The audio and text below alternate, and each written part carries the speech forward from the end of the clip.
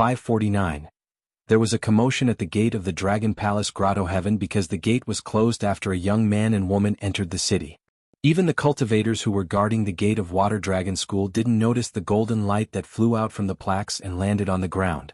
They gathered like fireflies and formed a young man with a tall hat and a wide belt. The young man strode into the city gate and the gate closed. The cultivators guarding the gate were at a loss. This was a phenomenon that had never happened in 1,000 years. They immediately sent a message to the Hall of Ancestral Masters of North Sect with their flying swords. Not long after Qin Pingan walked down the white jade steps, this youth appeared beside Li Lu. Following the ancient etiquette, he prostrated himself on the ground. The words that came out of his mouth were even more obscure and difficult to understand. Moreover, his voice was extremely hoarse and old, which did not match his appearance. Li Lu just sat there and looked at the figure going down the mountain. She probably thought that the young man was an eyesore. She waved her hand and moved the young man who had just stood up. The young man stood up straight. He was not angry at being looked down upon. He just looked back at the small figure approaching the gate and said softly, "It's not easy to be close to water." He did not dare to peek at the white jade steps, so he treated the young swordsman in green as one of her pawns. Li Lu looked indifferent and said slowly, "Li Yuan, the incense in your middle temple is not as good as the upper temple in the Chongshen Bureau of the Deyuan dynasty." The strange young man named Li Yuan said guiltily, "I've failed you. I deserve to die." There used to be 3 temples in the Chongshen dynasty. The lower temple was destroyed and disappeared. The middle temple was refined into the ancestral hall of the Water Dragon sect. The upper temple was controlled by the Yangs of the Yunshao Palace of the Chongshen Bureau. Li Lu had once met Yang Ningzhen in the Ghost Valley at the Bone Beach. She had said something that Yang Ningzhen could not believe, but she had no choice but to believe. Yang Ningzhen was the eldest son of the Yang family in the Cloud Palace and the elder brother of the little heavenly lord, Yang Ningzhen. He had managed to become one of the top 10 youths in the North Continent with only his identity as a martial artist and an alias. However, during the battle at Treasure Mirror Mountain, Yang Ningzhen had faced Li Lu, who had only been on the path of cultivation for a few years. Although Yang Ningzhen was not completely powerless to fight back, he had no chance of winning against her. Li Lu asked, "Did I fail to live up to your trust? Is it a big deal for you to keep an eye on the incense in this small ancestral temple?"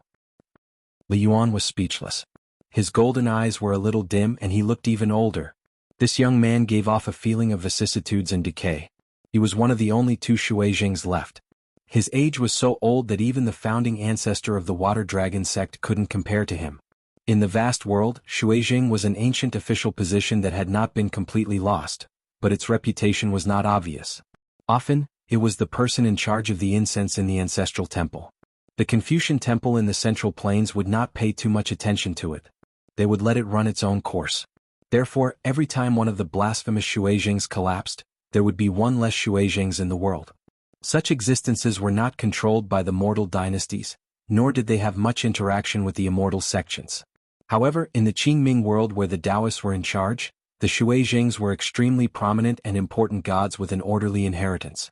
There was only one Shueijings in each of the blasphemous temples. His status was so high that it was far superior to the river god and the water god of lakes. Even the 5 mountain gods of the major dynasties could not compare to him. The Water Dragon sect seemed to have refined the Ji Defilement ancestral temple and used it to gain a foothold to resist the domineering sword cultivators of the North Continent. However, there were many secrets behind it. Facing this extremely noble woman, Li Yuan was like a turbid official at the bottom of the imperial court who was lucky enough to meet a central heavenly official. How could he not be respectful? Being reprimanded in person was a great favor from the heavens. In the huge Water Dragon sect, other than Li Yuan, only the Shueijings knew her true identity. Only the Water Dragon sect master knew about it. The Hornless Dragon Jade token seemed to be a jade token issued by the Water Dragon sect to the Ancestral Hall's consecrators, direct disciples and guests. However, it was actually a jade token that the ancestors of all the later generations had carefully imitated the jade token in her hand. The Water Dragon sect cultivators at the city gate could not tell the difference between the 2, but Li Yuan could see it clearly. Therefore, even if the woman's face and identity in this life had changed, Li Yuan still rushed over. Li Lu suddenly laughed. The fellow villager who had never met or spoken to him in the early years in Liju Grotto Heaven had already noticed the signs the moment the Shueijings and Li Yuan appeared. However, he did not turn his head to size them up and just silently went down the mountain.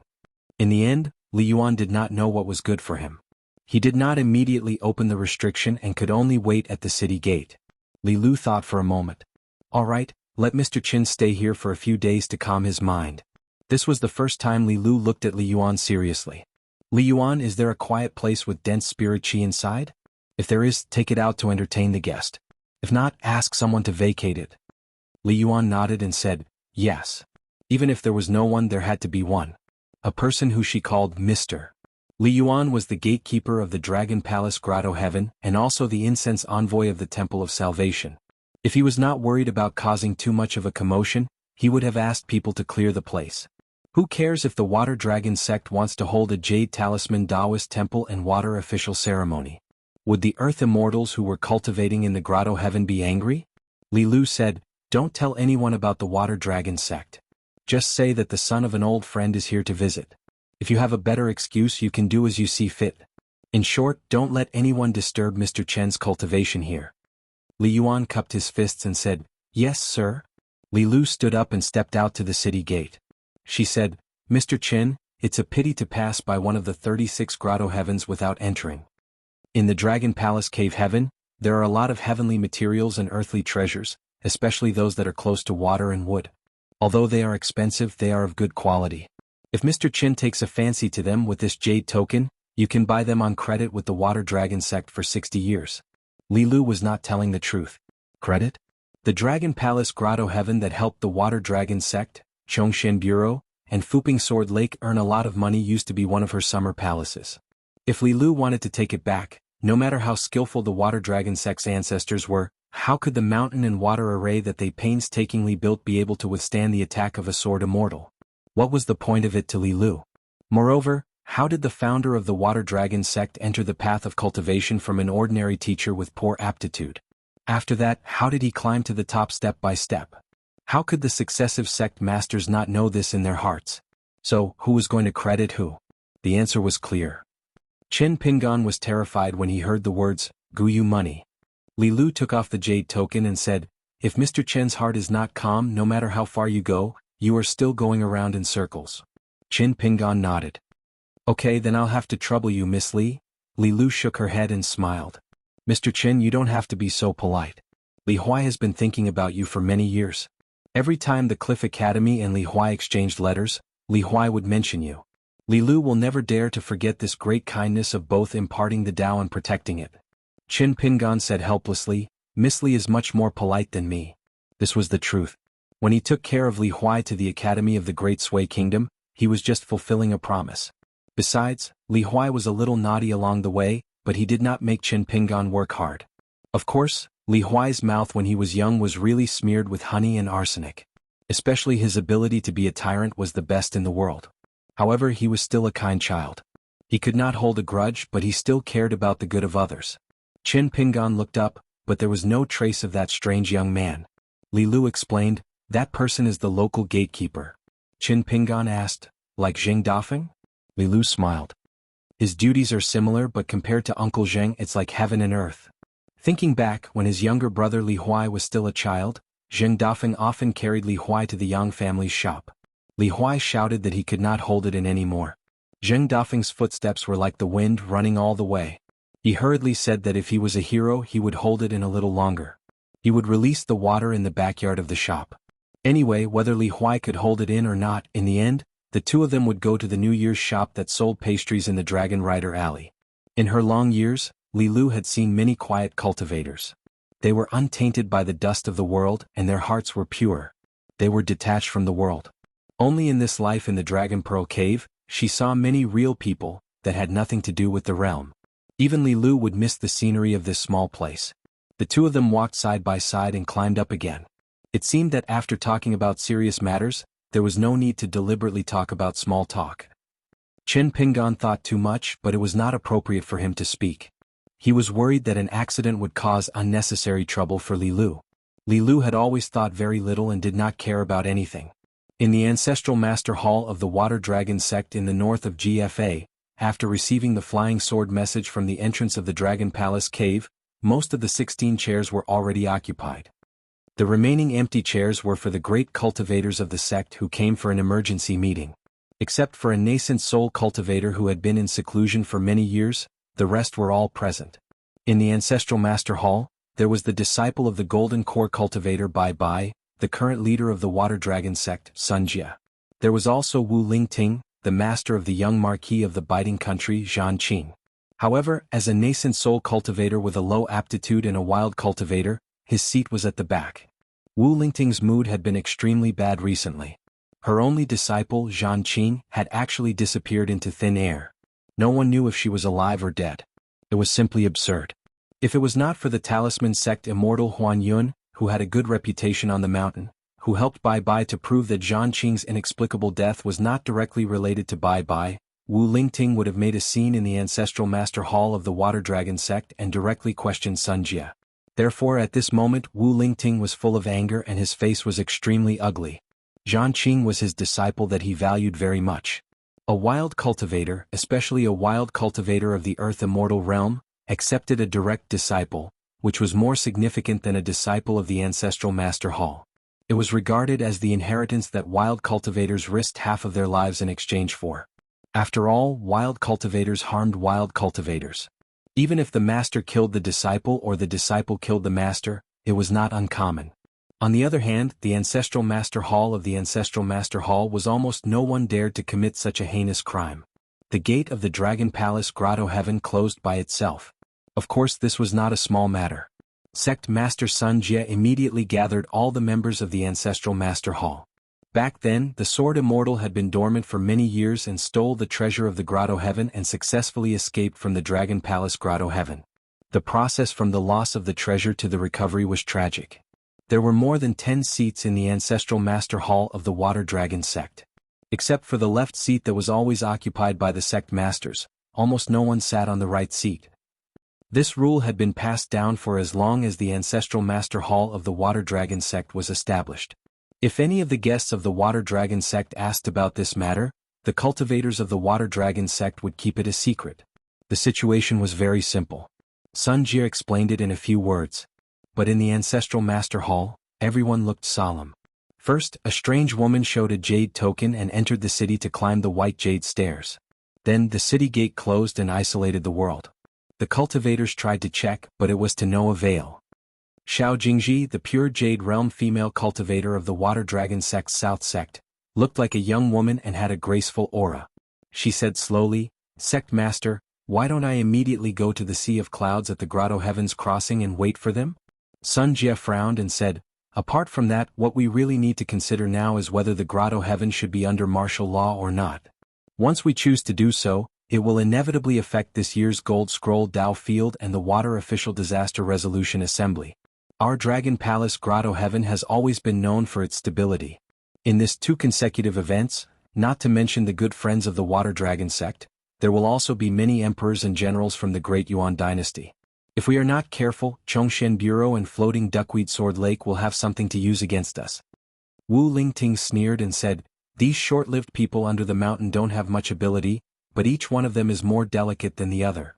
An old woman holding a dragon-headed walking stick closed her eyes and looked half dead. She sat beside Xiao Jingji and was clearly a cultivator of the South sect.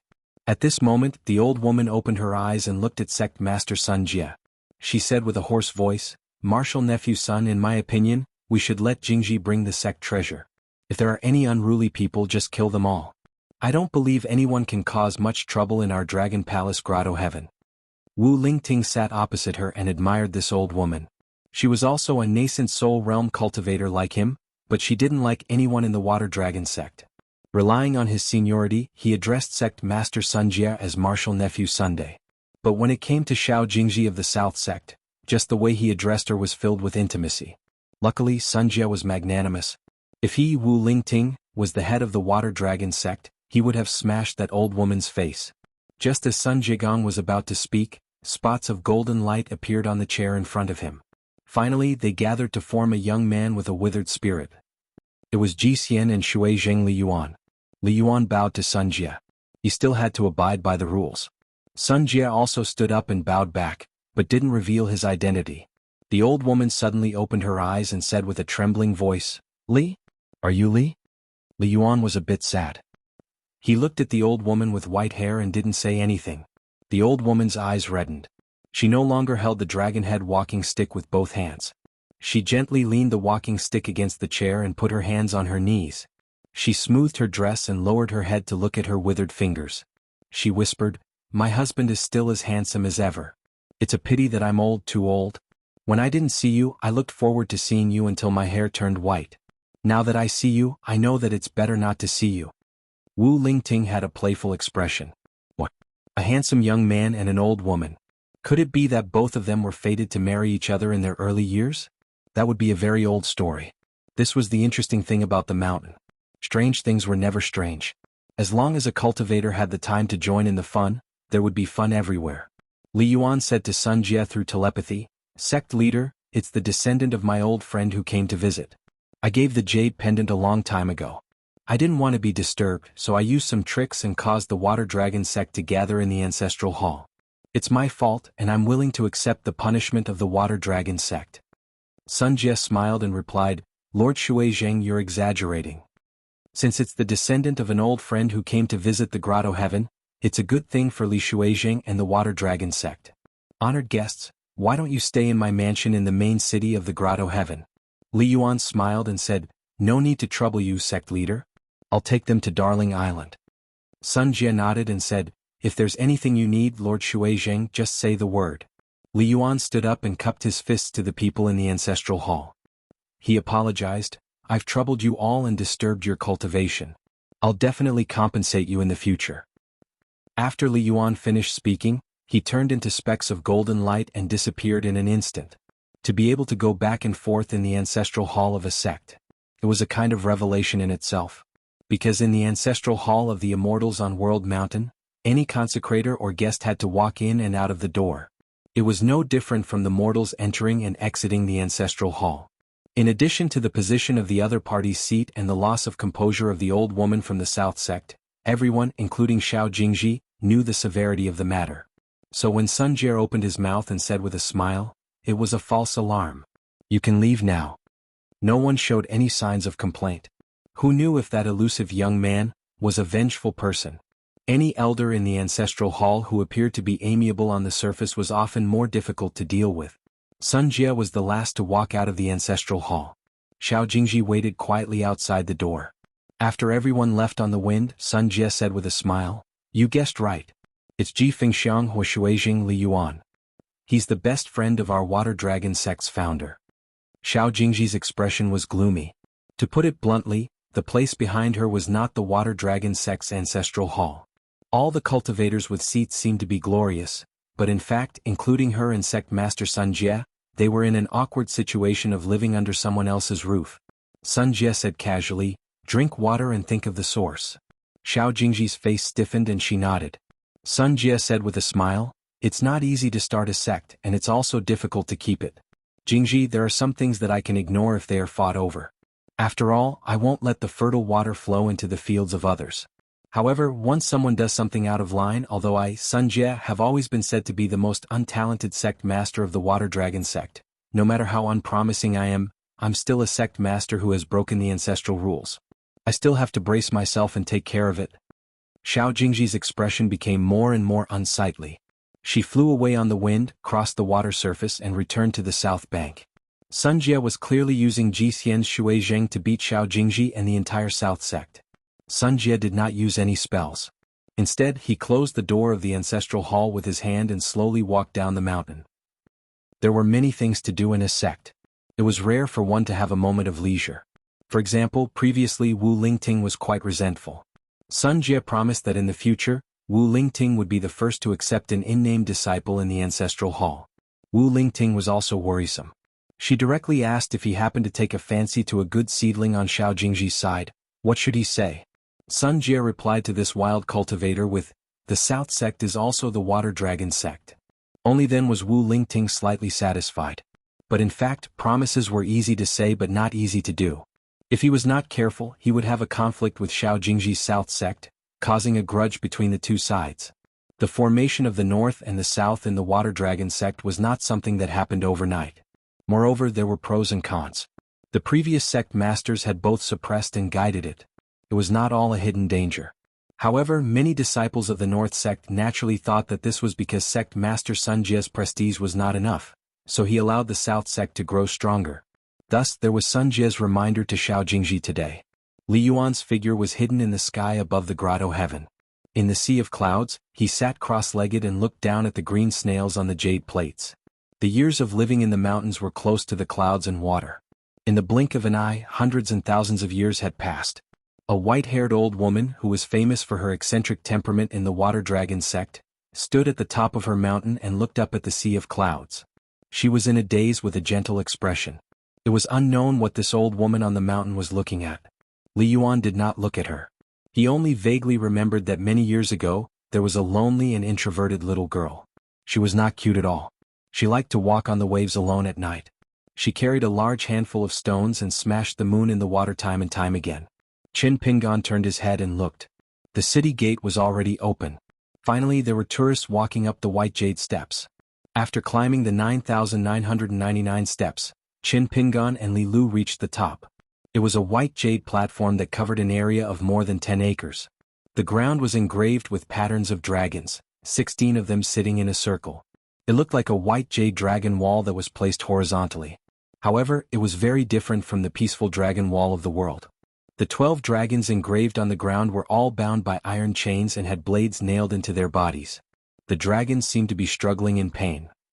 Qin Pingan carefully walked through the gaps between the dragon patterns. Li Lu, on the other hand, was not afraid at all. He stepped on the bodies and heads of the Jiao dragons and smiled. The ones under Mr. Chen's feet are all old criminals. They are no longer legitimate true dragons. There is no taboo when we walk. In ancient times, the true dragon was in charge of the clouds and rain everywhere in the world. They could accumulate merits and receive orderly rewards. Of course, there were also punishments for dereliction of duty.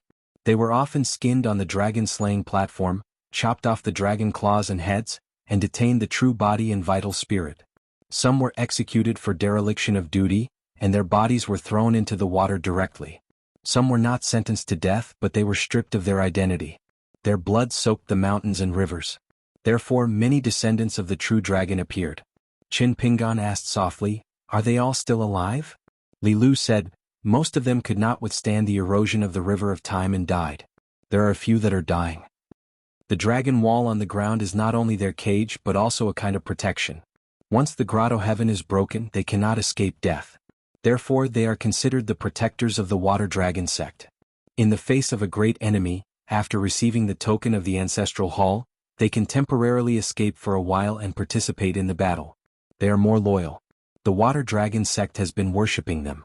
Every year, they will add some water essence to the dragon wall to help these old flood dragons who have been beaten back to their original forms to survive. Qin Pingan was more curious about Li Lu's encyclopedic knowledge. However, it was not good to ask about this kind of thing. Everyone has their own desires and secrets. If both parties were really friends and the other party was willing to tell them, it was a sign of trust. The listener would have to live up to the trust of the speaker and be able to keep the secret. They should not think that since they were friends, they could explore as much as they want. They should not use the secrets of an old friend to exchange for the friendship of a new friend. Therefore, some people seem to have friends everywhere and can drink with others everywhere as if there is no place in life without a banquet. However, when there are difficulties in life, they will be sad. Without the drinking table, they will have no friends. They can only resent the fickleness of the world. If one does not make friends with sincerity, how can one win sincerity? Smart people rarely have friends in adversity, even more so. Li Lu seemed to have seen through Qin Pingan's thoughts and said frankly, "There is a reason why my parents and I moved to the North Continent. Compared to other continents, the environment here is more suitable for my cultivation. If my father wants to continue breaking through, there is almost no hope if he stays in the Aquarius continent. It is also difficult here, but at least there is a chance." The size of a continent often determines the number of cultivators in the upper 5 states. The North Continent was vast and rich in spiritual qi. Therefore, there were more cultivators in the upper 5 states than in the Aquarius continent. However, there was not much difference in the number of martial artists in the Peak State, especially in the Peak State. There were only 3 Peak State martial artists in the North Continent, including Guyu, who had just perished together with Jiyu. The Aquarius continent, which was the smallest among the 9 continents, also had 3. Li Lu's father Li Er. Song Zhangqiang the vassal king. Chui Qing of Luopa Mountain. Now that Guyu had died in battle, It was a chance for all the martial artists in the North Continent to share the martial arts fate of the continent. As for how much they could get, it would depend on their own abilities. This was the root of the saying, a martial artist in the third stage of God Ascension dies in his own country, while a martial artist in the peak state dies in his own continent. Li Lu suddenly asked, Mr. Qin, have you been to the secret realm of mountains and rivers? Qin Pingan nodded and said, not long ago, I went to an unrecorded ancient ruin. Li Lu said, no wonder. After Guyu died, the martial arts fate scattered, but there was a strong martial arts fate that was somewhat mysterious. It seemed to contain Guyu's obsession. It lingered around the North Pavilion and Water Sky Nation for a long time, lingering for about half a year before slowly dispersing. It should be because we couldn't find you, Mr. Qin. If you receive this gift, you'll have a much higher chance of successfully reaching the golden body state as the strongest sixth stage. Even if a martial artist in the Jinjia continent of the same level keeps on increasing his fist intent, it shouldn't have much of an impact on Mr. Qin. It's hard to predict now. If the other party keeps on improving his fist technique while Mr. Qin stays stagnant, Mr. Qin will break through his own bottleneck and reach the 7th stage before the other party breaks through. Then you'll lose that opportunity. Qin Pingan understood. It was because he had practiced the mountain quaking fist for many years and had been taught by Senior Guyu. Therefore, even if he was a foreigner, Senior Gu was still willing to give him a portion of the martial arts fate. Of course, he would regret missing out on Guyu's legacy, but there was nothing to regret. Qin Pingan held the green bamboo mountain staff in one hand and clenched his fist lightly with the other. He said, it's all right. Senior Guyu is from the North Continent. It's only right that he leave his martial arts fate to the martial artists of this continent. I can only live up to Senior Gu's expectations by practicing my fist technique harder. To Qin Pingan, this gift could be divided into two types. He didn't receive the martial arts fate, but he had to grasp the heart firmly. When it would really harm his own interests, he could still distinguish between right and wrong, clearly distinguish between right and wrong, and not let gains and losses affect his state of mind. This was the true reason. Li Lu smiled and said, Mr. Qin, if you can think this way, it means that Guyu has good taste. My brother Li Huai isn't bad either. Qin Pingan had a nagging feeling that there was something wrong with Li Lu's words, but it also seemed natural. But when he thought about the local customs of his hometown, he didn't find it strange. Just the mud bottle alley where his ancestral home was, there were sword immortal Chao Shi and Book Lake Gukin from the South Sa continent. Of course, Qin Pingan also counted. Qin Pingan and Li Lu didn't say anything else as the tourists climbed up the platform one after another. When there were 16 people, 16 snow-white flood dragons condensed from clouds appeared around the high platform at the same time. Their heads were close to the high platform, and each cloud sea flood dragon was like a fairy. Li Lu said, 16 people can ride the flood dragons at once. They can ignore the restrictions of the small world and enter the dragon palace. It's a gimmick of the water dragon sect. Li Lu took the lead and walked on the head of a flood dragon. Qin Pingan followed suit and stepped on the head of the cloud white dragon. He stood still. Just when someone wanted to be the first to reach the platform, the ethereal figure of a deity in green robes appeared on the platform. He said, below is the pond and the corpses are all competitors. Life and death are not important. You can decide for yourself. Qin Pingan was probably the only one who noticed that the deity in green robes was standing the furthest from Li Lu. The 16 snow-white flood dragons formed by water began to slowly rise into the sky. They were about to break through the thick sea of clouds and let the passengers vaguely see a golden light hanging high in the sky. Then they suddenly fell without warning. The surrounding clouds were vast. Li Lu rode the flood dragon under his feet and came to Qin Pingan. He smiled and said, the golden light above is the embryonic form of the sun condensed by the essence of incense in the temple. It is also one of the foundations of the water dragon sect. But the progress is slow. Because there is no method, the embryonic form is very rough. It went astray from the beginning. According to the current speed of incense accumulation in the temple, the water dragon sect can't do anything even if they are given another 10,000 years.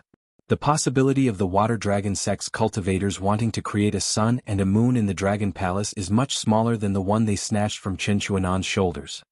Qin Pingan looked up. There was only a sea of clouds high in the sky and bottomless in the bottom. There was no golden light.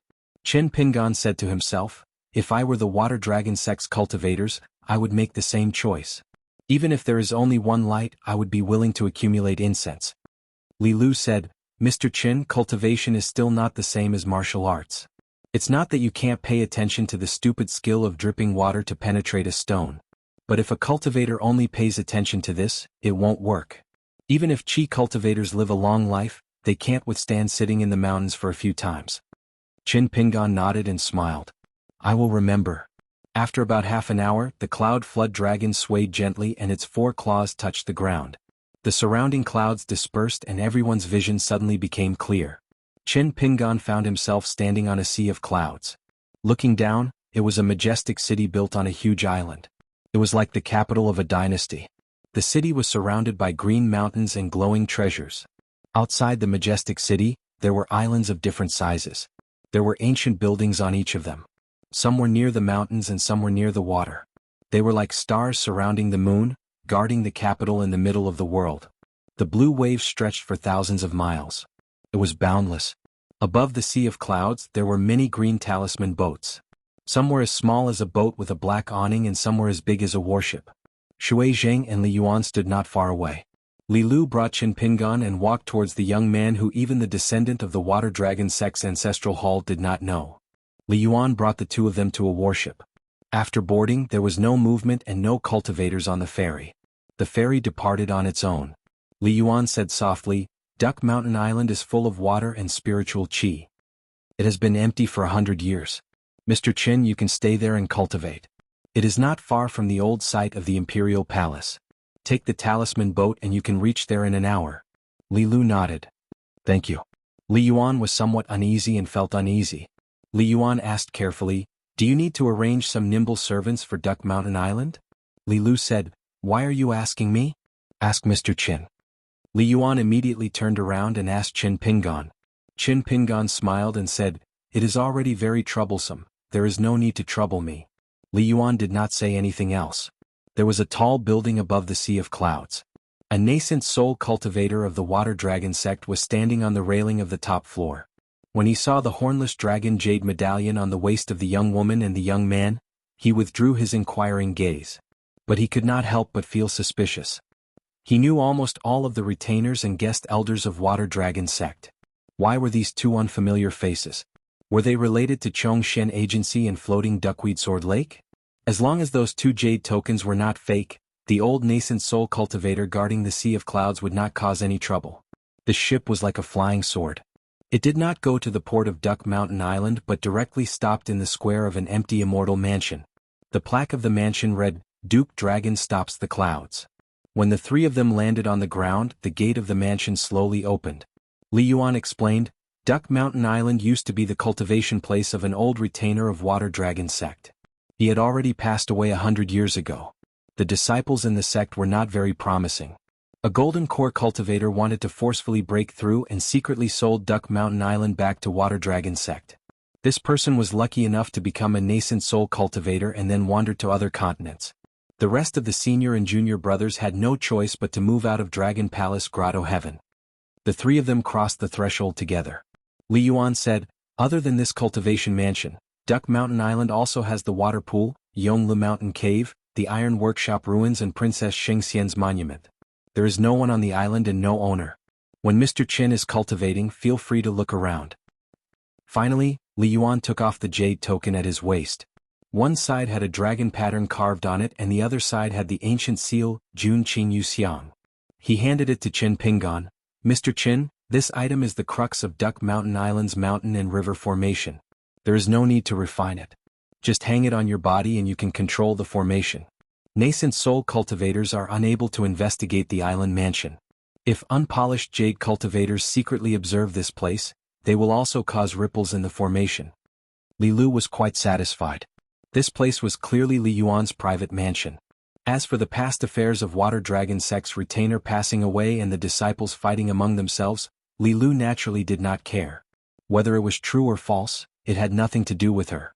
Qin Pingan did not refuse. After expressing his gratitude, he accepted the heavy jade token and hung it on his waist along with the rest wooden token from Water Dragon sect. Only at this moment did Li Lu take off her own jade token with the words, 3 feet of sweet rain engraved on it. She smiled and handed it to Qin Pingan. Mr. Qin, take it as helping my younger brother repay his kindness. What she meant was that there was no need to return it. This scene made Shui Zheng Li Yuan's eyelids tremble. If it were him, he would probably kneel down to accept the decree and thank her for her kindness. Qin Pingan shook his head and said, "The gift is too heavy. I can't not return it." Li Lu did not say anything. She only handed the jade token to Qin Pingan. Li Yuan did not even dare to look at it. He respectfully bid farewell and left. Thus, 3 tokens were hung on Qin Pingan's waist.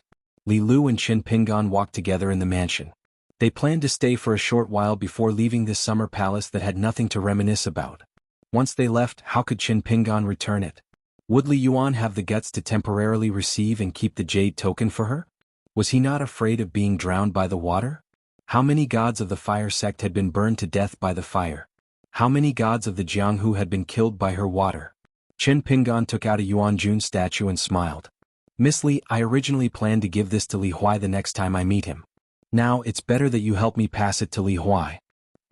Li Lu's eyes suddenly became gentle. It was as if she had suddenly become the young girl in the small town who carried buckets to the ancient well to fetch water every day. Willow, gentle and weak, never having the slightest edge.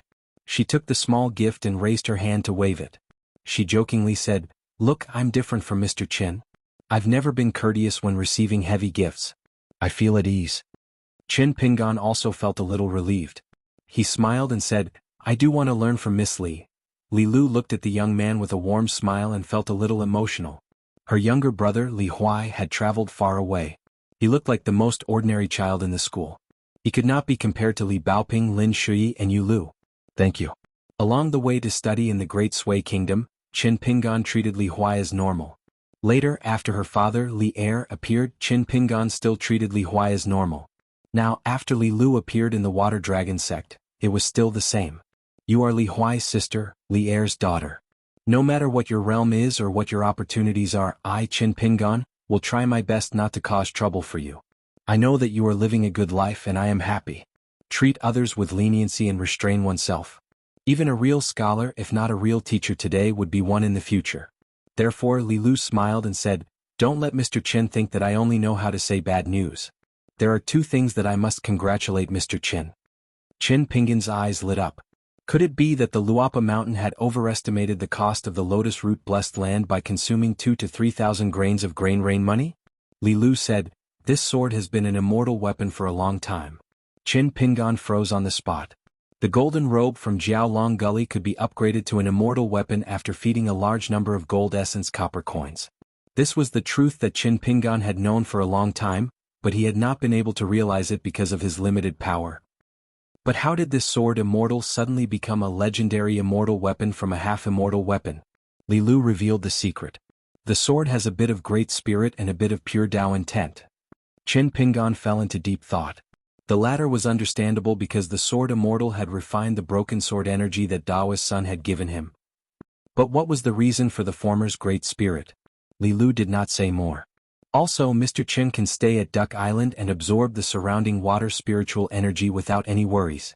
Dragon Palace Grotto Heaven will not mind such a small loss. Moreover, it is Duck Island's share. There is another piece of news that is not good news. Let Li Yuan help me send a letter to Luapa Mountain in Aquarius Continent. There will not be any clues. Li Lu stopped. "I will go to Dragon Palace for a tour." Qin Pingan nodded. "Before Miss Li leaves Water Dragon Sect, you must inform me so that I can return the jade token." Li Lu did not know whether to laugh or cry. Qin Pingan also did not know whether to laugh or cry. He had guessed Miss Li's plan. Li Lu nodded. "Okay, before I leave I will come to Duck Island." Qin Pingan did not ask her to stay. Li Lu turned into a rainbow and left. There was not a single ripple of spiritual energy in the world. It was the same as Sword Immortal Tai Kai's Imperial Wind Chi technique. Qin Pingan walked around the mansion alone. He was prepared to find a secluded place suitable for cultivation. He planned to look around before going to the pond and the immortal ascension steel. Li Lu silently rose into the sky and landed near the mansion. Only then did she go to the Sea of Clouds.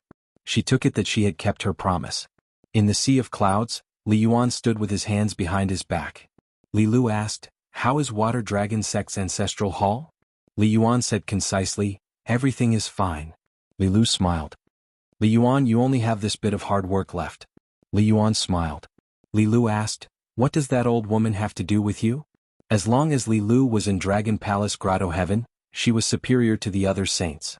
Li Yuan shook his head and sighed. It's my fault for pretending to be a water ghost and scaring a little girl. Li Lu lost interest. After instructing Li Yuan to keep an eye on Mr. Chen's cultivation, she casually opened the sky screen. When she entered a certain part of the water of salvation that bordered the small grotto heaven, she was thousands of miles away in an instant. She was much more stealthy than any immortal's supernatural power that could shrink mountains and rivers. All rivers, lakes, and seas in the world were under Li Lu's jurisdiction. Realm. Actually, regarding Qin Pingan's underwater mansion, Li Lu was probably the most qualified person in the world to criticize. She just did not deliberately say it. Qin Pingan first chose a place for cultivation. Then he strolled alone. After he finished looking at the 4 historical sites, he began to return to the mansion. He took out 6 green bricks from the Taoist temple and placed them on the ground.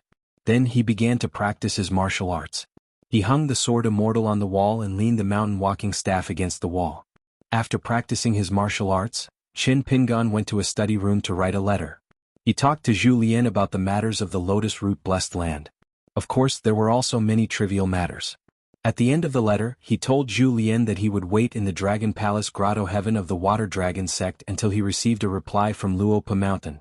In the letter, he confessed to Zhu Lian that he did indeed have some surplus after wandering around half of the North Continent. However, if he could borrow money from Luopa Mountain and make up for the shortfall in time without any hidden dangers, he would not sell his belongings cheaply. If there was still a shortfall, he did not have to hide it. He would strive to be a bag shopkeeper in the Dragon Palace Cave Heaven again and let the Spring Dew Garden empty its stock. He would make up for as much grain rain money as he could. After he stopped writing, Qin Pingan was not in a hurry to let the young man named Li Yuan help him send the letter to Luopa Mountain. Putting away the paper, pen, and secret letter, Qin Pingan began to seriously consider something. Should he refine the 3rd natal item in this Dragon Palace Grotto Heaven?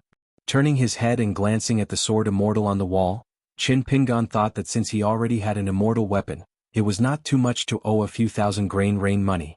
At the Skeleton Beach in Moi Mountain, Pang Lanshi persuaded her grandfather to pick up the brush again and draw a few more sets of goddess paintings. He could give them away so that when he went across continents in the future, he could be justified. In the Ghost Valley, a little rat spirit was still sitting on the steps outside the Sheep Intestine Palace day after day. The wooden spear was placed horizontally on its legs, basking in the sun. When the ancestor was at home, it was obediently guarding the door. When the ancestor was not at home, it secretly took out a book and carefully read it. In Jingguan City, Gao Cheng often felt uneasy recently. He did not know what went wrong. At the Mute Lake, the kind little water monster was no longer there. It was said that it had gone away with a young cultivator. In the Golden Crow Palace, the most senior gold core sword cultivator, Lu Jiqing, was still sitting on the top of his own mountain. After sealing the mountain and going into seclusion, Lu Jiqing coldly looked at the people in his sect. He was happy, angry, sad, and happy. In the Spring Dew Garden, the small shop on Laohuai Street that hired a shopkeeper was making a lot of money. It was a pity that there were not many spendthrifts. The young man who used the jade cliff stones to carve seals on the table was getting more and more familiar with the knife skills. He was making a lot of money out of conscience. After Lu Jinglong arrived at the Taihui sword sect, he was in seclusion to break through the realm. It was said that the sword-seeking people had already confirmed 2 of them. They were Luo Kai and Dong Zhu of the Fuping Sword Lake. At the Peach Blossom Crossing in the Fuchu Kingdom, Lu Guibao was studying the Book of Taoism. Occasionally he would think of the scholar called Huai Qian. Other than complaining about his bad eyesight, there was also a bit of sadness that lingered in his heart. It was about to go away, but it would quietly return. In the city on clouds, Su Xingjiu had successfully broken through the realm and entered the sea-viewing realm. She planned to bring enough good wine to visit the young sword immortal that she had admired for a long time when Mr. Lu entered the upper 5 realms and successfully withstood the sword-seeking of the 3 sword immortals. She heard that Mr. Lu actually loved to drink.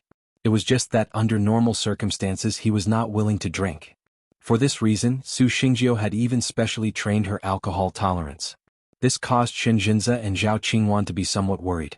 Perhaps Su Xingjiu had become so complacent that she actually drank so much. Su Xingjiu could only explain that Mr. Chen had told her that if she could not hold her liquor, even if she met Mr. Lu, they would not be able to chat, let alone drink.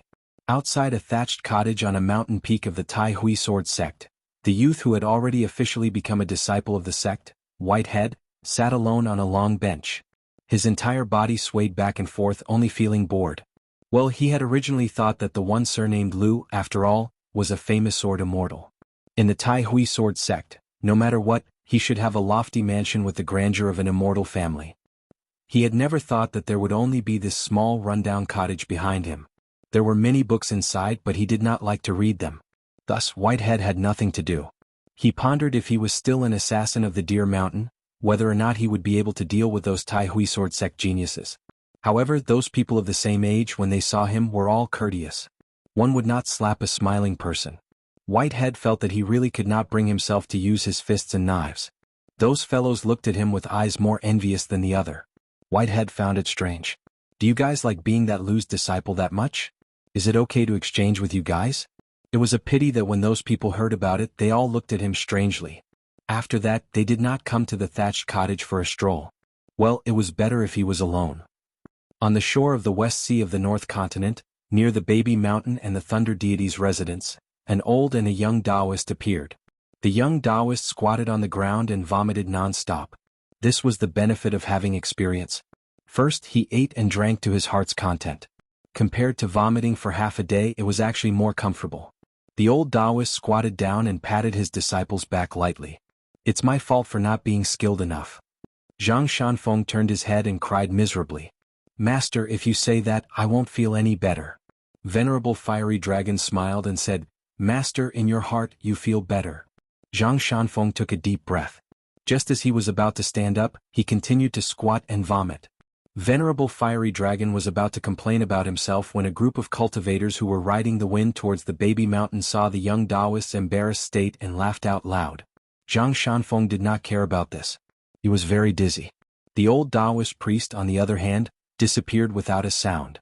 He arrived behind the two earth immortals of the Imperial Wind Realm and pressed one of their heads with his palm. He said with a smile, What's so funny? Tell me so that I can have a laugh too. The two earth deities only felt their scalps go numb. They immediately shrunk their necks like two chicks. One of them braced himself and said loudly, Old Taoist, I'm happy to have met you. The other person was relatively slow to realize and quickly said, I'm happy to have met you, Old Taoist, I'm very happy today. Venerable Fiery Dragon pushed lightly, causing the two earth deities to stagger forward. He smiled and returned to Zhang Shanfeng's side. Zhang Shanfeng did not notice his master's departure and return. After Zhang Shanfeng stood up, he wiped the sweat on his forehead. Master, we can continue our journey.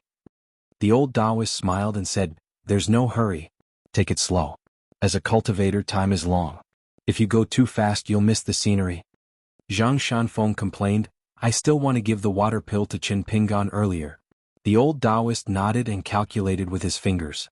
This matter could indeed be rushed. In the ruins of the Jinjia continent, Lu Yuzhou was yawning. The lady in white was still punching continuously. Looking at her posture, she was really addicted. Chao Xiai still did not fight back. She did not speak. She only looked at the collapsed statues. Sometimes when Chao Xiai saw them, she would bow, put her palms together and even bow. The lady who was getting stronger and stronger only punched. Lu Yuzhou was not a pure martial artist. He just felt that her punches were getting less and less methodical. She was doing whatever she wanted. Her punches were also not as forceful. However, to Chao Xiai there was no difference. She was still punching and looking at the statues. Suddenly she stopped. Her fingers and the back of her hands were all exposed. She asked in a low voice, Is it still wrong? Chao Xiai turned her head and smiled. What? Is it wrong if you can't defeat me? Is there anyone in the same age as me who has the right fist technique? Chao Xiai rarely spoke. For the first time she said two sentences. There is no wrong fist technique in the world. There are only martial artists who practice it wrongly and those who don't mean enough. The lady gritted her teeth. It's not that you can't defeat me, it's that you can't hit me. Chao Xiai nodded. She did not speak again. Since it was the truth, as long as one was not blind, they would know. It was easy for Chao Xiai to say a few polite words. But for her, what was the benefit? If a pure martial artist who wanted to reach the top could not even stand a few words of truth, how could he climb the mountain with his fist technique and stand firmly at the top? On this point, the person of the same age that she met at the Great Wall of Sword Chi did really well. He was willing to accept his fate. In fact, it had always been so that one day he could not accept his fate. Chao Xiai continued to move forward. She remembered something and asked, Do you remember how many punches you threw? The young lady shook her head. I don't remember this. Chao Si, who had her back to her, said slowly, then just remember this. You don't have to think about how to punch or how to release your strength. Just remember the number of punches. The young lady frowned. Chao Si, why are you willing to give me pointers on fist techniques? Chao Si raised her head and looked at the sky. It's not pointers. It's just worthy of me saying a few words, so I'll say a few words. It's not that big of a deal. If you meet other martial artists in the future, you can do the same. I think you will do the same. The path of martial arts is not a narrow path where you die or I die. Martial arts' fate is even more so. It doesn't seem appropriate to tell you this. She smiled bitterly. That's because you are Chao Si. You are destined to not meet people of the same age who can make you feel despair. Chao Si nodded. I don't need to think about this. She was a little annoyed. Chao Si said, a true martial artist is pure. He won't let others feel that he is angry every day. Lu Yuzhou was amazed. It was rare that Chao Si was willing to nag so much. This was probably Chao Si's so-called purity. Once this lady reached the golden body realm as the strongest level 6 in the world, Chao Si would have an opponent of the same level. At least their realms would be the same. As for the level of their fist techniques at that time, she probably knew it best. She still felt despair. It was good that she was in such a sorry state when she fought against a level 7 as a level 6. But if she fought against a level 7 as a level 7 and still couldn't even touch the corner of her clothes, Lu Yuzhou would feel aggrieved for her. On a bustling street in a city in the blue universe, a handsome young Taoist priest set up a stall by the road. He said that it was about palm reading. It was a special skill passed down from his ancestors. There were many young ladies and women. As for his junior brother, he had read a tragic story about a cultivator seeking revenge. This was his junior brother's hometown, but he had chosen to travel through the night dressed in silk clothing. He had found a person of the same age as him, and a young girl who was his childhood sweetheart. The young Taoist priest touched the fair and tender hand of a beautiful girl as he mumbled to himself. He wondered if his little brother would let go of his best friend who was like a brother to him and if he would beg him to bring the girl back to the Baekokyeong building. This was another unhappy story. The young Taoist priest was curious about what his little brother would do. There were many choices, but ultimately, it was his little brother's attitude towards the so-called heart towards Tao. Lu Chen gently put down the pretty girl's hand and talked to her about marriage. He turned his head and looked in a certain direction. He wasn't disappointed, but there didn't seem to be any surprise. That little brother was hugging the corpse of a person of the same age as he cried silently. The girl stood beside him as if she had been struck by lightning. In Lu Chen's eyes she looked cute and innocent. He had only killed one person, but he had already given up. It was hard to say if this deal was worth it or a loss. Lu Chen held his chin with one hand and looked at the bustling street. He smiled at a woman who stopped in her tracks and looked back at him. The young woman probably didn't expect to be seen by the handsome Taoist priest. She twisted her slender waist and walked away shyly with her head lowered. One would never get tired of looking at a woman's smiling face. Lu Chen reckoned that even if he looked at it for another 10,000 years, he would still find it pleasing to the eyes. Lu Chen sighed. His little brother was still passable. He killed someone and killed himself. He had barely passed the mental barrier. Otherwise, he wouldn't mind smashing his little brother into a puddle of mud with another palm strike. However, there was still a big gap between his little brother's best expectations. The human body was heaven and earth, and Taoists cultivated the great Tao. How could heaven and earth and tranquility be so insignificant? The more Lu Chen thought about it, the more unhappy he became. He angrily took out a bamboo stick from the pot and gently broke it. That little brother seemed to have been cut in half by a flying sword. He didn't die but was only half dead. After all, he was the little brother who had 3 Baekokyeong building immortal weapons. How could he die so easily? Another Lu Chen appeared beside the little brother who was still struggling after being cut in half. He squatted down and smiled. Little brother, work harder and put yourself back together. You'll definitely survive. As for the Lu Chen from the fortune-telling stall by the roadside, he smiled and extended his hand to a young girl who had already taken a seat. I'm proficient in palmistry and can tell the accuracy of marriage. I'm practically the sworn brother of that elder Yu. On the stone cliff by the river of the Melochin family in the South Hassa continent, Lu Xianyang realized for the first time that the old Taoist priest was standing there earlier than him. After walking up the stone cliff, Lu Xianyang bowed with his hands folded and greeted the old man. The two of them often met. The old man said that he was a teacher. As the Melochin family owned an academy, there were many people who studied here. There were even more people who traveled here. Therefore Lu Xianyang didn't find it strange that he didn't recognize the old man. Lu Xianyang found that the old man seemed a little different today. He didn't ask about his progress in his studies and whether he had any doubts. The old man once said that it wasn't good for him to not stick to the rules when his studies were not deep enough. If his studies were deep enough, he would be obsessed with the rules. It wouldn't be appropriate for him to just stick to the rules. After all, learning in the world needed to be done step by step. The old Taoist priest stood on the edge of the cliff and looked at the river. After a long silence, he turned his head and asked, Lu Xianyang, what do you think of the Mellow Qin family's culture and style of study? Lu Xianyang was a little surprised. This was the same question he had asked the old man when he first met him. He didn't know why the old man asked again. Lu Xianyang still gave the same answer. Good. The old man asked, what's good about it? Lu Xianyang smiled and said, it's good that it's useful. The old man nodded. Then it's really not bad. Lu Xianyang asked softly, old man, what were you thinking about earlier? The old man smiled and said, old people always think about what will happen after they die. Lu Xianyang was speechless. The old man said again, young people shouldn't be so lethargic. You should be full of vitality. You should dare to say what's wrong with the world, dare to ask what's wrong with the principles, and dare to think about how you can use the principles you learned from books to benefit the world.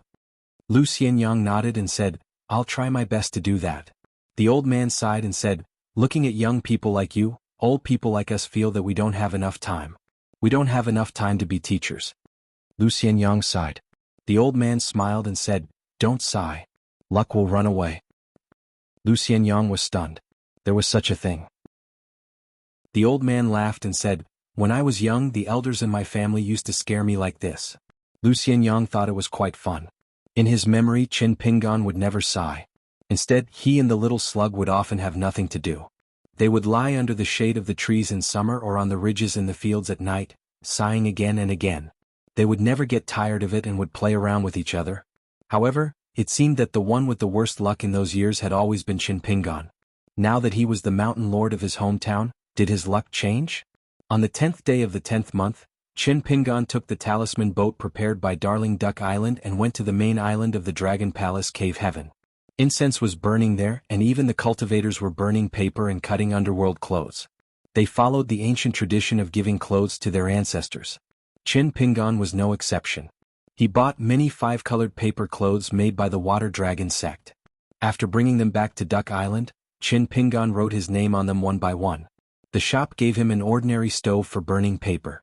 On the next day, the 11th day of the 10th month, he burned paper. It was said that it was best not to do it on the day of the Ghost Festival, but 2 days before or after. It would not disturb the ancestors, and it would be best for his ancestors and the various ghosts and deities passing by. Qin Pingan was familiar with the customs of the Water Dragon sect. For example, when he visited the graves of his hometown, other than adding soil, it was the same as Qin Pingan's hometown. There were many similarities, such as the rule of men not crying when they kowtowed, and women not kowtowed when they cried. On this day, Qin Pingan burned paper for 2 hours. Li Yuan, who was in the sea of clouds, was stunned. He almost couldn't help but look at the names written on the clothes. But when he thought of how she called this person Mr. Qin, he didn't dare to be rash. On the 15th day of the 10th month, the Water God's Day, the Water Dragon sect held a grand gold tome training hall. They set up a temple and a ceremony to help the ancestors and the deceased accumulate blessings.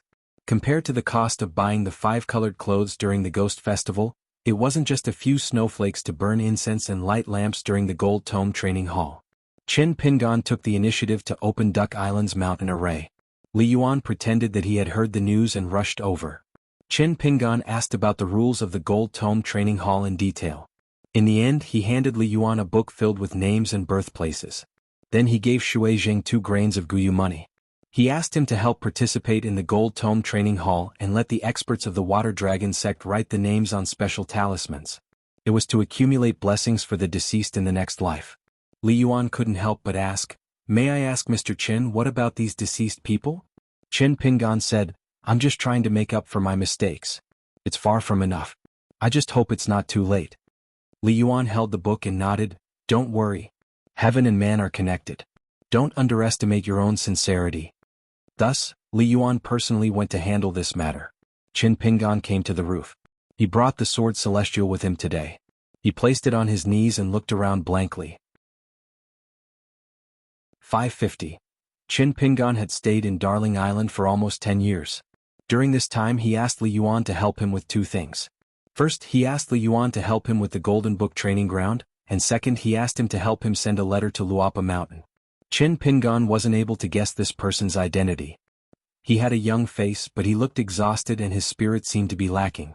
It was as if he had encountered a bottleneck in his cultivation. Qin Pingan had seen this sort of phenomenon in some old cultivators who believed they had no hope of reaching the Great Tao. Li Yuan would not go ashore unless he was alarmed by the formation of Darling Island. Qin Pingan could not understand how Li Lu had been cultivating in the North Continent all these years. However, there was no record of it in so many mountain and river reports. During this period of time, Qin Pingan had not only been tirelessly refining the spiritual aura of the mountains and rivers, but also stabilizing and expanding the layout of the two key aperture acupoints in the mountain temple of the Shui Mansion. He would also focus his mind like a mustard seed and inspect the interior of his body. He would observe the fierce sword aura that was like an iron cavalry knocking on the pass, and also observe the sword tip on the 1st and 15th day of the lunar month as it ground the dragon-slaying platform. Sparks flew everywhere, just like how Master Ruan in his hometown forged the sword, filling the room with brilliance. The Dragon Palace was like spring all year round. The winter was not cold and the summer was not hot. It often rained. There were drizzles and torrential rains. Every time it rained, Qin Pingan realized that there were cultivators on the neighboring islands. Most of them were earth immortals. They were either bathing in the rain, using their bodies as small worlds. They opened their doors and rapidly absorbed the spiritual energy of the mist. Some of them used magic treasures like jade pots, spring bottles, inkstones and so on to intercept the rainwater. In his free time he would start to read the book of stories where everyone died in the end. The process was different. Most of them had different personalities and died in all sorts of strange ways. In the end, the person who killed them was even more varied. Back then, at the peak of the immortal mansion when the river of time stopped, this book fell to the ground after the big demon died. It was then given to Qin Pingan by Taoist Sunday. Qin Pingan found an oil paper umbrella with a bamboo handle on Darling Island. As long as he wasn't cultivating at the time, he would go out for a walk every time it rained regardless of day or night. He would walk around Darling Island and walk alone with the umbrella for about 30 miles. Among the 3 tablets, Li Lu's hornless dragon jade tablet, which was engraved with the words, 3 feet of sweet rain, had already been taken by Qin Pingan and placed within a foot's reach. Li Yuan's grand blue rain image, which was used to control the mountain river formation, and the rest wooden sign of the water dragon sect were still hanging on his waist. When he walked in the rain, he would occasionally make a slight knocking sound when his steps were slightly larger. On this rainy night, Qin Pingan went out with an umbrella as usual. Julien's reply should be arriving soon. Qin Pingan stopped and looked at the distance between the 2 islands of White Armor and Grey Beard. Suddenly, a gorgeous carriage jumped out of the lake. The carriage was as big as a pavilion, with bells hanging from its 4 corners like cornices. When 4 snow-white horses galloped on the water, the bells rang like the sound of nature in the rain. Behind the carriage, there was a small group of maids in brocade clothes and a large group of people dressed in red and purple official robes. They followed the carriage on the water. On the carriage there was no coachman driving the horses. Only the young Li Yuan and a slender beautiful woman stood on the carriage. Her hair was bunned up like a white jade bud. She wore a finely woven jacket with small sleeves and a light gauze covering it, floating like smoke. The young Li Yuan changed into a round-necked yellow robe with a white jade belt around his waist and black boots on his feet. When this group of people appeared, Qin Pingan noticed that there was a strange phenomenon on the 2 islands of White Armor and Grey Beard. The surrounding water mist spread to the shore and shrouded the islands. Soon only the rough outline of the islands could be seen. However, Qin Pingan was not sure if it was because the island's cultivators had activated the mountain guarding formation or because there was someone controlling the water spell on the carriage that prevented the island's cultivators from peeping on the lake. The carriage went straight to Qin Pingan. It did not go ashore directly but stopped a mile away from Darling Island. Only Li Yuan and the woman with her hair bunned up got off the carriage and walked towards the island. The woman seemed to have removed the camouflage spell at the last minute, revealing her originally blurred face. She had a pair of golden eyes and was undoubtedly one of the local mountain deities. Li Yuan and the woman walked in front of Qin Pingan. Li Yuan smiled and introduced, "This is the southern Xuanshui Hall goddess who is in charge of the wind and rain of the Dragon Palace. Mr. Qin, you can call her Madame Shen." Although the rain was not light, Qin Pingan immediately put away his oil paper umbrella and called her Madame Shen. The goddess of the water hall bowed deeply. Shen Lin from the southern Xuanshui Hall greets Mr. Chen. After she straightened her back, she gently waved her sleeves and the rain stopped falling on Darling Island. Chen Pingan was used to looking at people directly when talking to them. He accidentally discovered the true face of the water god. Her face was like celadone. Not only that, the porcelain face was covered with fine cracks that crisscrossed. Once someone looked at it carefully, it looked a little scary. Chen Pingan understood a little. He did not pretend that he did not see anything. He placed the oil paper umbrella under his armpit and cupped his fists to apologize to the water god, who was in a precarious situation with a golden body. Shen Lin seemed to be a little surprised and smiled. "Mr. Chen, you don't have to be like this. If my appearance frightens you and spoils the fun, that would be a great sin." Li Yuan laughed loudly and seemed to think that this statement was more interesting. However, Chen Pingan did not laugh.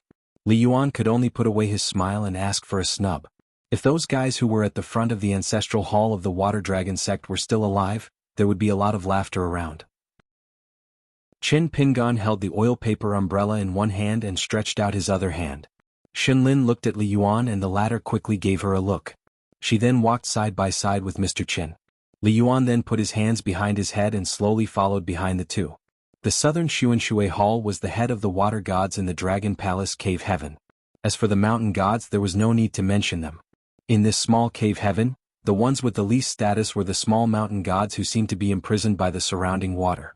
Some of the heroic spirits in the Great Yuan dynasty who were waiting for the imperial court of the Lu family to confer a title, or the heroes of the famous ministers in other small countries whose souls did not dissipate after their deaths.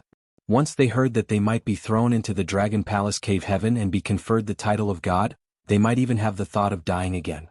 Not only was it because of selfishness, but they were also afraid that if they entered this small cave heaven, there would be too many restrictions. How could a mountain god compare to a water god? More importantly, if they entered this small world, they would be away from their homeland.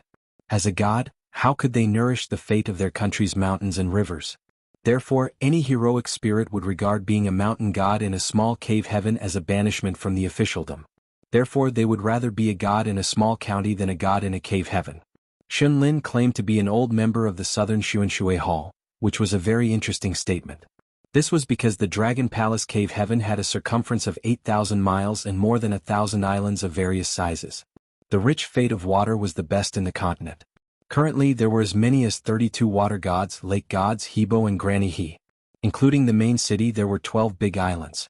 Each of them had a mountain god, town god, and civil and martial temples. Compared to the water gods, there were more gods. Li Yuan looked at the woman, not far in front of him, and sighed in his heart. They were in the same boat.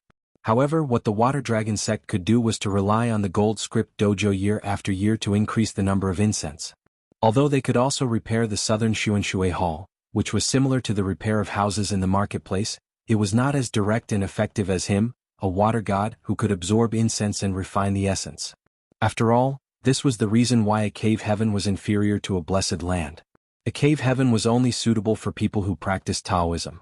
They could practice peacefully in groups of 2 or 3. It was a naturally peaceful place. It was difficult to not be aloof from worldly affairs. A blessed land was vast and there were many people. It was good for the gathering of incense. It was the natural dojo for a god. Chen Pingan and Mrs. Shen talked very happily. Unfortunately, the Dragon Palace Cave Heaven was not like the Spring Dew Garden and the Sparrow Mansion. There were bound books for people to understand the customs of a place. In fact, this was the first time Chen Pingan heard of the southern Xuanshui Hall. However, the gods who had the title of Water Hall usually had a strong background. In the Book Lake, the Pearl Island near the Verdant Canyon Island, the owner of the island, Lu Zhongruan, was the eldest princess of a fallen country. Her country had a legendary water hall, which attracted the attention of the sword practitioners of the Zhuang dynasty. Of course, the nascent soul sword practitioner from the royal family of Zhuang dynasty was still thinking of gaining both wealth and beauty.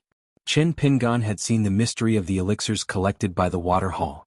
Even the earth immortals coveted them. According to Lu Zhongruan, the most important kind of elixir, any one of them could make the Book Lake surge with hundreds of feet high waves. Before Chen Pingan left Luapa Mountain, Lu Zhongruan had yet to truly discuss the matter of migration with Zhu Lian. In truth, Chen Pingan did not quite understand why Lu Zhongruan insisted on splitting the female cultivators of Pearl Hairpin Island into 2. Apart from the Hall of Ancestral Masters that remained at Calligraphy Lake, he would send the majority of the Hall of Ancestral Masters to Longquan County to cultivate. Since the current calligraphy lake had rules, and it was under the control of Jiang Shangjin's True State sect, it was completely different from the previously lawless calligraphy lake. To put it bluntly, with Lu Zhongruan's meager wealth, the True State sect really would not covet it. Even if they moved to the Longquan County, they would still be living under someone else's roof. Chen Pingan should take the immortal money of the Pearl Island, not one less. The Pearl Island had mobilized a lot of people and Lu Zhongruan had spent a lot of money. Chen Pingan really could not figure out how Lu Zhongruan did business. Just like how Chen Pingan did not know the relationship between Li Lu and Li Yuan, he also did not know the relationship between Xinlin and Li Yuan. So along the way he just talked with the water god of the Nansen Hall. As Chen Pingan was used to this kind of thing in the book Slip Lake and Qingxia Island, he was already very familiar with it. His responses were flawless and polite, but he did not give people the feeling of alienation and coldness. For example, he would humbly ask Xinlin about the origin of the fairy ascension stele on the Darling Island. Xinlin of course told him everything he knew. As the two most senior gods in the cave heaven of the Dragon Palace, they were very familiar with the people in their own territory. Li Yuan listened to the two guys who met for the first time chatting in front of him. He felt it was a little fun. But he also felt it was a little sad. The high and mighty master of Jianghu finally came to the Dragon Palace cave after countless years. What was the result? She did not even bother to look at the Nansen Water Hall. She did not even bother to say a word or two to Xinlin, who did not make any contributions but worked hard. Li Yuan could even be sure that if it was not for the arrival of this Mr. Qin, the master of Jianghu would not even look at him, the master of Jianghu who had taken care of the summer palace for countless years. She was really ruthless. Li Yuan always felt that whether it was him or Xinlin, both of them were gods with quite high ranks. They could be considered to be indifferent to the worldly affairs. But compared to the unattainable ancient great god, they were like the infatuated type in the human world. Xinlin seemed to be very interested in talking. He took the initiative to introduce the local customs of the Dragon Palace cave to Child Qin. This was what Chen Pingan wanted to hear the most. Since the first time Chen Pingan went out to travel with Little Treasure Bottle and the others, it had always been like this. He asked the woodcutter when he went up the mountain, asked the boat driver when he went down the river, and asked the local people when he entered the city or passed through the town. At that time Chen Pingan did it himself. Even if Li Baoping, who was the most serious and meticulous, wanted to share youngest uncle's burdens, Chen Pingan would still be worried. After that, he traveled around alone and it was still the same. No matter which place he was unfamiliar with, as long as Chen Pingan felt that he could not fully understand it, he would feel uneasy. This probably had a lot to do with the wedding dress ghost blocking the way in the early years, the accident in the Eagle Fortress, accidentally entering the Lotus Flower Blessed Land, and experiencing the murder behind the scenes in the Ghost Valley. Chen Pingan knew that if he went to the extreme on this matter and did not change, it would be a bumpy pass on the road of cultivation. This idea suddenly came to Chen Pingan after he met Li Lu. Because after comparing Li Lu's words and actions here, Chen Pingan found that even if he returned to his hometown, except for sitting alone in the ancestral house in the Mud Bottle Alley, he could still think of nothing. Besides, even in the bamboo house in the Fallen Mountain and the shop in the Riding Dragon Alley, he was used to immersing himself in the paranoid state of, I know everything trivial and flawless. That was why Chen Pingan was so envious of the two divine magical skills of the immortals, shrinking 1,000 miles into a square inch, and watching the mountains and rivers with the immortal. In particular, when Li Lu casually said that, if the state of mind is not stable no matter how far you go, you are still going around in circles. It simply woke up Chen Pingan the dreamer.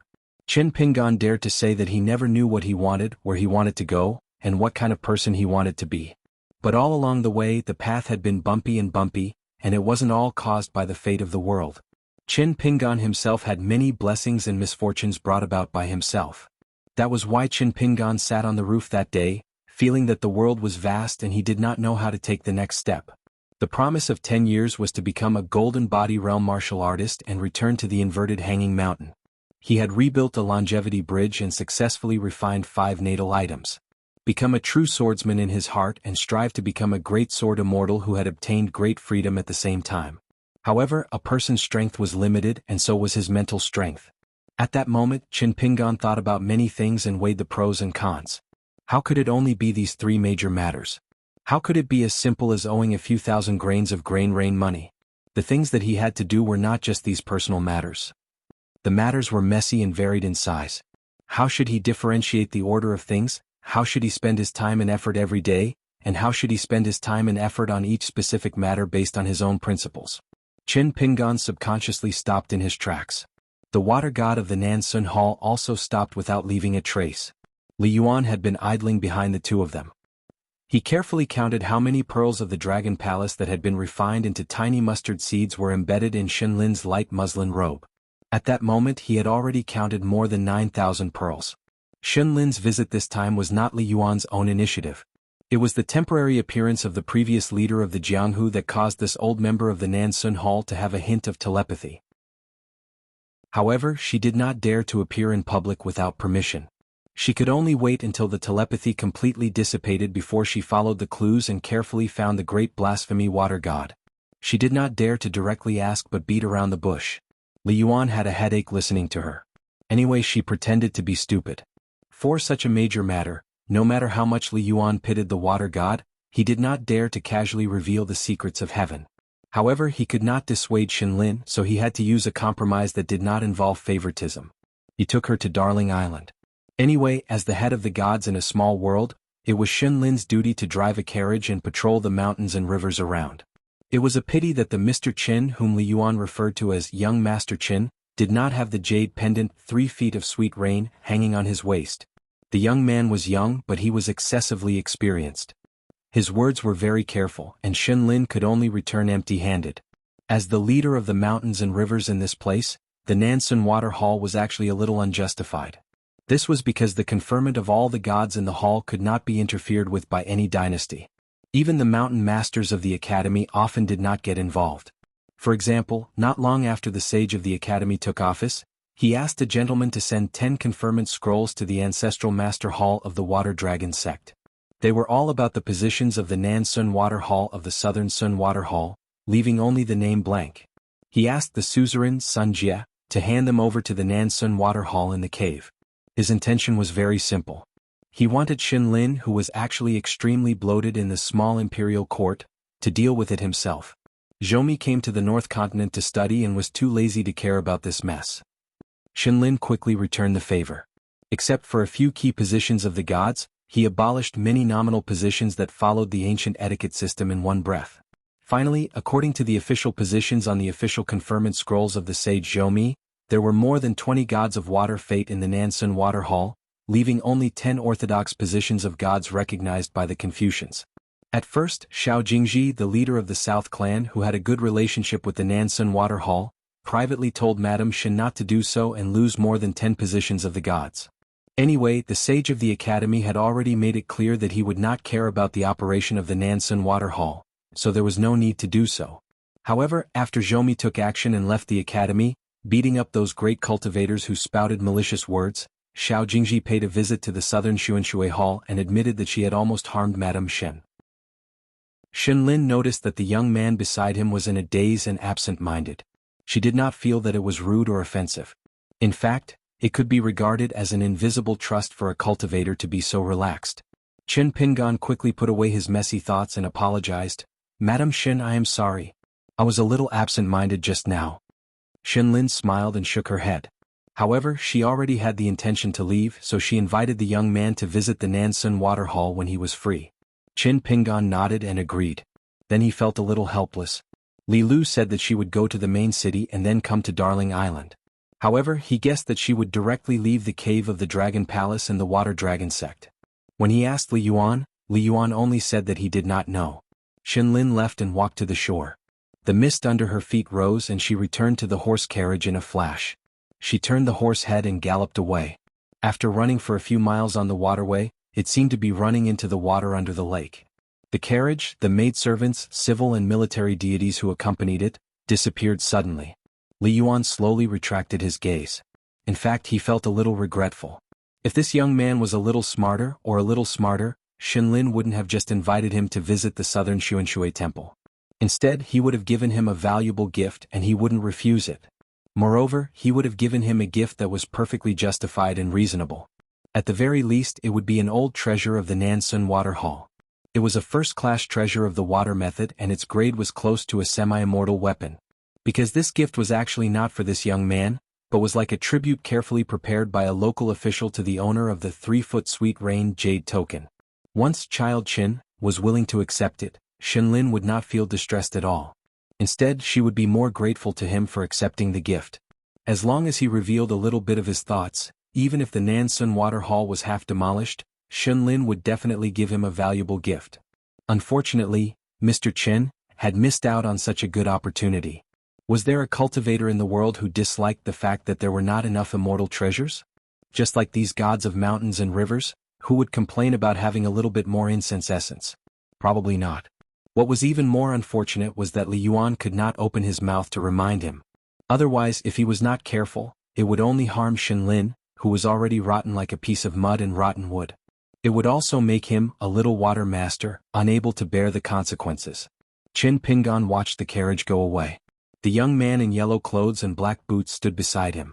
His flash of complicated expression was quietly seen by Qin Pingan. Li Yuan took out a secret letter and said, "Mr. Qin, this is the reply letter from your hometown. From sending the letter to receiving the letter, the Water Dragon sect will not notice anything." In fact, this letter was a little heavy. This was the relationship between mountains and rivers. Because there was an ingenious mountains and rivers restriction set up on the letter. As a water master, it was inevitable that this letter would be a little hot. Qin Pingan took the secret letter and saw the 4 big words on the envelope. He smiled knowingly. The 4 words were, "to master." At first glance, it was the handwriting of his first disciple. The handwriting was neat and tidy like his master.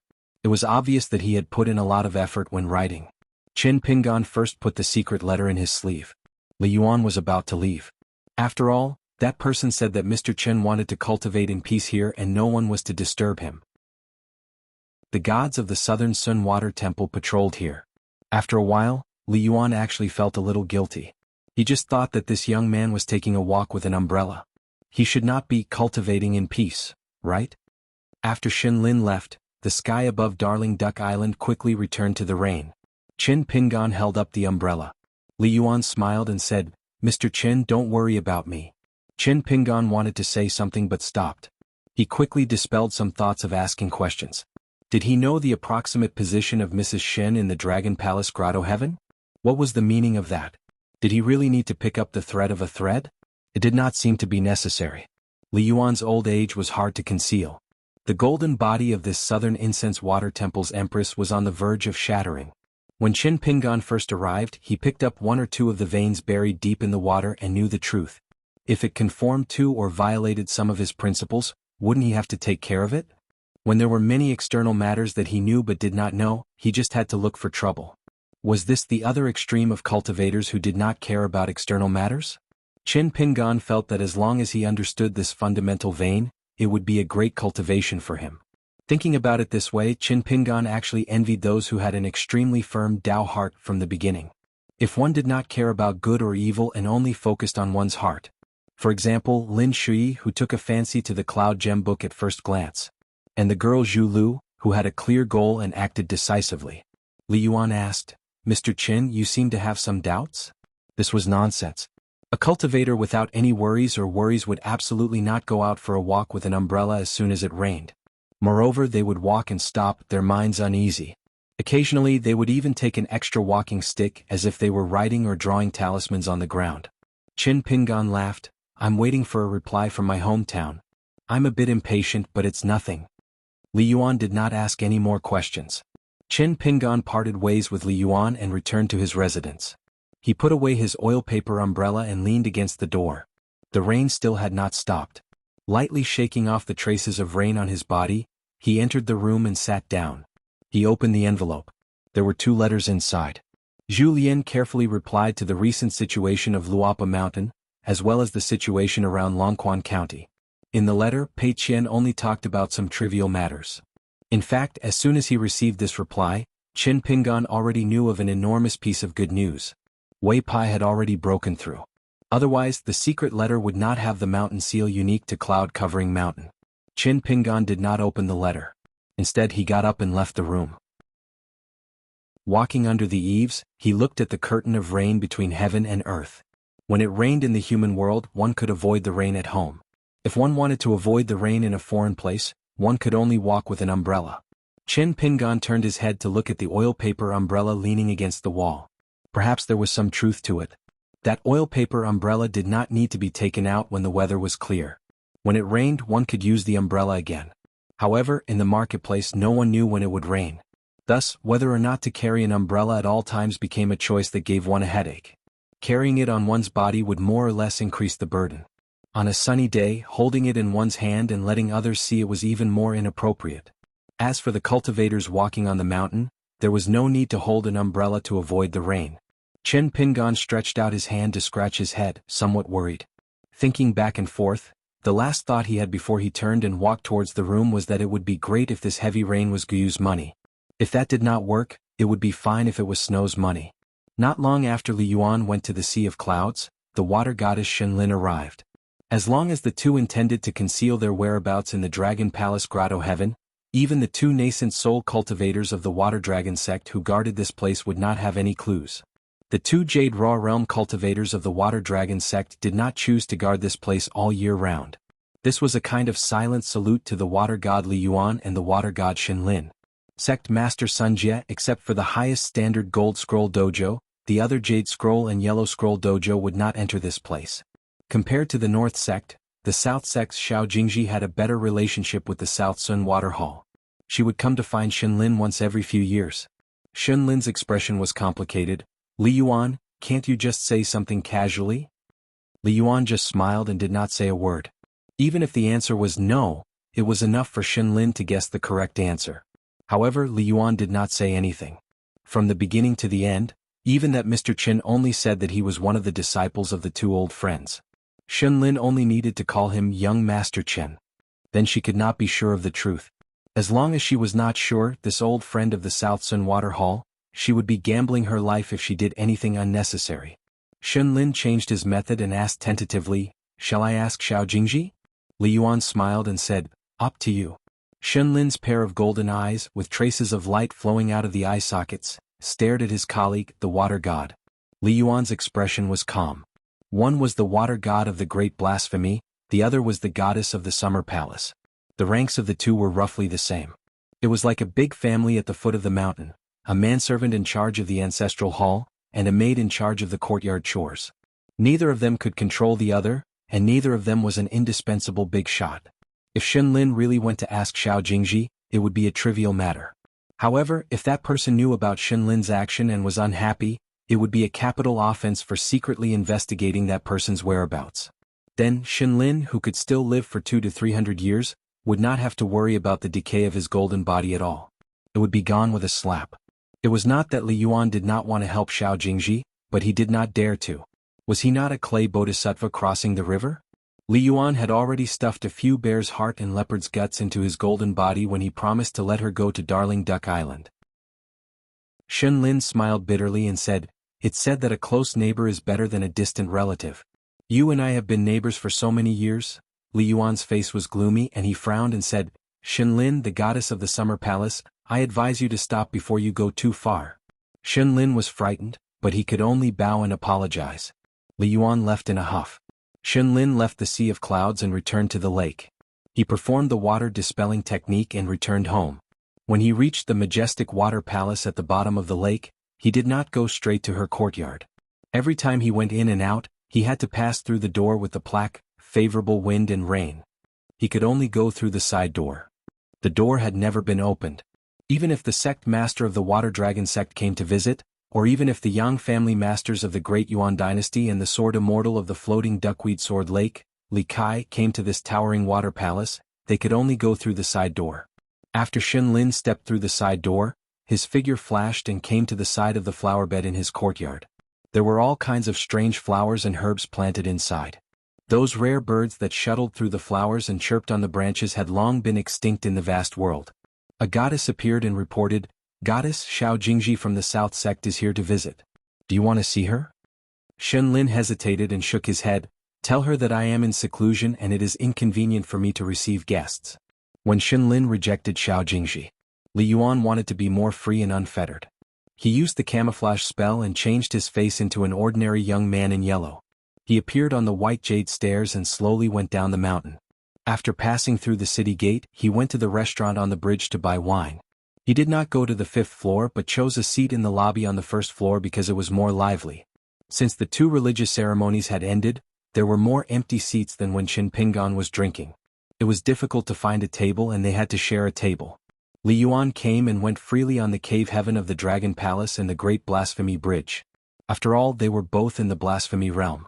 However, after the Water Dragon sect opened the mountain, the Blasphemy Relief Temple was slightly refined. Besides guarding the cave heaven, Li Yuan walked out of the cave heaven at most. Every time he had to change his appearance and clothes.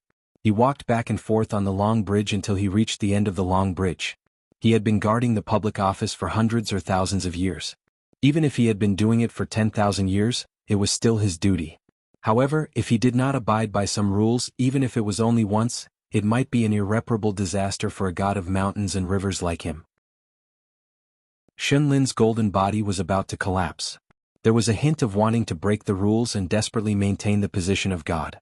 Li Yuan could not bear to see it. In fact, after Li Yuan saw that person again in this life, he had completely given up. There was no more fluke. Because he could finally confirm that whether it was Shui Jing, Li Yuan or Shenlin of the southern Xuanshui Temple, their life and death, or the collapse of all the gods' golden bodies, that person did not care at all. This was also the reason why Li Yuan did not remind Shenlin more. Since that person did not care about the cave heaven of the Dragon Palace and the entire blasphemy realm, would he not care if Shenlin secretly crossed the Thunder Pool? What if Shenlin accidentally took the risk and succeeded? Did it mean that Li Yuan could also do the same to repair his golden body and prolong his life? Li Yuan actually did not like this terrible feeling. That was why he thought of coming to this restaurant that was full of smoke and fire in the mortal world to drink and drown his sorrows. Li Yuan did not know what Mr. Chen was worried about in Darling Island. Why did he need to take a walk with an umbrella every time it rained? Anyway, Li Yuan felt that even the rain in the cave heaven of the Dragon Palace was the wine. Even if he drank it all up, it would not be able to drown all his sorrows. Moreover, the gods in the mortal world could not get drunk, no matter if it was the wine in the market or the wine brewed by the immortals. Li Yuan wanted to squeeze out a drop of tear to pity himself, but he could not do it. He began to drink the wine in the 3rd watch of the night. He began to bang his hands on the big table and howl. He was like a drunk young man in the mortal world who could not hold his liquor well. Not far away, a drinker roared angrily, "Little bastard, you are so noisy. Hurry up and shut up." Li Yuan wiped his face and turned his head to look pitifully. His palms gently moved back and forth on the table. "I am in a bad mood now. What's wrong with howling a few times?" The man sneered and said, "You disturbed my mood of drinking. Kid, tell me yourself. Do you want to be beaten?" Li Yuan raised his hands and rubbed his cheeks. He planned to bring this guy to the blasphemy center. Instead of drinking wine, he would drink water for free. At this moment, an old man and a young female cultivator walked down from upstairs. The latter had a jade token of the Water Dragon sect's ancestral hall on her waist. The old man looked at the man and laughed, "Don't be so noisy. You are ruining the harmony." The man said angrily, "Old man, who do you think you are?" The old man laughed and said, "I am just a cashier. Today I will pay for all the drinks on the 1st floor. Take it as everyone doing me a favor and doing me a favor." The man was speechless. He stood up and clasped his fists. "So it is Elder Huan. Sorry for the disrespect." Huan Yun clasped his fists and returned the greeting. He walked down the stairs and continued to pay for all the drinks. Instantly the whole place was filled with cheers. Li Yuan glanced at the old man. He was an old Jindan Earth Immortal whose bottleneck had loosened. Beside him was a young girl who had just entered the Jindan realm. If he remembered correctly, her name was Bai Bai. She was highly regarded by the sect master, Sun Jie. This girl was quite lucky. No wonder Sun Jie would put in so much effort to nurture her. Sun Jie insisted on giving the inch gold talisman that even Yuanying realm cultivators would covet to his disciple. Even if it was because Bai Bai had entered the Jindan realm, he was still suspected of embezzling. At the ancestral hall, the north and south sects were not happy. Especially Xiao Jingji, who usually did not argue with Sun Jie openly, even said a few harsh words to him. At that time, as the real master of the Water Dragon sect's ancestral hall, Li Yuan hid in a portrait of the ancestors and secretly watched the show. It was quite interesting. In fact, Sun Jianbao was a very good manager. He treated the north and south sects equally. But it was precisely because of this that it became another source of dissatisfaction. If Sun Jie was willing to be thick-skinned and side with the North sect disciples, there would not be so many dirty deals. If he decided on the next sect master of the Water Dragon sect and was determined to continue the rules of the North and South, would Xiao Jingji and the South sect have no choice but to lower their heads and accept their fate? He was too easy to talk to and too fair. This was the crux of Sun Jie's problem. Otherwise, at the ancestral hall, 2 or 3 of the guests sitting in the same row as Xiao Jingji from the South sect would have already sat with the North sect. Of course, if Sun Jie could enter the immortal realm, all the problems would disappear. Unfortunately, Sun Jie did not have the talent and luck. Li Yuan buried his head in drinking. Huan Yun and Bai Bai didn't bother him and were very good at it. After exiting the restaurant, Bai Bai and Huan Yun walked to the end of the long bridge. Bai Bai laughed softly, "Old Jinren, although I have entered the Golden Core realm, I have not been here for long and my talent is still shallow. I have yet to open up my own residence. I hope that the next time you come to our sect, I can already occupy an island in the Dragon Palace. At that time I will definitely treat you well." Huan Yun laughed, "Fellow Taoist Bai, as long as you are sure that you can open up a residence on the Grotto Heaven Island, you can send me a letter in advance. I will personally come over to congratulate you." Bai Bai smiled and nodded. He bowed towards the old Taoist Jinren, "I cannot thank you enough." Huan Yun was a little emotional and returned the bow. "Cultivation is not easy. You and I will work hard together. After becoming a Golden Core cultivator, you are of my generation." As long as Huan Yun was not a nascent soul cultivator, then no matter how big the age gap was, he was of the same generation as this young Water Dragon sect direct disciple. Bai Bai did not purposely try to be polite. He only watched as the old Taoist walked down the bridge and left. However, this young Golden Core Earth Immortal's gratitude came from the bottom of his heart. Actually, after returning to the Water Dragon sect, she was a little regretful that she did not discuss this matter with Huan Yun earlier.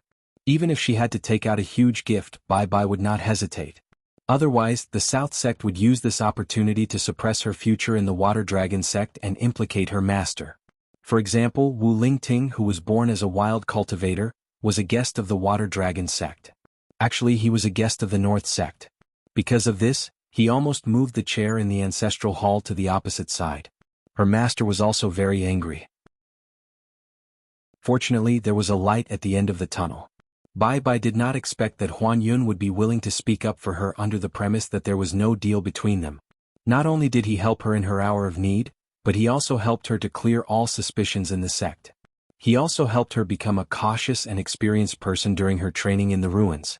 What should be said, regardless of whether it was true or not, Huan Yun said it to the ancestral master of the Water Dragon sect.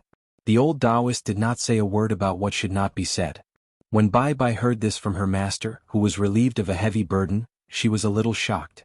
Her face was full of disbelief. Sun Jie did not say much at that time. He only told his disciple to cherish this hard-earned good karma on the mountain.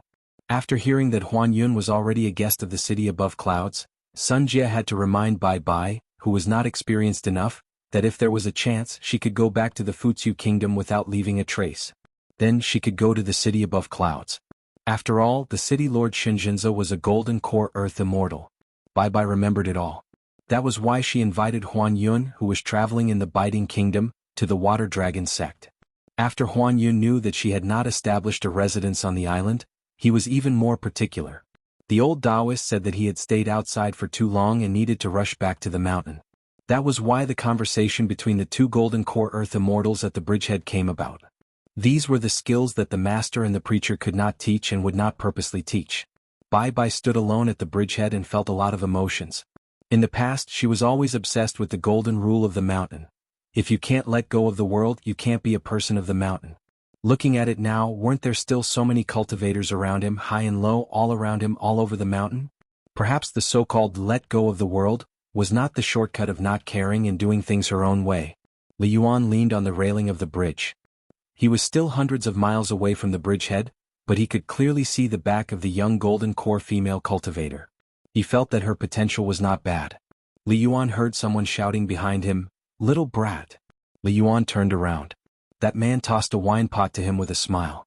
"This pot of wine was bought by this father out of my own pocket. Don't king wail like a ghost and howl like a wolf in a restaurant in the future. As a man, don't you find it shameful?" Li Yuan smiled and hugged the wine pot. He bowed and said loudly, "Thank you, sir. Take care." The man was stunned. He laughed and scolded him before leaving. Li Yuan walked and drank his wine. His mood improved. Huan Yun did not take the ferry or travel far away.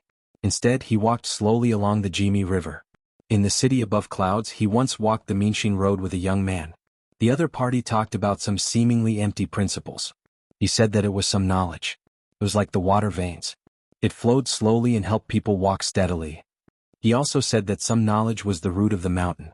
The world was unpredictable. The heart was unmoved and could stand firm. Both were good knowledge.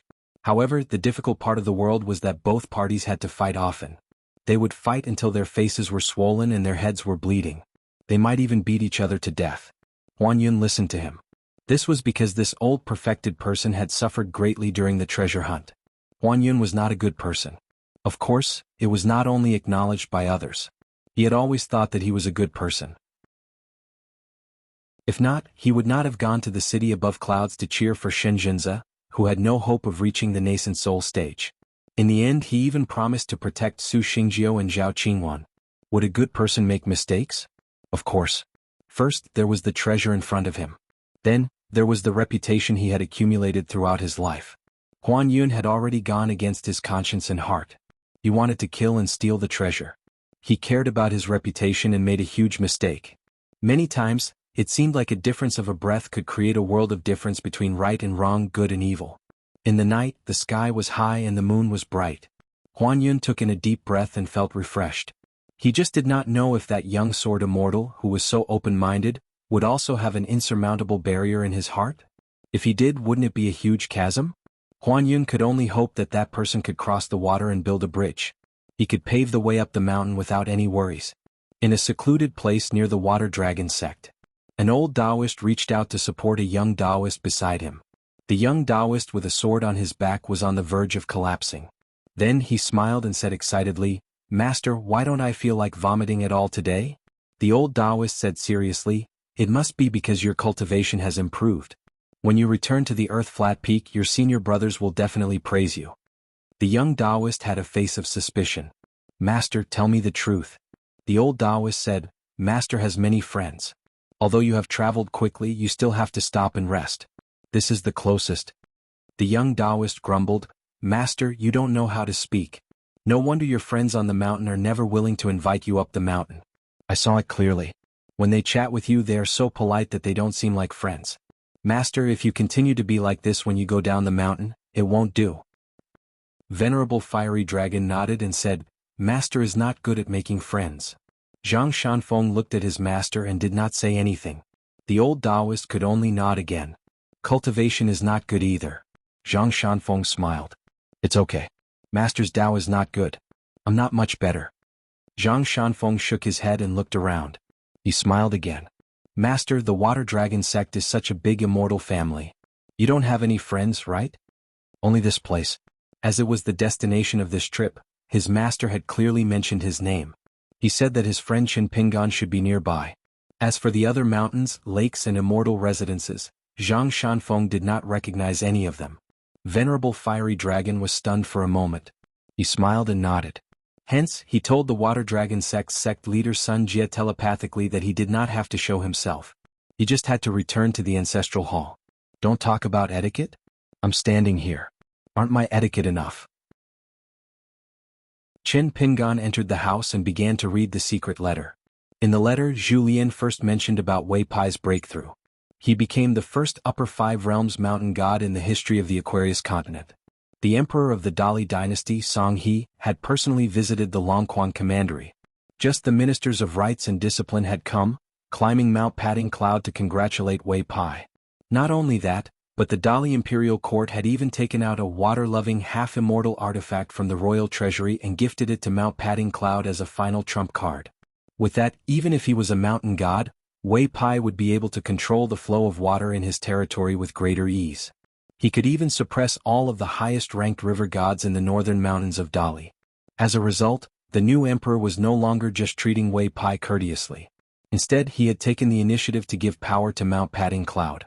Wei Pai basically wielded the authority over the land where the Song clan prospered together with the Ministry of Rites and the Ministry of Discipline. As a result, Zhu Lian told Qin Pingan that the Mountain Lord did not have to worry about being a cheap seller. When Wei Pai broke through, it caused a great commotion. It was said that the entire capital of Dali was in an uproar. Many wealthy families flooded into the newly established dragon province like carps in a river. They wanted to go to Mount Patting Cloud to offer incense to the mountain god Wei Pai. That was not all.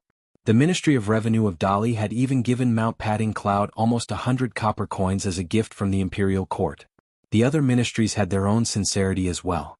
Of course, they had all received the young emperor's nod of approval, which was why they were bold enough to give Mount Patting Cloud as a gift so openly.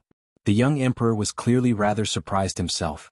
Originally, he had overestimated the various ripples that Wei Pai's breakthrough would lead to, but he never thought he would still underestimate the atmosphere of celebration from the entire court. It was basically one of the few occasions since the founding of the Dali dynasty that the entire nation had celebrated together. The last time it happened was when the vassal king of Dali, Song Jianqiang, had defeated the Lu dynasty that had always ridden on Dali's neck. Only then had the capital of Dali seen such a grand occasion where all the people came out. Going back even further, it was basically several hundred years ago. The Song clan had completely broken free from their status as a vassal state of the Lu dynasty. They could finally call themselves a dynasty. Zhu Lian said that Wei Pai would be able to make up for half of Gu Yu's shortfall just by holding a third night feast of gods. In addition, Lu Zhongruan had already signed a mountain and river contract on Pearl Island, choosing to settle down on the back of the Kalisari where water was relatively abundant. The ancestral hall remained at Book Slip Lake and had not moved, so as to avoid Jinjing sect making things difficult for them. However, more than 10 of the most talented direct disciples would cultivate on the Kalisari's back. Lu Zhongruan had already begun to hire the Mahist craftsmen and machinists to build a mansion on the Kalisari's back. According to the contract, these buildings, along with the Kalisari's back mountain itself, would automatically become the private property of Mountain Lord Qin Pingan when they left the mountain, unless the contract was renewed after 300 years. However, Lu Zhongruan had only paid a deposit of 30 grains of Gu Yu's back for 300 years on Pearl Island. On the matter of immortal money, she insisted that her family property was too small and that she had no savings. Adding in the cost of moving, as well as the various connections, taking out 30 grains of Gu Yu's money had already almost emptied her purse. In the end, Zheng Dafeng's jesting had made Lu Zhongruan reveal a secret related to her secular identity, which was quite a pleasant surprise. This fallen princess was willing to secretly help Luapa Mountain and strive to retrieve the water hall and the sunken dragon boat. These two items had never been found by the Zhuang dynasty. As long as they obtained these two items, Lu Zhongruan would give away the priceless dragon boat ferry. If they could only retrieve one item, whether it was the dragon boat or the water hall, the Kalisari's back and Luapa Mountain, they would all split it 50-50. Zhu Lian did not immediately agree. After all, this would involve the local Dali cavalry and could easily lead to disputes, so Zhu Lian asked Qin Pingan in the letter whether this matter could be done. As for the new provincial governor Wei Li from the vassal Huangting state, and the new provincial city god from the confluence of the three rivers, Zhu Lian did not omit these accidents of Dali's landscape officialdom in the letter. As for the two water and land Taoist rites at Book Slip Lake and the grand ritual of Zhou Tian, Zhu Lian wrote everything he could. Even the comments about the roots of the blind Taoist and his two disciples in the straw shop in Dragon Riding Alley were carefully written on the paper. He also mentioned that Lu Baixiang's two new disciples were a pair of brother and sister named Yuan Bao and Yuan Lai, who were both good martial arts seedlings. When Qin Pingan, the hill master, returned to his hometown, he could find a time to let the two return to Luapa Mountain and record their names in the ancestral hall of Luapa Mountain. There were also some school experiences in the Cliff Academy of the Great Sui Kingdom. The most important thing was on the last piece of paper. It was about the spiritual qi of the mountains and rivers in the blessed land of lotus roots.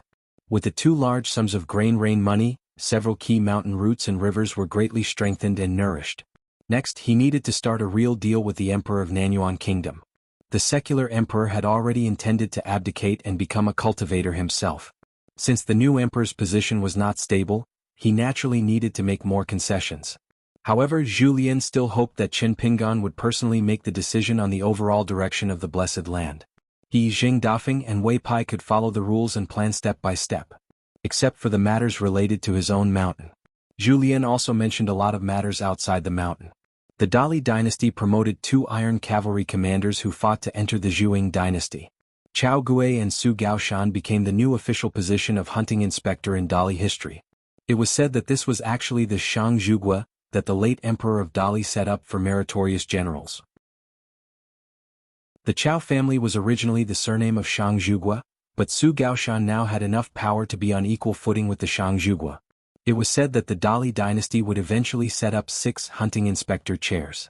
One in Dali's capital, one in Old Dragon City, and one in the old Zhu dynasty's territory. No one knew who would sit on the other 3 chairs and where they would be placed. There was not even a guess. Then there were the many places where the country had been destroyed. The local cultivators even wantonly assassinated the officials stationed in Dali. Chao Gui and Su Gaoshan's iron cavalry continued south. The last iron cavalry began to stop. Some of them stayed in the territory of the Zhu dynasty and returned north to quell the rebellion. There were dozens of big and small news in the letter. Chen Pinggan carefully read Zhu Lian's letter twice before picking up Pei Qian's letter. There were only 2 pieces of paper. It was all her boastful words. She was serious in copying books and did not take credit. Her self-created crazy demon swordsmanship improved by leaps and bounds. It was the best of the best. She had a good relationship with Zhou Mili. Now, the little water monster was already the right protector of the Sui Sui shop in the dragon riding alley. She asked her master if she would promote Zhou Mili to be the right protector of the Luopa mountain after returning to her hometown. The letter was a little ambiguous. Pei Qian said that she would not casually promise Zhou Mili such a big official title. She had a clear distinction between public and private affairs. No matter how good her relationship with Zhou Mili was, she would be impartial, so she still needed her master to make a decision personally after returning home. She also said that Xin Yuanji was very serious in practicing martial arts. She was indeed a martial arts genius personally selected by old chef. Alas, there was one time when Sister Tsun was too focused on practicing martial arts and did not pay attention to the steps. She accidentally sprained her ankle. Pei Qian happened to pass by at that time and did not manage to hold Sister Tsun. So until now she still felt guilty. So if Sister Tsun mentioned this in the future, her master must not blame her. It was definitely an unintentional mistake on Pei Qian's part. Chen Pinggan read until here and knew that there was a big mystery. She must have done something like eating chestnuts to pave the way for him in the letter. Moreover, Pei Qian herself certainly did not realize that she had written so much about what she had seen on Luopa Mountain with her own eyes. She did not even mention how much money she had earned from the shop at Dragon Rider Alley. In Chen Pinggan's opinion, she must have played truant and skipped a lot of classes at school. Chen Pinggan did not think much about it. Anyway, Zhu Lian was keeping an eye on her. There should not be anything out of the ordinary. If there really was something, he believed that Zhu Lian would directly mention it in the letter. But when he went back, he would still let her eat chestnuts until she was full. In her letter, she did not mention anything about the progress of her studies at school. How could she be considered studying hard? With her temper, if she received a word or two of praise from the teacher at school, how could she not show it off? Pei Qian also said in the letter that Sister Xiuxiu was no longer at Spiritual Grace Mountain. She heard that she had moved to another place to cultivate. She was a little worried about Sister Xiuxiu. Alas, it had been a long time since she went to the Chaotu shop to buy pastries.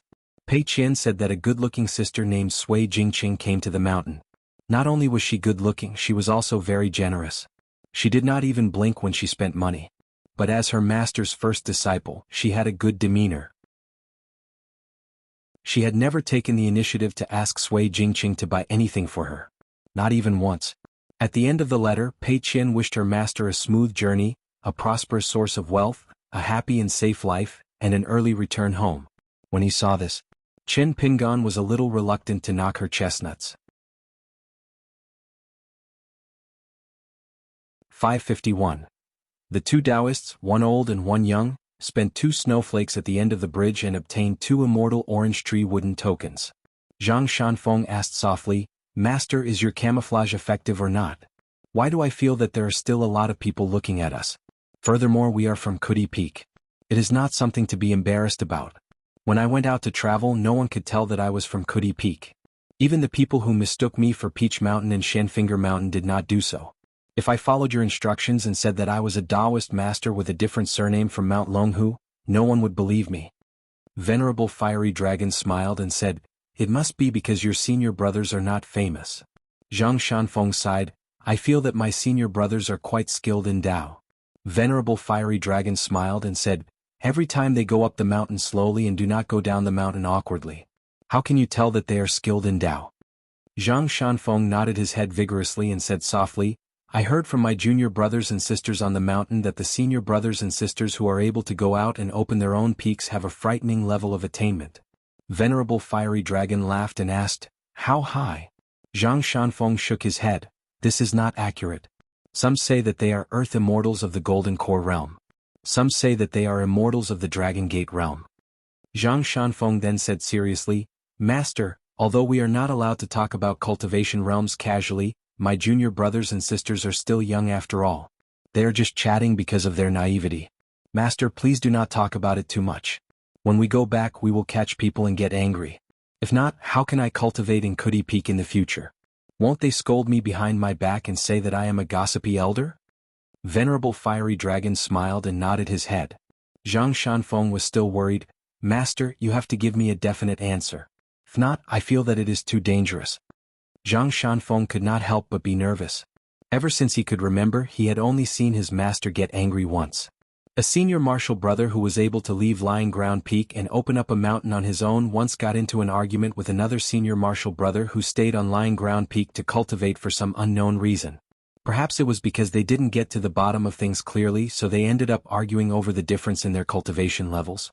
Actually, the senior martial brother who was mentioned didn't even feel that he needed to pay attention to those words. He never thought that his master, who had clearly been sleeping soundly for 2 to 3 years, would shake off the accumulated snow on the mountain peak for the first time. Then in a flash he left Flat Ground Peak. At that time Zhang Shanfeng, who was still a young child, was busy having a snowball fight with a few Taoist children of the same age. In the end they all looked at each other and then continued to have a snowball fight. Whether their master was there or not, it did not affect their frolicking. After all, it was rare for it to snow on Earth Lying Peak. They only had the chance to see it after their master fell asleep. It was even happier than the new year. Later on, Zhang Shanfeng heard that the senior martial brother who had only said one wrong sentence was expelled from the sect on the same day. That senior martial brother had knelt at the edge of Lying Ground Peak's boundary for an entire month, and had also kowtowed for an entire month, but his master had not changed his mind. The rest of the senior martial brothers all walked up Lying Ground Peak. However, none of them dared to speak. They just stood on Lying Ground Peak as if their mistakes were not any smaller than their senior martial brother.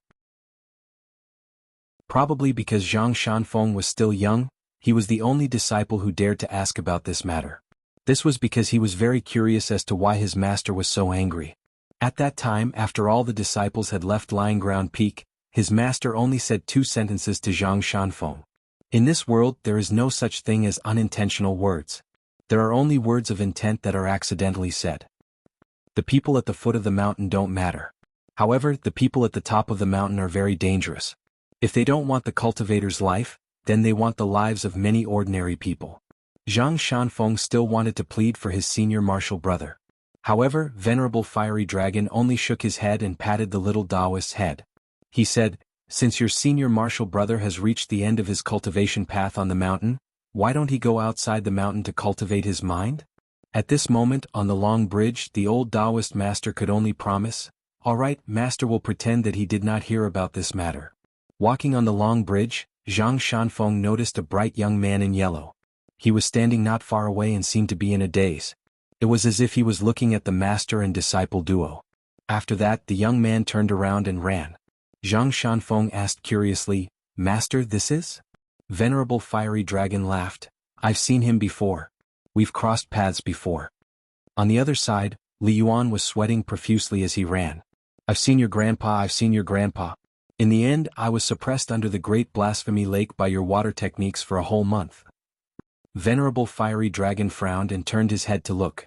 It was the sect leader, Sun Jie, who had also used a camouflage technique. Sun Jie braced himself and walked forward quickly. He had no choice. If the old Taoist master was just passing by the Water Dragon sect, it would be fine if he did not appear. However, the old Taoist master was obviously going to the Dragon Palace. If Sun Jie continued to stay at the Ancestral Hall, it would be inappropriate. Even if the old Taoist master reprimanded him, it would be better than his own Water Dragon sect being rude. Although Venerable Fiery Dragon was not too willing to socialize, the other party was the sect leader after all. He would not slap a smiling face. Hence he said, "I'm only here to tour with my disciple." At the same time he told Sun Jie in his heart, "Sect leader Sun, my disciple does not know much about what happened at the foot of the mountain. Please cover it up. Sun Jie immediately understood. He bowed and said with a smile, "Greetings, Taoist master." Venerable Fiery Dragon smiled and nodded his head. Zhang Shanfeng was confused. He did not even know how to address the other party. He could only return the bow and said, "Junior Zhang Shanfeng greets Senior." Sun Jie hurriedly returned the bow. As the direct disciple of Venerable Fiery Dragon, he deserved a bow from the sect leader of the Water Dragon sect. This made Zhang Shanfeng a little flustered. He could only bow respectfully again. Venerable Fiery Dragon was a little helpless. Sun Jie also felt that it was a little inappropriate. Hence, he did not bother with the formalities. He only said that he would accompany the Taoist master for a while. Every time Venerable Fiery Dragon left the mountain for his travels, he would always be alone. There was almost no such thing as a disciple following him. Regardless of whether it was the unfortunate Taishao progenitor who passed away, or the disciples of Peach Mountain and Shenji from other sects, it was said that they had never followed the old Taoist master who loved to sleep to travel the world. In fact, Zhang Shanfeng left the mountain for the second half of his journey many years later. He traveled all the way south to other continents. Only then did his master find him. After that, they traveled to the Middle Continent and South Sa Continent together. Before that, Zhang Shanfeng would always be alone even if he was hungry. Although it was said that he was training his Tao skills, it was actually experiencing all kinds of hardships. Sun Jie sent Venerable Fiery Dragon and Zhang Shanfeng to the restaurant and left. Along the way it was Zhang Shanfeng who chatted with him. He was probably worried that his master did not know how to socialize, so he had to let his disciple do it for him. Just as Sun Jie was about to turn around, Venerable Fiery Dragon opened his mouth and said, "As for Li Yuan, I will help you put in a few words." Sun Jie was about to bow. Venerable Fiery Dragon waved his hand, "No need." After the polite senior left, Zhang Shanfeng said softly, "Master, why did you ignore him?" Venerable Fiery Dragon laughed, "If he is not a friend, there is nothing to talk about. Friends are not made through chatting." Venerable Fiery Dragon was a little nostalgic. Did he have any friends? Of course he did. In fact, there were quite a few of them. However, it was a pity that they were all old friends. After living for so long, it seemed that he could only bid farewell to his friends. Some could be said in person, some could not. Whether they could or could not, it was actually sad. This had nothing to do with the level of one's Tao skills. Hence, it was good that his disciple knew Qin Pingan, who liked to reason, and Su Yuanxia, who liked to write about mountains and rivers. It was even better that Zhang Shanfeng and Qin Pingan respected the bearded ranger from the bottom of their hearts. They were like-minded and went through thick and thin together. Drinking water was better than drinking wine. Some of them called each other brothers and sisters, adding flowers to the brocade. There were knives hidden in the flowers. However, some of them sent charcoal in the snow by their friends. After sending the charcoal, they clenched their fists and waved goodbye. They only said that it was a small matter. When they were 34 miles away from the city gate, Zhang Shanfeng asked, "Master, how did you calculate Qin Pingan's location?" The old Taoist said, "This is a very difficult thing to do. However, Qin Pingan is deeply involved with you. For example, the Taoist seal and the ancient sword that you are carrying on your back were obtained by him first. He then gave you the opportunity to give me some clues. In addition, Qin Pingan happened to be in the North Continent. If he was in another continent, it would be even more difficult for me to predict his location. In fact, there was another secret that Fire Dragon Immortal did not mention to Qin Pingan. That was when they met in the alley of the village in the southeast of the Aquarius continent. As a return gift, the old Taoist gave Qin Pingan a meeting gift to help the child walk on the path of martial arts in the future. After all, this kind of relationship was not something that could be used as a topic of conversation. When they arrived at the entrance of the Dragon Palace, Zhang Shanfeng felt that the Water Dragon sect was a little black-hearted when he heard that he had to fork out 2 small coins. Zhang Shanfeng gritted his teeth and slowly took out 2 small coins from his sleeve and handed them to the Water Dragon sect cultivator who was guarding the city gate. When they passed through the city gate, Zhang Shanfeng touched the door nail on the red lacquer door and did not forget to turn his head and say to the old Taoist, "Master, do you want to touch it too?" Back then, Qin Pingan said a lot of village customs.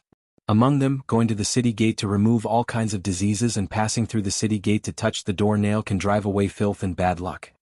Fire Dragon Immortal smiled and shook his head, "I'll pass." Zhang Shanfeng passed through the city gate and saw the white jade staircase that was 9,999 steps long. He immediately sighed, "Impressive, really impressive. It's worthy of being called a sect of immortals." There was only a winding path up the mountain in his crouching ground peak. The path was overgrown with weeds, but there were many wild fruits. Before Zhang Shanfeng left the mountain to travel, he often brought a large group of Daoist children to search the mountain and returned with a full load every time. When he reached the peak of the mountain and saw the 16 dragon walls beneath his feet, Zhang Shanfeng felt that the water dragon sect was rich and imposing. When he thought of the immortal style of the water dragon sect and his contribution of 2 small coins, he felt a little happy. Fire Dragon Immortal smiled and asked, "Do you still feel that the golden and silver nest is still not as good as the grass nest at home?" Zhang Shanfeng nodded and said, "Of course. After meeting Qin Pingan, let's go home." The 16 snow-white flood dragons soared into the clouds and headed towards the dragon palace. In the house on Darling Island, Qin Pingan began to close his eyes and rest. After thinking for a long time, he took out a brush and ink, spread out a piece of paper and began to write a letter. The name Lotus Root Blessed Land was not bad. He would just name it that way. After the gap in the Blessed Land was filled, it was upgraded to a medium Blessed Land. In the future, the location of the temple of the mountain deity could continue to be investigated secretly and choose a place with good feng shui. However, Luopa Mountain was not in a hurry to sign any contract with the Emperor of Nanyuan Kingdom. When he returned to Luopa Mountain, he would make a trip there personally.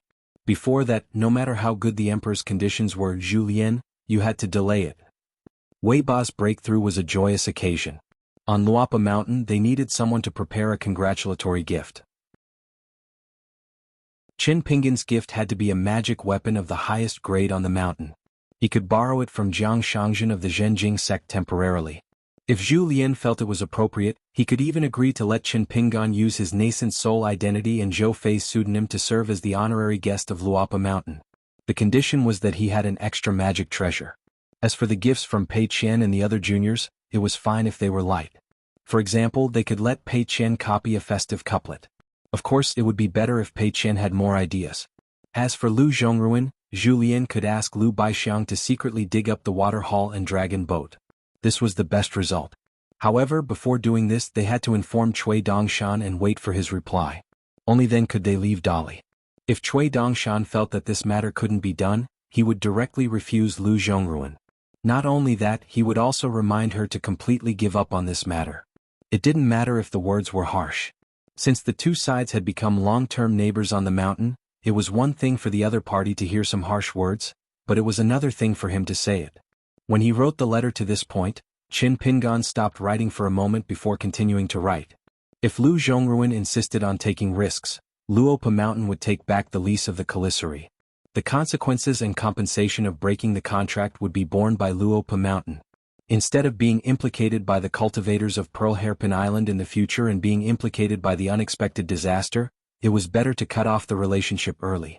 If Luopa Mountain wanted to operate in the long run, there were some trade-offs that had to be made. Instead of being destined to have a bigger falling out in the future, it was better to cut off the relationship early and let Pearl Hairpin Island, who had made a wasted trip, complain. If there was a real deadlock, he would need to do more secret compensation. For example, he would greet Jiang Shangzhen and Guaniran and let them help take care of Jade Slip Lake and Pearl Hairpin Island. There was no need to tell Lu Zhongruan about this. Luopa Mountain owed these two big favors first. When Qin Pingan returned to the Aquarius continent, he would deal with them later. As for Dong Shuijing, Luopa Mountain would try to help as much as possible, as long as it did not involve major issues. There was no need to pay attention to the gains and losses. However, any help to Dong Shuijing must not harm the interests of Pondwater City's garrison General Guaniran. This matter needed Zhu Lian to think carefully and be careful. As for the personal relationship between Dong Shuijing and County Chief Yuan and Supervisor Chao, Luopa Mountain could not be involved. However, Luopa Mountain could often interact with the new provincial governor Wei Li of Huangting Country. This person was worth making friends with. However, Zhu Lian, you have to grasp the specific situation. There was also the newly appointed state city god who appeared out of nowhere. Since the incense boy of the city god pavilion was already familiar with Pei Qian, then he could give Pei Qian a few words to continue to interact with the incense boy with a normal heart. In addition, Luopa Mountain and the state city god who appeared out of nowhere had some friendship, but they had to stop at a certain point. Because the other party could jump from a small piece of land to a state city god, his background must be extremely complicated. Now Luopa Mountain had to be stable so as not to be affected by the fight of some immortals in the Great Li Temple. Now the central area of the Great Li was definitely a dangerous scene with treacherous clouds and dense whirlpools. As for Old Dragon City's Fan Air and Sun Jiashu, when Julien was free, he had to trouble him to personally visit them. It could be considered as representing Qin Pingan to thank them. During this period, if Lady Gui of Osmanthus Island did not cross the continent, Julien would also take the initiative to visit. There was also the Jindan sword cultivator of the Fan family, Mr. Maji. Julien could bring a pot of wine to visit. The immortal wine buried under the bamboo building could be dug out to make a pair and given to the old man. There was no need to pay attention to the matter of the Zhenjing sect's Lu Jimao breaking through to the pure jade state, nor did he need to send gifts to congratulate him. Xinjiang Mountain and the Su family of Qingfeng City continued to secretly collect any related news through the hands of others. In addition, there were more than 20 matters, large and small, that Qin Pingan wrote one by one in this secret letter. Most of them he just let Julien do as he saw fit. Qin Pingan just reminded Julien that there was such a matter. There were also some things that Qin Pingan had already decided. If Julien and the other two felt that the direction was wrong and needed to continue to consider, then they could send a letter to Li Lu because before returning to the Aquarius continent, he would definitely go to the Lion Peak first. In the end, Qin Pingan did not write a letter to Pei Qian alone, but at the end of the letter he asked her to communicate more with her sister Baoping, and also to help him as her master to Qin Rushu, Qin Lingjun, and of course Zhou Mili as well as Shi Ro, who was the shopkeeper of the shop in Dragon Riding Alley, one by one. He nagged Pei Qian again and again, telling him not to be mischievous at the school. If he felt that the teacher's teaching ability was not high, then he should learn how to behave like the teachers. If he felt that the teachers at the school were like ordinary people, then he should only learn from them. At the end of the letter, Qin Pingan promised Pei Qian that he had nodded and agreed. Under the recommendation of his first disciple, he would officially promote Mute Lake Monster Zhou Mili to the right protector of Luopa Mountain. He also allowed Pei Qian to personally announce this matter to everyone in Luopa Mountain. Even Qin Pingan himself didn't realize that he was writing down these words. His face was full of smiles and his eyes were warm. After writing this, Qin Pingan leaned back in his chair, held the back of his head, closed his eyes, and thought of the little lotus flower person who was said to not like to show her face. I wonder if the grass and trees on both sides of the mountain stairs in his hometown will be more lush than in previous years when spring comes next year. Every time after the gold script Dao field, there would be a lot of rain in the Dragon Palace. Qin Pingan put away the letter, walked out of the house, picked up the oil paper umbrella, and continued to go out for a walk. After the walk, he planned to give the letter to Li Yuan to send to Luopa Mountain. Qin Pingan walked on the bluestone path adjacent to the mountains and rivers of Darling Duck Island. Suddenly, he turned his head and looked at a direction. He could vaguely see a talisman boat coming slowly. In the cave of Dragon Palace, he did not know anyone except Li Yuan and the Empress of Nansun Waterhall. The talisman boat suddenly flew as fast as a flying sword and landed on the lake, steadily docking at the shore. Qin Pingan took a closer look and rubbed his eyes. Only then did he confirm that he did not see wrongly. He hurriedly controlled the jade plate, Junqing Yuxiang, to remove the mountains and rivers of Darling Duck Island. Fire Dragon Immortal had already removed the camouflage on the master and disciple. Zhang Shanfeng laughed and said, "Qin Pingan." Qin Pingan smiled and asked, "Why are you here?" "I was still thinking of going to Lying Ground Peak to look for you after we're done with this Jilu." Zhang Shanfeng strode forward and walked towards Qin Pingan. Qin Pingan handed the oil paper umbrella in his hand to Zhang Shanfeng, then bowed and cupped his fists. "Junior Qin Pingan greets Old Immortal." Not old, not old. You can just call me Immortal." Fire Dragon Immortal and the young man smiled and nodded. The moment they landed from the talisman boat, the rain on Darling Duck Island stopped instantly. Zhang Shanfeng was stunned for a moment and kept his oil paper umbrella. He laughed and said, "Good omen, good omen." Then Zhang Shanfeng gestured to Qin Pingan's height and asked curiously, "Qin Pingan, why are you so fast?" It turned out that Qin Pingan was already taller than the young Taoist by about a fist. In fact, it had been many years since they parted ways. Qin Pingan then felt a little awkward.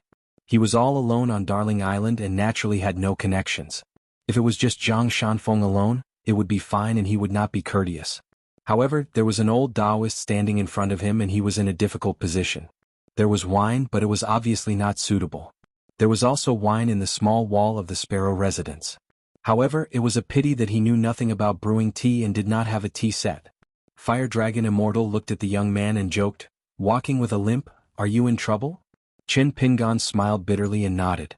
Under the eyes of the old immortal, Zhang Shanfeng used his elbow to hit Qin Pingan. Qin Pingan returned the favor. Fire Dragon Immortal turned a blind eye to this and walked slowly. The two young men walked beside him. The old immortal asked again, such a good literary gall, and it is compatible with your Tao. Why is it gone?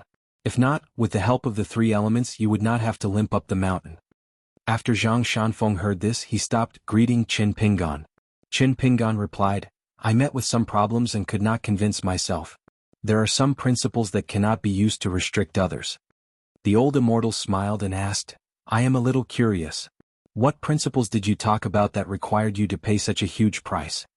Qin Pingan hesitated for a while and gave a rough answer. It was a person that I could kill 1,000 times if I met him. But I could not kill him. The old immortal nodded and said, once the literary gall is broken, the moral aura that you spent so much effort to condense will be scattered. Then what? When will it end? Qin Pingan remained silent. The old immortal smiled and said, drink some wine and think carefully.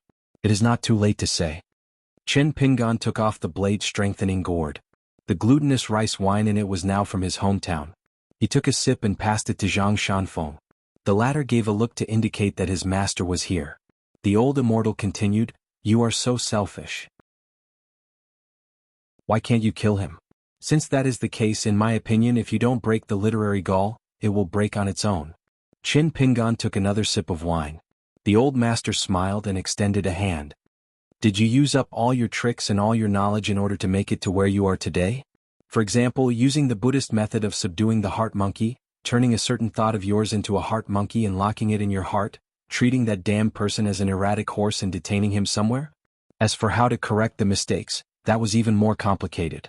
The laws of the school of legalism, the ruler of the school of Taoism, the enlightenment of the school of Buddhism, the fasting of the school of Taoism, and the rules of the school of Confucianism had to be pieced together as much as possible to make up for the mistakes, right? Do you hope that one day in the future, you and that person will know your mistakes and correct them year after year and be able to repay the world?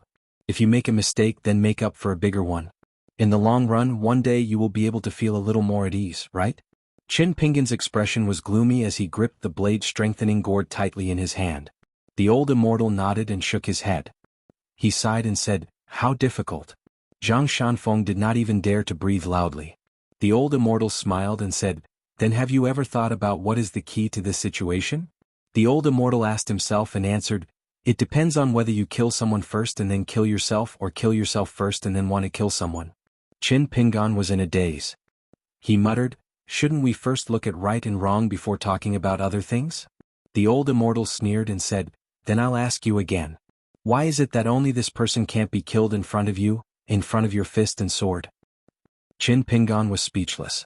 The old immortal smiled and said, because you know that as long as you have the intention to kill, you will kill yourself. Before you kill him, you are already dead. Qin Pingan, is this difficult to understand? You Qin Pingan are too smart. Your understanding of the human heart far surpasses that of your peers. Many of the choices in the unseen world are completely based on your heart. It has nothing to do with some of the principles that you believe in. That is the most fundamental thoughts and understanding hidden in the depths of your heart, Qin Pingan. There is no need for you to twist your brain at all. Therefore you seem to be unaware, but in fact it is real. Zhang Shanfeng, who was at the side, found it difficult to understand. There was also sadness. The young Taoist thought that this reunion after a long separation would only be a good thing. There would not be such troublesome matters. Zhang Shanfeng regretted bringing his master to Darling Duck Island. Venerable Fiery Dragon shook his head and said, in your eyes, Qin Pingan, as long as you kill this person, everyone in Qin Pingan's life, from children to teenagers and later on, will all die. Everyone that you know and know you, especially those who are no longer in this world, seems to have died with you. They all died together. In the end, is it really not because of your selfishness, Qin Pingan? You are too afraid of death. Not only are you afraid of your own death, you are even more afraid of others dying for you. Qin Pingan stood where he was, the blade-strengthening gourd in his hand gently falling to the ground. Venerable Fiery Dragon smiled at Zhang Shanfeng and said, let's continue walking and let Qin Pingan think about it. There is no hurry. Zhang Shanfeng was so anxious that smoke was coming out of his throat. However, the old Taoist master shook his head at him. Zhang Shanfeng then held the umbrella that Qin Pingan passed to him tightly and continued walking with his master. After walking far away, Zhang Shanfeng was worried. He turned his head and asked softly, "Master, is it really okay to leave Qin Pingan alone there?" Venerable Fiery Dragon said calmly, "When was Qin Pingan not alone?" Zhang Shanfeng was stunned. The old Taoist master smiled and said, "It is not that Qin Pingan and you are not sincere. It is just that this kid is used to it since he was young." Zhang Shanfeng asked, "Bad thing?" The old Taoist master thought for a while and said, "It is not a bad thing to be able to walk all the way to today. It is a good thing. However, if it is still the same after today, then—" Zhang Shanfeng asked the same question again, "Bad thing?" Unexpectedly, Venerable Fiery Dragon shook his head and smiled, "It is an even better thing. It is just that he has not thought it through. It is a bad thing that he is unable to break through the bottleneck. If this point is not seen through, and not admitted, it will be a disaster. It will be the biggest demon in one's heart. The gate of the heart is the gate of hell. Outsiders wander around the gate of hell and there is a fine line between human and ghost. Therefore, it is difficult to differentiate between human and ghost. It is still fine for ordinary people. They just want to live and live a better life. There is no such thing as a human or ghost. However, for cultivators, if their heart is muddy, they will make mistakes." Zhang Shanfeng scratched his head and said, "Master, I really do not understand." The old Taoist master smiled and said, "Because you do not need to understand. The difference between people is the difference between heaven and earth." Zhang Shanfeng asked, "Master, if you say that others are selfish, it is not my place to say anything. However, if you say that Qin Pingan is selfish, I feel that it is not right." The old Taoist master shook his head and said, "It is not a derogatory statement. Therefore there is no need to stand up for him." Zhang Shanfeng suddenly stopped and said, "Master, I will not leave. I will stay here and look after Qin Pingan. If not, I will not be at ease." The old Taoist master nodded and said, "Very good." Zhang Shanfeng grumbled, "What's so good about it?" The old Taoist master smiled and walked around the island alone. Furthermore, the old Taoist master was curious about the answer that the young man came up with. Zhang Shanfeng squatted on the ground. Although it was not raining, he had nothing to do. He held up an umbrella and looked at the mustard seed figure standing by the lake. Venerable Fiery Dragon continued to walk. However, Darling Duck Island was only 30 miles away. Venerable Fiery Dragon still walked to Qin Pingan and looked at the lake together. There was no rain on Darling Duck Island. However, it was raining heavily on the other islands of the Dragon Palace. The night sky and the rain intertwined. As the rain fell on the lake, it became blurry. Qin Pingan slowly opened his mouth and said, "Old Taoist master, there is something that I have never told anyone." Venerable Fiery Dragon said, "You can say it out loud." Qin Pingan took a deep breath. "I've been to a lot of places in my life, but I feel that the biggest test of my life is the most stable journey after crossing mountains and rivers. It was not the mountain-moving ape that almost killed me in my hometown. It was not the sect leader Lu from the Qingming Tian. It was not even the sword-swallowing boat that pierced my abdomen. It was also not the endless schemes and killings. During the journey that made me feel uneasy, the person who accompanied me was one of the few people that I respected the most. His name was Alliance. He was a swordsman." Venerable Fiery Dragon said calmly, "A child who is looking at a foreign world with fear and trepidation has no choice but to speculate about others with the greatest evil intentions. In the end, he only realized that his intentions were so unbearable. The higher Liang swordsmanship is, the higher his temperament is, and the more he can encompass the world, the more disappointed and guilty this child will feel in the future. Compared to the way a child treated Mr. Qi, who was like a god from the beginning, it was two completely different states of mind." Venerable Fiery Dragon said, "Just continue. I will forget once I hear it. You should be magnanimous and ask your conscience when the world is cleansed by the rain." Qin Pingan continued, "I only found out later that the marriage in the world could be influenced by the people on the mountain peak. Therefore, I was afraid that the girl that I liked did not like me very much. I was afraid of this." Qin Pingan smiled as he said, "However, after thinking about it, I still felt that she would not. Because she was Ning Yao. There was only one Ning Yao in thousands of years. Therefore there was no what if. There was no taking a step back." Venerable Fiery Dragon laughed, "What else?" Qin Pingan said, "I was afraid that I would be like the little slug and become the kind of person that I hated the most in the past. Therefore, I was always afraid of becoming a person on the mountain. When I first saw the demeanor of a sword celestial, I admired it. However, after traveling far and seeing the suffering of the world, I became more and more resistant to the so-called magnificent feat of leveling a mountain with a sword and destroying a city with a punch. But later on I figured it out on my own. I don't need to be afraid of this. If my cultivation reaches the peak and I have the heart to follow, I can make those people who only want to be happy on the mountain unhappy, and I will be happy. Venerable Fiery Dragon clicked his tongue and said, "This is the first time that I have heard of it. Not bad, not bad." Chin Pingan laughed. "Thanks to you, Venerable Fiery Dragon, for pointing out the truth. I had to admit that I was selfish. Before this, I had purposely thought that the world was more complicated and messy. As for myself, I would subconsciously feel that as long as my courage was broken, I could stop thinking about it. Actually, this was a form of avoidance.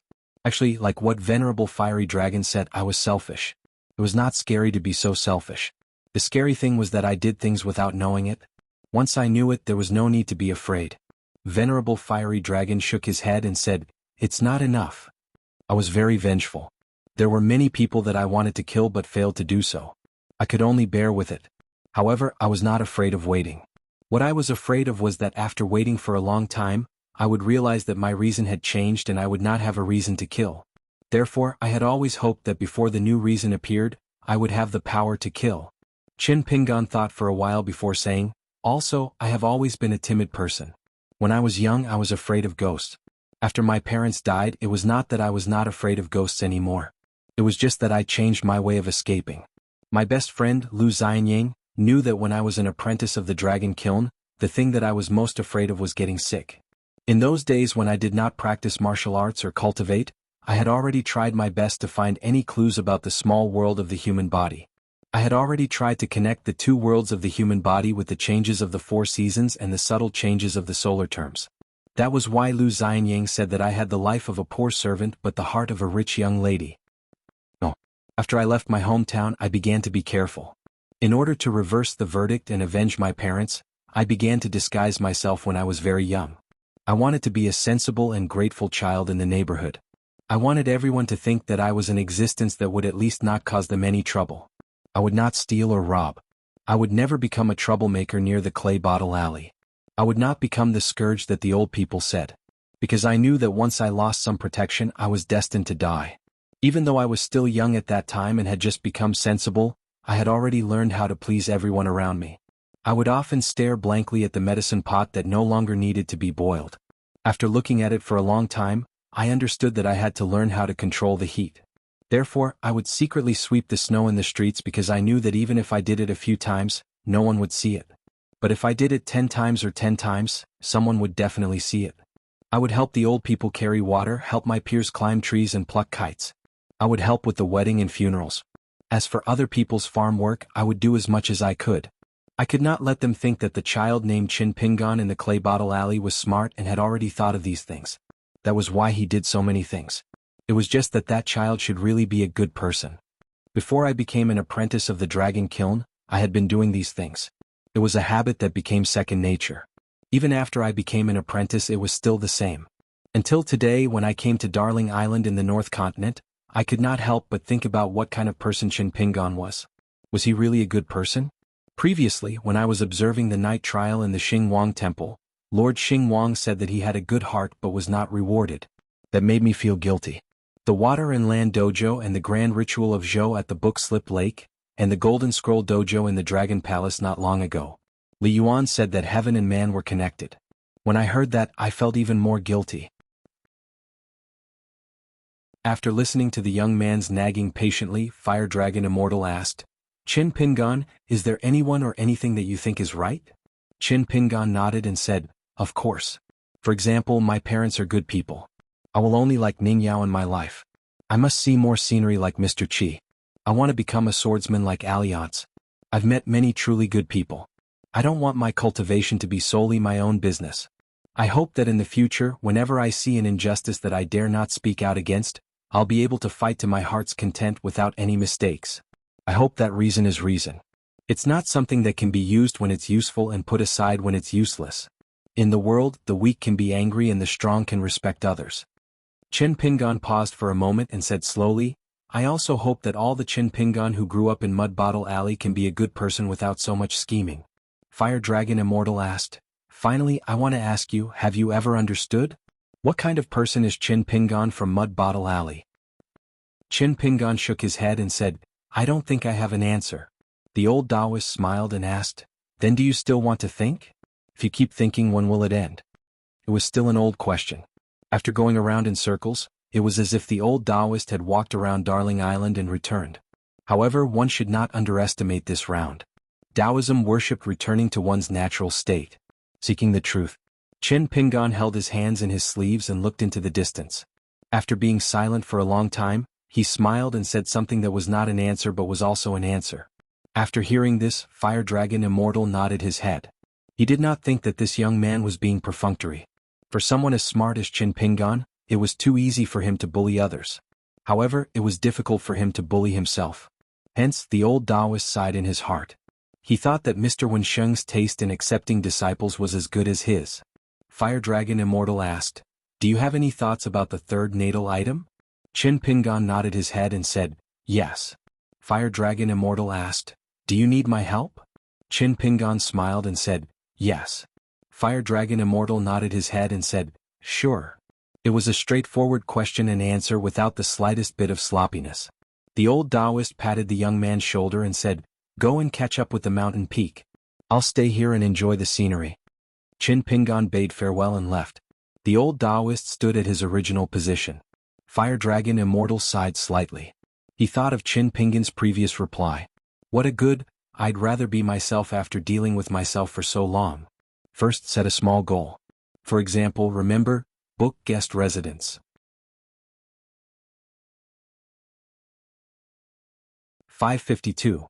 After noticing Chin Pingon walking towards him, Zhang Shanfeng stood up and put away his umbrella. He walked towards Chin Pingon and then stepped back. He asked worriedly, are you okay? Chin Pingon shook his head, I'm fine even if I'm not. Zhang Shanfeng said angrily, say something I can understand. Chin Pingon smiled, that means you're fine. Zhang Shanfeng asked again, really? Chin Pingon nodded, more real than the money of immortals. Zhang Shanfeng had a headache when he thought of this. The Water Dragon sect is not honest. They charge a small sum of money just to enter the Dragon Palace. Chin Pingon smiled and said, I now owe a debt of more than 2,000 pieces of Guyu money. Zhang Shanfeng counted with his fingers. When Chin Pingon stopped him, Zhang Shanfeng had already blurted out, more than 2 million grains of snow money? Chin Pingon wiped his face. When he was earning money, he liked to convert a grain of rain money into snow money. When he owed money, he really didn't like it at all. Zhang Shanfeng suddenly said, Chin Pingon, there are some things that even friends can't help you with. You can only rely on yourself to figure it out bit by bit. The first time he went down the mountain to slay demons and devils, this Taoist master of Mount Longhu almost couldn't endure it. He made up his mind and went directly to the Aquarius continent. It was there that he met Chin Pingon and Su Yuanxia. He slowly opened up the knot in his heart and comprehended a set of clumsy fist techniques that were not presentable. Chin Pingon nodded softly. The deepest part of the heart was the most heart-wrenching. Chin Pingon's current state of mind was certainly not as relaxed as what he said and showed on his face. Zhang Shanfeng took out a porcelain bottle from his bag. This bottle of water pills was given to me by a friend of my master from the Central Mirage Lake. My master said that you gave me the Taoist seal and Jinwu sword, so I have to return the gift. Chin Pingon was stunned for a moment. He accepted the bottle without hesitation. Not only was his palm cold, but there were also some strange movements in his entire water residence. He couldn't help but ask curiously, a gift from the Central Mirage Lake? The Lake Lord of Tsangyun Lake had given him water pills before. Earlier, he had also seen the water hall elixirs that Lu Zhongruan kept. However, compared to this bottle of Mirage Lake water pills, it was like heaven and mud. That inverted mountain immortal book had mentioned the Mirage Lake before. It was a huge lake in the Central Plains. Could it be a water pill that the Lord of the Mirage Lake had refined with his natal water fate? Zhang Shanfeng nodded and said, yes, it's the Mirage water pill. However, Master said that its grade isn't too high. Master said that his relationship with the various water gods in the world is average, so he can't ask for the best water pill. Chin Pingon did not know whether to laugh or cry. The best that venerable fiery dragon was referring to was the best in the entire vast heaven. The so-called not too good must be very good. The Mirage Lake was very famous in the central divine continent. It had a vast body of water and there was a god of the upper 5 realms. The water residence of the Lake Lord was the famous Mienchi Palace. It was said that the winning item was the world's largest Dragon King basket. There were many legends about the Mirage Lake.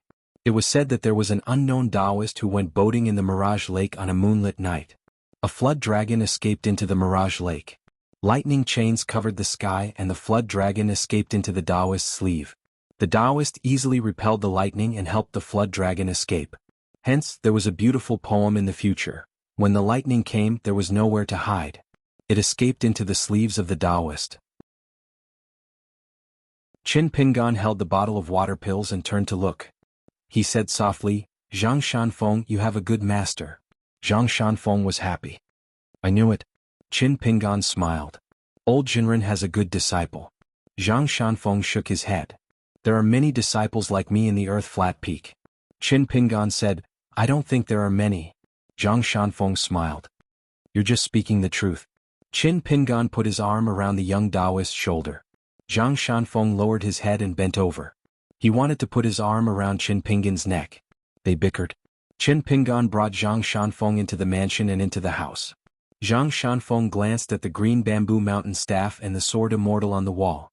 He smiled. "It's still the same." Qin Pingan moved a chair for him and the two sat facing each other. Zhang Shanfeng began to talk about what he and his master had seen in the Central Plains Divine Continent and the Southern Swirl Continent. Finally, he talked about Lu Xianyang, who was studying under the mellow scholar Qin family. Qin Pingan listened to Zhang Shanfeng's story quietly. His heart was calm and the ripples gradually calmed. Zhang Shanfeng began to talk about his journey back home. Suddenly, he realized that the guy opposite him had fallen asleep while listening. Zhang Shanfeng was a little helpless. He stood up quietly and left the house. After closing the door softly, he squatted under the eaves and spaced out. The world was strange. Some people only focused on what others had and did not think about why. His master said that this was called being blinded by a single leaf. He also said that the world was even stranger. Thinking this way was not necessarily a bad thing. Zhang Shanfeng had always felt that he did not fit in with this world. It had nothing to do with his cultivation level. He could slowly cultivate on flat ground peak or travel the Jianghu with Qin Pingan and Su Yuanxia.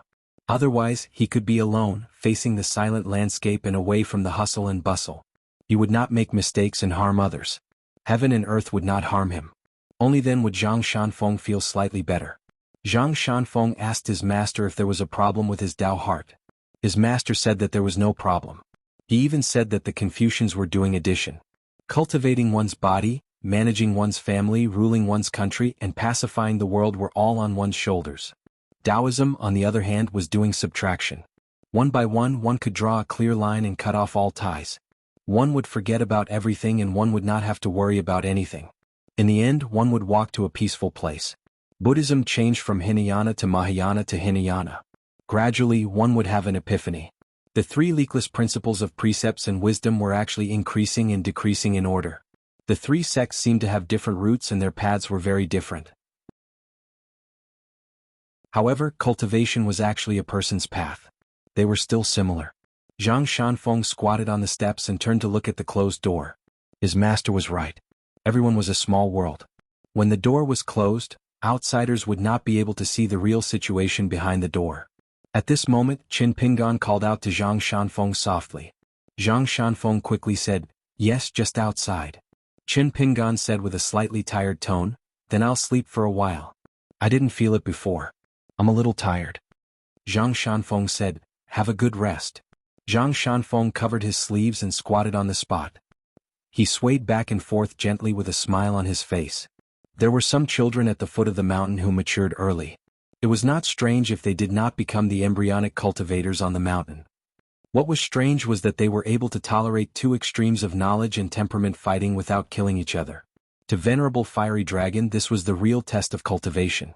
Innate purity was difficult to protect and maintain. Acquired sincerity was difficult to find. True sincerity was the pinnacle of sincerity. Sincerity was as bright as the sun and as bright as the moon. His own disciple Zhang Shanfeng and his friend Qin Pingan had two different temperaments. Hence he had to teach them two different kinds of dharma. Venerable Fiery Dragon was actually complaining about old Mr. Wensheng and Qi Jingchun. Since they had acknowledged Qin Pingan as their disciple and junior brother respectively, Why did they not put in more effort and allowed Qin Pingan to wander so far alone? Was he not afraid of dying just like that? Was he not afraid of going astray? Was he not afraid of letting go and becoming a monk? Or was he not afraid of becoming a Taoist? This was something that venerable fiery dragon could not understand. Why did old Mr. Wenxing not choose to bring Qin Pingan along and teach him?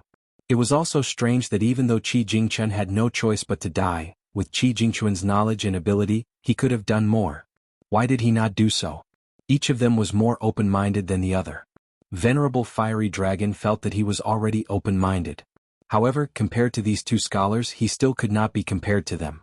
Venerable fiery dragon suddenly exclaimed and looked around. He seemed to have encountered something that he could not understand. However, after thinking for a while, he could not be bothered with it. At the bottom of the lake between the two islands by Jia and Sangbu, a horse carriage stopped in the middle of the lake. The water master, Li Yuan, and Shenlin were standing side by side. Shenlin was shocked. This person knows venerable fiery dragon? Li Yuan laughed coldly. Don't I know that old man too? Shenlin laughed. Of course he knew him. He was even suppressed under the water by venerable fiery dragon for more than a month. Although the North Continent believed that this venerable fiery dragon was the best cultivator in the world, he was not one of them. However, not many people knew that venerable fiery dragon was actually familiar with the water technique. Shenlin was deep in thought. At this moment, Li Yuan's scalp went numb. It turned out that the venerable fiery dragon was waving towards the horse carriage. Just as Li Yuan was about to dissipate into golden light, he dispelled the thought. This was because venerable fiery dragon had already appeared beside the horse carriage. He was standing on the back of a white horse. Shenlin immediately cupped his fists and said respectfully, Shenlin, an old member of the Southern Sun Water Hall, pays my respects to Fire Dragon Jinren. Venerable fiery dragon was rather courteous to this water god. He smiled and said, everything is natural. Let fate take its course. Water god, whose face was like a shattered porcelain, was shocked. She said with a trembling voice, thank you for your teachings, Venerable. Venerable fiery dragon smiled and did not say anything. He glanced at Li Yuan. Oh, isn't this Uncle Li from the Temple of Salvation? Wherever I go I can see you. It's really fate that can't be stopped. Li Yuan frowned and pretended to be deaf. What? So what if your Tao is powerful? You can't beat me up just because you don't like me, right? Venerable fiery dragon laughed.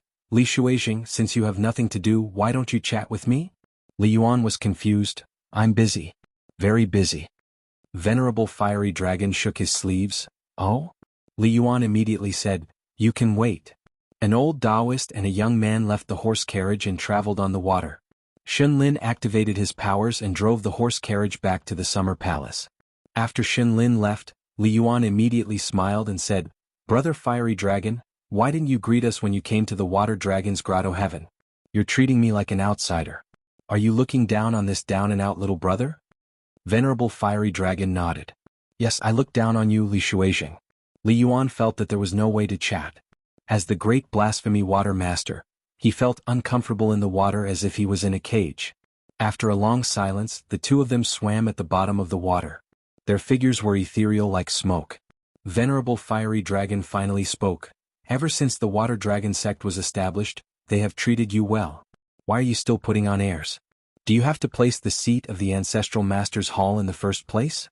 Do you always remind the sect masters of the Water Dragon sect that the Ancestral Master's Hall is your territory? Are they just tenants? Is there something wrong with your brain? Do you really think you are the leader of the pugilistic world? How dare you be so arrogant? Li Yuan said weakly, if you want to condemn someone you can always accuse him. Old Taoist, whatever you say. I'll admit it.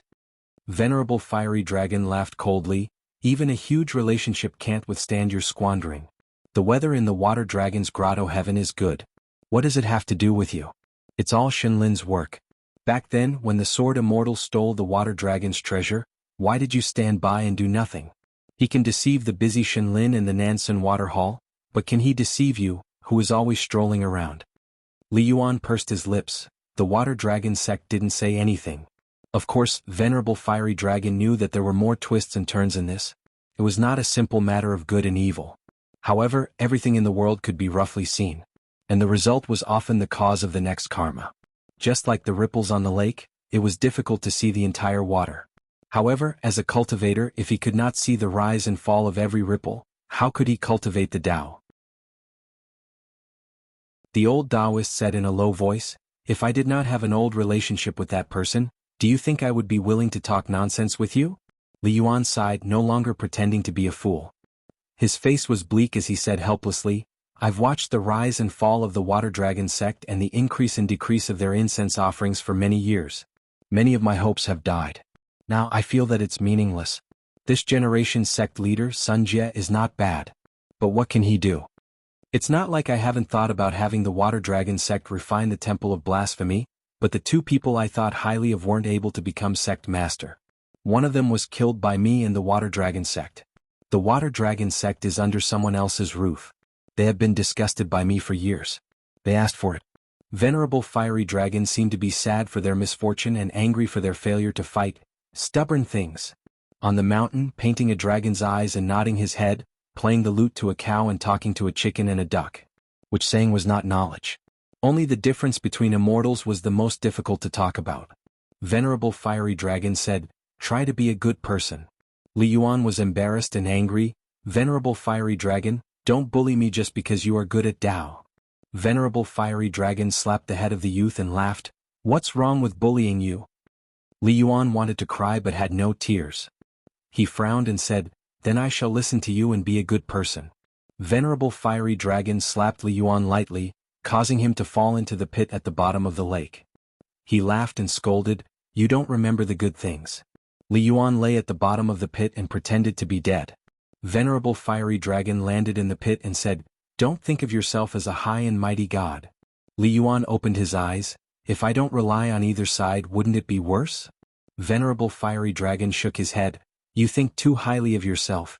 You are indeed hard to teach." Li Yuan put his hands behind his head and said with a stupefied expression, "I'm just a frog at the bottom of a well who can't see the light of day." Venerable Fiery Dragon had left quietly. Li Yuan sighed. "I have been slapped for nothing again." Venerable Fiery Dragon walked slowly into the mansion on Darling Duck Island. Chen Pingon had already woken up and was watching Zhang Shanfeng practicing martial arts in the courtyard. Seeing Venerable Liao, Chen Pingon was about to greet him when Venerable Fiery Dragon waved his hand. "You are not tired. It's fine as long as you have the heart. Go into the house and take a look at your third natal item. If there is nothing wrong with it, you should refine it as soon as possible. Cultivating on the mountain and thinking a lot, there is no problem. However, it does not mean that you have to do things slowly. Furthermore, walking slowly doesn't mean that it's really taking one step at a time. Qin Pingon, you have to carefully understand the difference between the two." Qin Pingon remembered it in his heart and kept it in his heart. Zhang Shanfeng stopped practicing his martial arts and walked into the house with his master and Qin Pingon. Qin Pingon carefully took out the wooden statue fragments from the Taoist temple at the top of the mountain.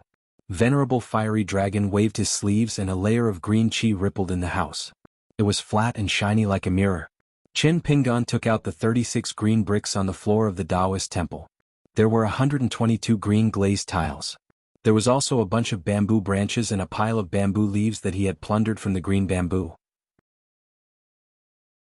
Venerable Fiery Dragon asked, "You have walked through many grotto heavens and blessed lands and accumulated all these?" Qin Pingon shook his head and said, "I found them all from the same place." He was too embarrassed to say that he had picked them up. Venerable Fiery Dragon looked at him strangely, "Are you a bandit?" Qin Pingon was about to take out the other treasures on the mountain when he stopped. He bought a lady's fan and a pair of Dragon King baskets from Taoist Sun. There was also the ancient mirror that Master Huang gave him, the Taoist Xinzhai plate, the jade bangle and the tregal pot. He wanted to let Venerable Fiery Dragon take a look at them and estimate their value. Venerable Fiery Dragon glanced at the pile of broken wood again and was not in a hurry to reveal the secret. He pointed at the green bricks and said, "The toughness of the bricks is not inferior to the dragon-slaying platform that sword cultivators dream of. As it has been immersed in the essence of Tao for many years, the essence of water fate in it is just a surface. If you give up the bricks and take the water fate, it would be a waste." Qin Pingon looked at Zhang Shanfeng who was at the side. Venerable Fiery Dragon laughed, "What are you giving it to me for? Keep it for yourself. The 36 Tiangang is the proof of the affinity of Tao. It is useless if one is missing." Venerable Fiery Dragon pointed at one of Qin Pingon's key acupuncture points. "The human body is a small world. The Tiangang is the Tiangang. Taking the center of the four directions is my heart. The Tiangang in the sky is the essence of yin and yang. One is illusory and one is real. These are the great sayings of Taoism. Didn't you cultivate the five-colored earth as the natal item of the earth? You can cultivate the 36 Tiangang properly and use them as the base of the mountain in your heart. It can also protect your mind and kill two birds with one stone. But to cultivate this item, you need to consume a lot of spiritual energy. It is not easy to cultivate the base of the mountain. I will teach you a chant later. The dragon's vein is also divided into mountains and rivers. Your method of cultivating items is not suitable for creating mountains. Venerable Fiery Dragon picked up a glazed tile and laughed. Do you know how much this glazed tile is worth if you sell it to the right person? Qin Pingan shook his head. Venerable Fiery Dragon stretched out a palm and shook it. Qin Pingan asked, 10 pieces of small heat coins? Venerable Fiery Dragon joked, 10 pieces of small heat coins? Is it worth me shaking my hand? Zhang Shanfeng reminded softly, 10 pieces of grain rain coins, grain rain coins. Qin Pingan asked, do you want to sell it to the White Emperor City's glazed pavilion in the Central Plains? Venerable Fiery Dragon nodded his head. It was easy to talk to smart people. If it was an ordinary cultivator, a glazed tile would be worth 1 piece of grain rain coin at most. Those who do not know their value would not even be willing to accept a few pieces of grain rain coins. This is because this item has to be accumulated in order to have a miraculous effect. If it is not enough, it would just be a gimmick and not useful. Qin Pingan was lucky that he did not sell his belongings cheaply. If he knew the truth later on, his Tao heart would be in a mess. Venerable Fiery Dragon picked up a bamboo branch and laughed.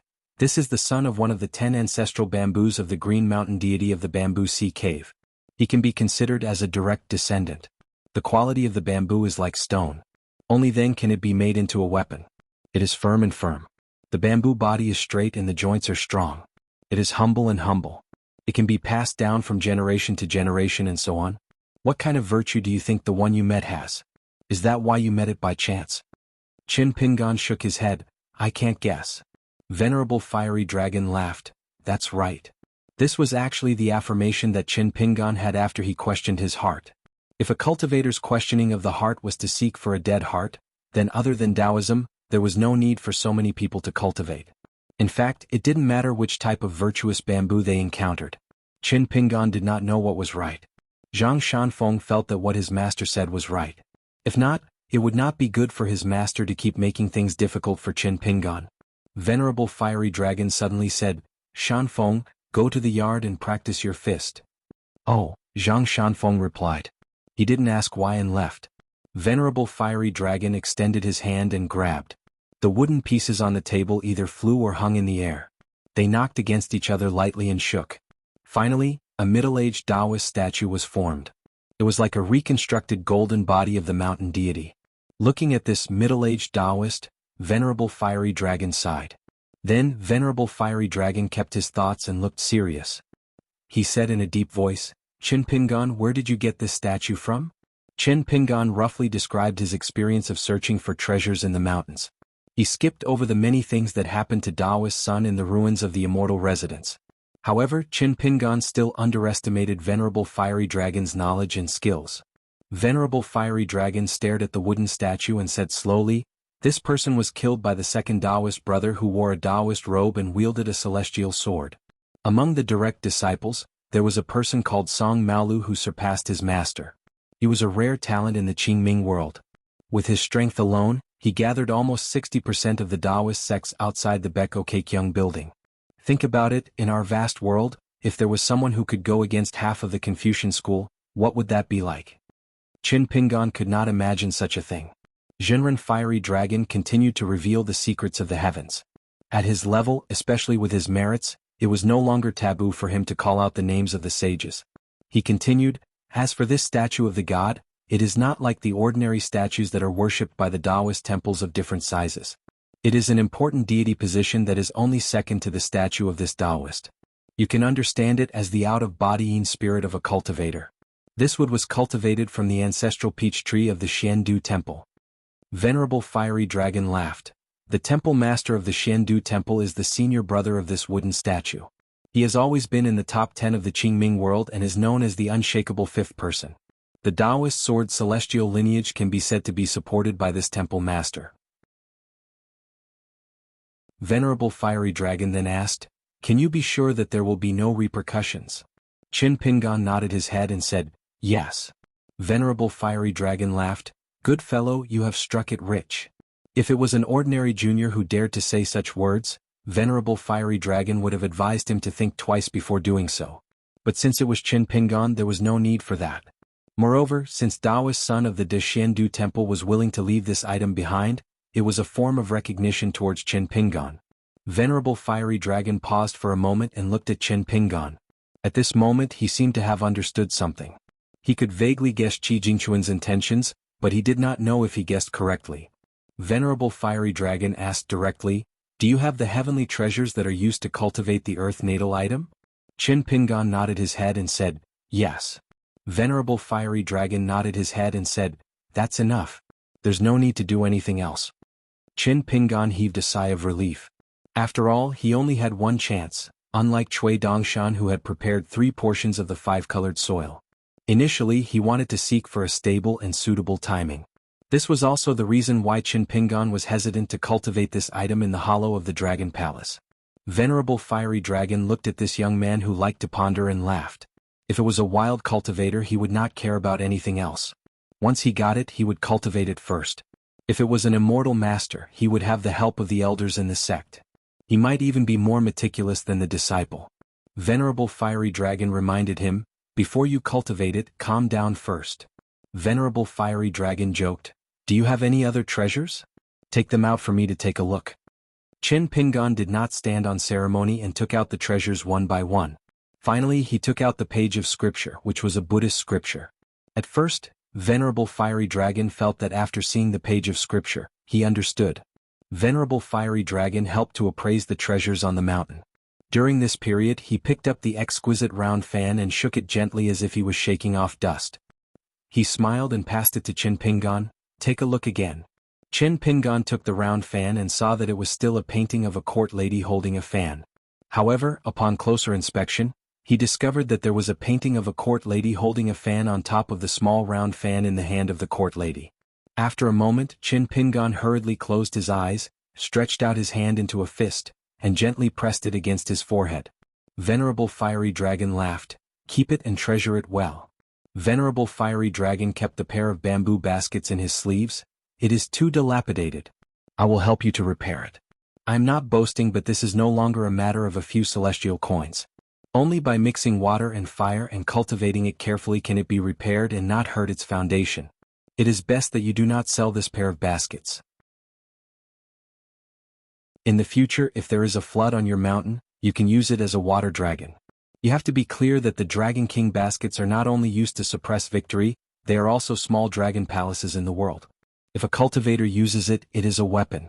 If a water dragon occupies it, it is a natural residence." Qin Pingan thanked him. After Qin Pingan kept all the items, Venerable Fiery Dragon wanted to say something but stopped. Venerable Fiery Dragon laughed, "It should not be a family matter. I understand now. Are you curious about the style of my flat earth peak?" Qin Pingan braced himself and said, "Venerable Fiery Dragon, if I may be so bold as to say, you can teach Zhang Shanfeng some profound Tao techniques." Venerable Fiery Dragon laughed out loud. If one were to talk about the realms of a cultivator, it would be the most tangible thing in the world. However, Venerable Fiery Dragon's flat earth peak did not allow any disciples to talk about their realms. The reason behind this was not to be told to outsiders. However, the young man in front of him was not considered an outsider.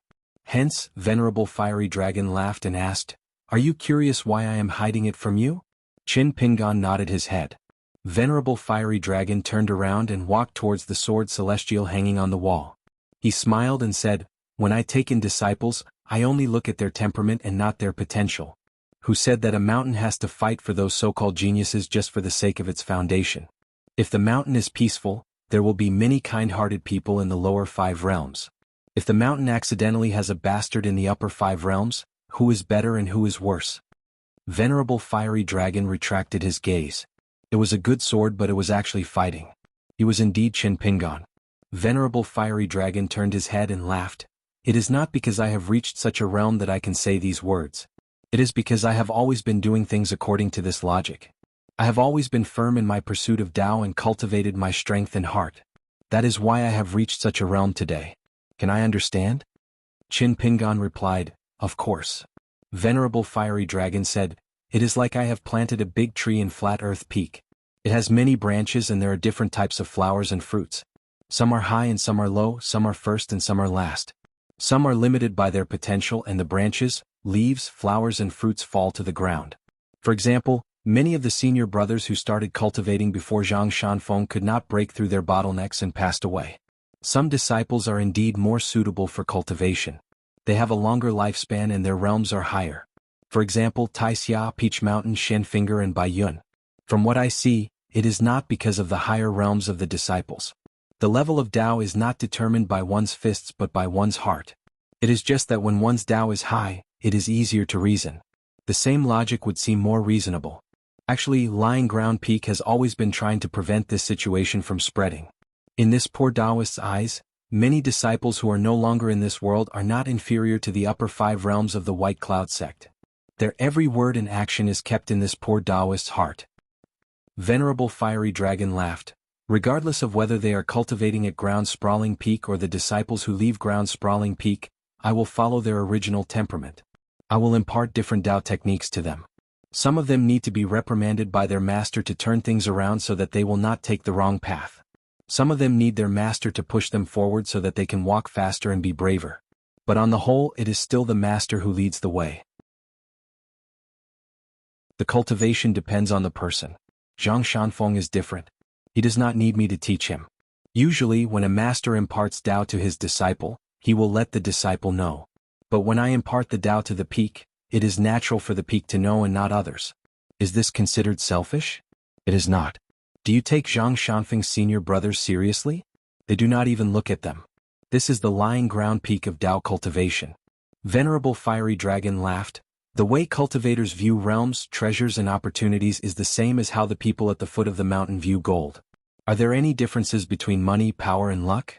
If a cultivator wants to be a real immortal on the mountain, he has to come up with a different way of thinking, right? If one has a hard fist, a long lifespan and many spells, he is a superior immortal? There are really too many immortals in the world. Qin Pingan thought about the words of the old Tao master. Some of the words of the old Tao master today would become rules that could be used by Luopa Mountain.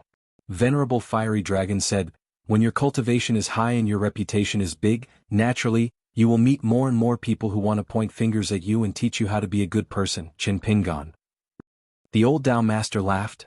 Then you have to remember that the people of today are talking about the ancients and the living are talking about the dead. They are all bullying the other party for not speaking. So, firstly, Qin Pingan, don't die. Furthermore, the truly evil people in the world actually like the existence of good people the most. Only fools would despise good people and complain all day long about not doing enough good deeds. These people can't understand, can't be taught, and can't be changed. Their minds are all muddled and their bodies are filled with hostility. In my opinion, they are the most powerful people in the world. I can't do anything to them at all. Many people in the world were reasonable, but it was all for the sake of winning or losing. That was why they liked to go to extremes. They were afraid that if they didn't do so, they wouldn't be reasonable enough. These kinds of people seem to be full of logic, but in fact, they are the most unreasonable. You have to be careful of these smart people. That's why this penniless priest admires old Mr. Wensheng from the bottom of my heart. When reasoning with others, right is right, good is good. Reasoning with others is never the same as fighting. You have to rely on words to beat the other party until they're lying on the ground begging for mercy. Only then will you be considered to have won. Instead, it's because you and I share the same principles and we both benefit from each other. Qin Pingan didn't say anything. However, Venerable Fiery Dragon already knew a part of the answer to his guess. That would do. What a good plan to lay in wait for thousands of years. It turned out that there was such a way to protect the Tao. It seemed that he had underestimated Qi Jingquan's knowledge previously. Indeed, the lineage of the sage of Wensheng was so protective of their own people that they could be said to be lawless. That was why Venerable Fiery Dragon said something profound and mysterious. Qin Pingan, sometimes, what you think you've completely lost is what you've really grasped. That's why some of the disappointment that you think you've lost is where other people's hope lies. Finally, the old perfected being patted the young man's shoulder. All right, strike while the iron is hot. Quickly refine the third natal item. This penniless priest is personally guarding the pass.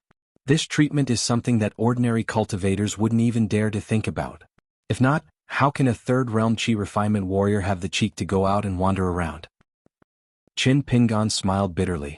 Didn't you just say that cultivators shouldn't be judged based on their realm? Venerable Fiery Dragon smiled. You, Qin Pingan, are not a cultivator from the prone ground peak. Qin Pingan said helplessly, that makes sense. The old perfected being clicked his tongue.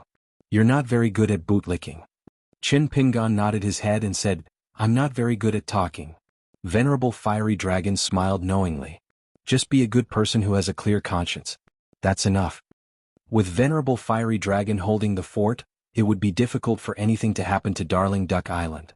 Qin Pingan was in seclusion to refine the third natal item. Before this, Venerable Fiery Dragon had imparted to him an ancient item refinement incantation called Refining the Three Mountains. He had asked Qin Pingan to refine the true meaning of the 36 green bricks to strengthen the mountain shrine and become the foundation of the mountain. In the end, the lad asked if he could refine the true meaning of the bricks and not the bricks themselves. Venerable Fiery Dragon did not ask much about the use of the 36 green bricks without the true meaning of the Tao and water fate. He only said, yes. If not, the success of the wood-type natal item would cause a huge commotion. It was still alright to deal with the movements at the underwater residence. However, the mountain shrine that was made from the new 5 mountains and 5 colors soil of the Aquarius continent would inevitably be affected by the chi dynamic. The 3 items complemented each other and the balance would be lost right from the start. If not, Qin Pingan would have to spend a lot of time and resources to repair the shrine. Venerable Fiery Dragon could not afford to lose his face. Venerable Fiery Dragon was a real person at the top of the mountain. He looked down from above and saw the current state of Qin Pingan clearly. In the underwater residence, regardless of whether it was the natal item water word seal, or the incomplete but rudimentary mural and the small pond, there was no need to ask for more. The number of God's favored ones in the North Continent who had such a layout in the underwater residence could be counted with 2 hands. Furthermore, the key was to wait and see when Qin Pingan could turn the pond into a deep well and then into a dragon's pond. As for Qin Pingan's natal mountain shrine, its material was relatively normal. However, it was not inferior to the Grandmaster's Hall and had a long-term advantage. Regardless, it could not be compared to the underwater residence and the wooden house in the future. However, Qin Pingan spent a total of 10 days to refine the Tao and remove the water fate from the 36 green bricks. If it were those disciples of his, 3 days would probably be enough. Venerable Fiery Dragon did not think much of it. On the path of Tao, some people would progress faster if they started early. However, the harder it was to climb a mountain. It was inevitable that they would progress slower and slower. Therefore, only the prodigies in the early stages of climbing the mountain would be able to break through the realms in one go. No one would be able to progress smoothly after becoming an earth immortal. Even Li Lu was no exception. He would be stuck in the nascent soul stage for a period of time. However, there was a small group of people who would progress faster and faster. The former were the gods' favored ones, while the latter could make the gods' favored ones happy for many years. However, one day they would realize that they were mediocre too. Qin Pingan was busy with his cultivation. Zhang Shanfeng stayed at Darling Island, cultivating his qi, practicing his martial arts and chatting with his master. One rainy day Zhang Shanfeng was taking a stroll by the shore with an umbrella. He saw a young man poking his head out of the water and asked him a strange question. The young man asked him if he punched Zhang Shanfeng, would he cry and go back to complain to his master? Zhang Shanfeng squatted by the water and asked if the punch was heavy. The young man was full and bored. He discussed the strength of the punch with the young Taoist. After the discussion, Shui Zheng and Li Yuan felt that there was a chance. However, the young Taoist said, I feel that I should ask my master before deciding if I should take the punch. Li Yuan felt as if he had been struck by lightning. He had been secretly observing this young Taoist for the past few days. He thought that this young Taoist looked rather silly. Why was he not honest at all? Zhang Shanfeng could not help but laugh. I'm just joking with you. I've been to Darling Island so many times. It's rare that I can chat with someone. Li Yuan, who only revealed his head, jumped out of the water and sat cross-legged. He placed his hands on his knees and asked, Young Taoist, why is your realm so weak even though you have such a master? Zhang Shanfeng laughed. The master can't replace his disciple's cultivation. Actually, he felt that the young man in front of him had some problems with his brain. Li Yuan shook his head and felt pity for this little fool from Flat Ground Peak. He clicked his tongue and said, "Young Taoist, you really don't know how lucky you are. Your talent is definitely not that good. If it were anyone else, they would have already flown to the golden core or nascent soul realms. When the time comes, you can cry and ask your master for a few treasures. Every time you go down the mountain, won't you be able to do whatever you want and be respected by everyone?" Zhang Shanfeng smiled and said, "That's right, I came from Flat Ground Peak. With your temper, you won't be able to become a Taoist from Flat Ground Peak. However, everyone has their own fate. It doesn't mean that it's a bad thing that you can't become a Flat Ground Peak Taoist. I think you should be a water god from the Dragon Palace Grotto Heaven, right? I'm quite envious of you. You were born with the ability to repel water. I can't do it. I followed my master on the mountain to cultivate immortal spells. Each of you learned slower than the other." Li Yuan sneered and said, "But you don't seem to be in a hurry?" Zhang Shanfeng rolled his eyes and said, "If being in a hurry is useful, do you think I'm not in a hurry? I know it's useless, so why should I be in a hurry?" Li Yuan sighed and said, "The old Jinren must be upset to have such a vulgar disciple like you." Zhang Shanfeng laughed. Li Yuan was more and more certain that this guy was a little fool. Then, Venerable Fiery Dragon should be an old fool? When he thought of this, Li Yuan felt a little comfortable and laughed with the young Taoist. Then Li Yuan could not laugh anymore. Venerable Fiery Dragon stood beside Zhang Shanfeng and smiled. Li Yuan stood up and said, "Congratulations to the old Jinren for taking in such a talented disciple. You're more than one in a million. Great Tao is within reach. Great Tao is within reach." This was probably why Li Yuan was more powerful than Sun Jie, the leader of the Water Dragon sect. Sun Jie and the Water Monarch of Mirage Lake, and of course, Li Yuan's colleague Shenlin, no one dared to say this in front of Venerable Fiery Dragon. Venerable Fiery Dragon said, "Go and inform the two islands, White Armor and Blue Beard. Then inform the southern Xuanshui Hall. No matter what happens next, there's no need to be nervous." Since it was a serious matter, Li Yuan, who was the water god, no longer smiled cheekily. He nodded and turned into spots of golden light before disappearing. He was not willing to show his face at the two islands. It was simpler to let Shenlin and the southern Xuanshui Hall clean up the mess. As long as it did not involve profanity and incense, Li Yuan could not be bothered to interfere. Zhang Shanfeng realized that it was no longer raining on Darling Island. He kept his oil paper umbrella and said softly, "Master, I feel that Darling Island is a little weird. The rain comes and goes without any signs." Venerable Fiery Dragon nodded and said, "Shanfeng, you're very meticulous and observant." Zhang Shanfeng laughed and said, "I learned it from Qin Pingan." Venerable Fiery Dragon laughed and asked, "Did Qin Pingan learn anything from you?" Zhang Shanfeng thought carefully and said, "Complaining about being poor and hungry?" Venerable Fiery Dragon laughed and said, "Not bad." After about half an hour, Zhang Shanfeng and Venerable Fiery Dragon sat on the talisman boat that they rented from the Water Dragon sect and headed towards the Sea of Clouds. They looked down at Darling Island from afar. Zhang Shanfeng suddenly realized that a horse carriage jumped out from the lake between Darling Island and Darling Island. There was a female god standing in front of it. She seemed to be using her supernatural powers to control the spiritual energy in the surroundings to gather towards Darling Island. Zhang Shanfeng suddenly said, with Qin Pingan's temper, if he knew what this water god did, he would remember and be grateful for a long time. Venerable Fiery Dragon said slowly, "Heaven and earth give birth to all living things and nurture humans. How to look at heaven and earth is the great knowledge of cultivators." Similarly, there was a table full of food. Some people ate heartily, some chewed slowly, and some thanked Nian Chen for his kindness. These were the kind men and women. Some paid the bill, afraid of owing a single copper coin. These were the people who cultivated the Tao. Some people flipped the table after they finished eating, afraid that others would eat too. The people behind would call him a strong person and be full of respect.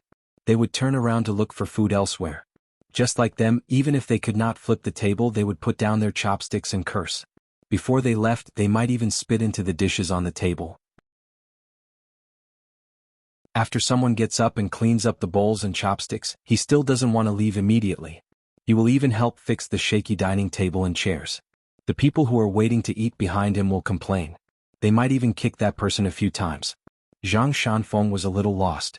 Venerable Fiery Dragon sighed and said, "The people who disappointed the Confucian sages the most are always the scholars. The people who made Tao the most dusty are the cultivators of Tao. The people who ruined Buddhism's teachings are always those who chanted scriptures." Zhang Shanfeng asked, What should we do? The old Taoist said slowly, restrain yourself. Seek truth. Do it yourself. Zhang Shanfeng was worried and asked softly, how is Qin Pingan doing? Venerable Fiery Dragon thought for a while and said, Qi Jingchuan's knowledge has never been in vain. Zhang Shanfeng asked again, does Qin Pingan know about it? Venerable Fiery Dragon shook his head and said, I don't know. Zhang Shanfeng suddenly said, I think this is the right way. For the first time Venerable Fiery Dragon was stunned. He looked over and shook his head and laughed, what a small wooden house. It actually has a door made of Huaiwood that appeared out of nowhere. This is a little unreasonable. The door of the Huaiwood house was half open and there were soft cries. There was a peach tree in the house. There were no peach leaves and no flowers. It was unknown when the soft cries would disappear. It was also unknown when the peach leaves and peach blossoms would meet again. It could be the spring of the coming year. It could take even longer. Outside the small alley, there was a lonely young man in green. He looked at the small alley not far away. There was a child who was jumping home happily. He was shouting that he would be able to eat candied haws soon. Qin Pingan, who was not even a teenager, slowly stretched out his hand as if he was greeting the child. The carefree and innocent child stopped in his tracks and tilted his head to look at the adult. The child did not seem to recognize who the adult was. However, the child was no longer laughing and laughing. He just silently walked past that person's figure and went into the house, closing the half-closed courtyard door. He left the adult version of himself standing outside the door. In the end, the child seemed to be a little older. He was taller and darker. The child opened the door and walked out of the house. He was carrying a big basket.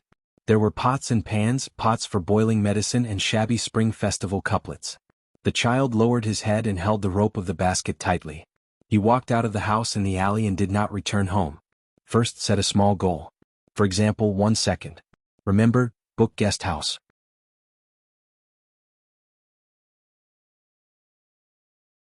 "5:53.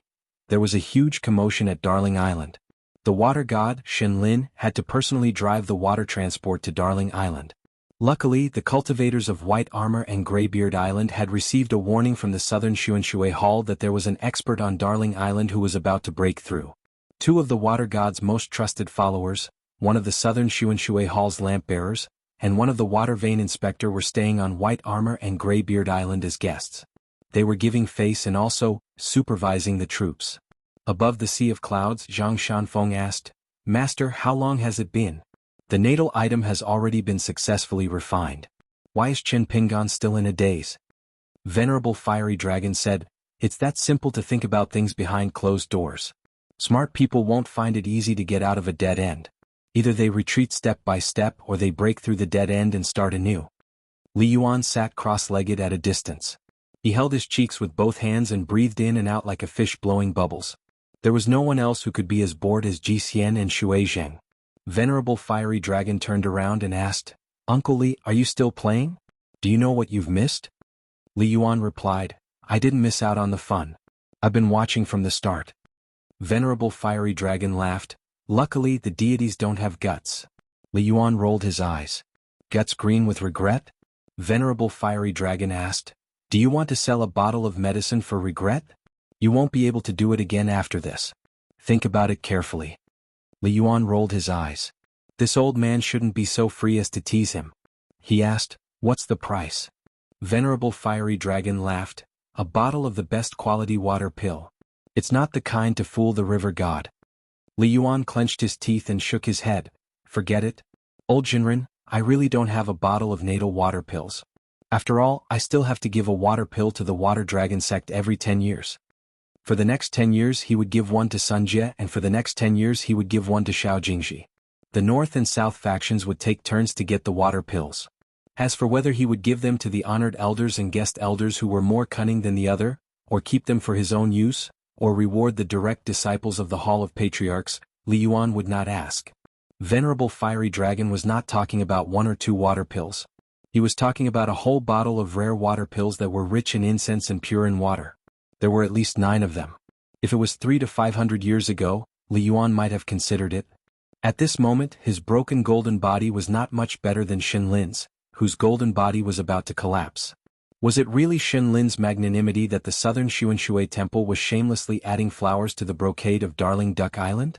This woman was good at managing her household and was very thrifty. Did she not feel that she had grasped onto a life-saving straw and treated this fire dragon Jinren as a living bodhisattva who could save her from suffering? He had nothing to lose.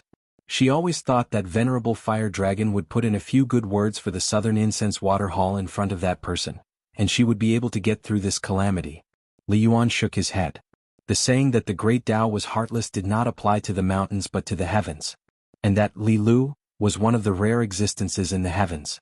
To put it bluntly, Xinlin had caused such a ruckus and she would have to waste another few decades of her life. Could it be that she had forgotten what Fire Dragon Jinren said in the beginning? She just wanted the Southern Incense Water Hall to stand aside and watch. Zhang Shanfeng was a little doubtful. Fire Dragon Jinren laughed. It's difficult to force a bull to drink water. Zhang Shanfeng asked softly, did Qin Pingan break through the realm? Fire Dragon Jinren shook his head.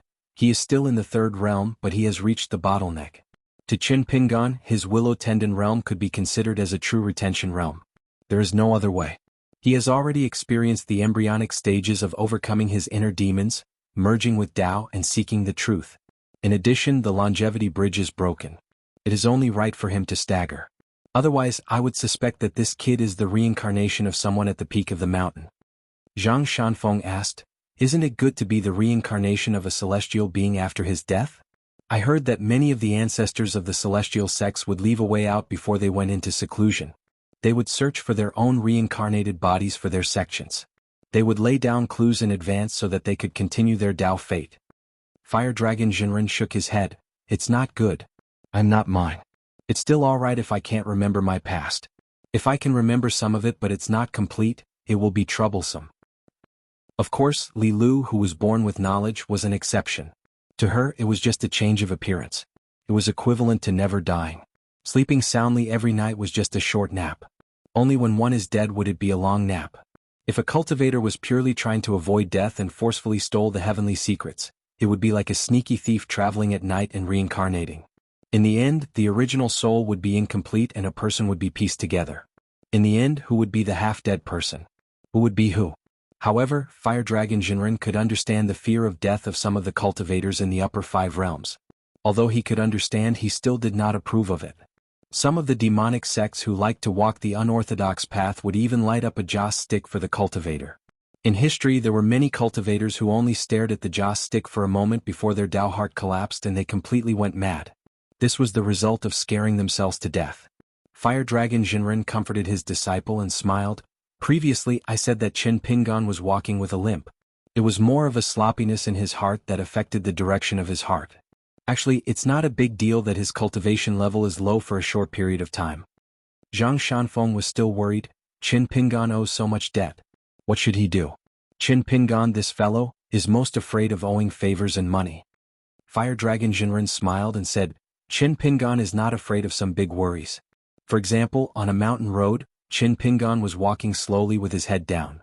In the end, he realized that he could bend down and pick up money a few steps ahead. Even if it was just a piece of snow, do you think Qin Pingan would walk faster? Every time he picks up a piece of money, he will have one less burden. Over time, he will walk faster. Zhang Shanfeng was enlightened. Master, you've only met Qin Pingan twice and you already know Qin Pingan so well? Fire Dragon Jinren suddenly said, the dust has settled. We can return to Darling Island now. Li Yuan could not help but ask, this Mr. Qin, what's his cultivation level? Li Yuan could not hear a single word of the conversation between Fire Dragon Jinren and his disciple. He was the best fire cultivator in the world. He should be in the top 10 in terms of water cultivation. Don't forget, Fire Dragon Jinren was a celestial master of Dragon Tiger Mountain. What kind of place was Dragon Tiger Mountain?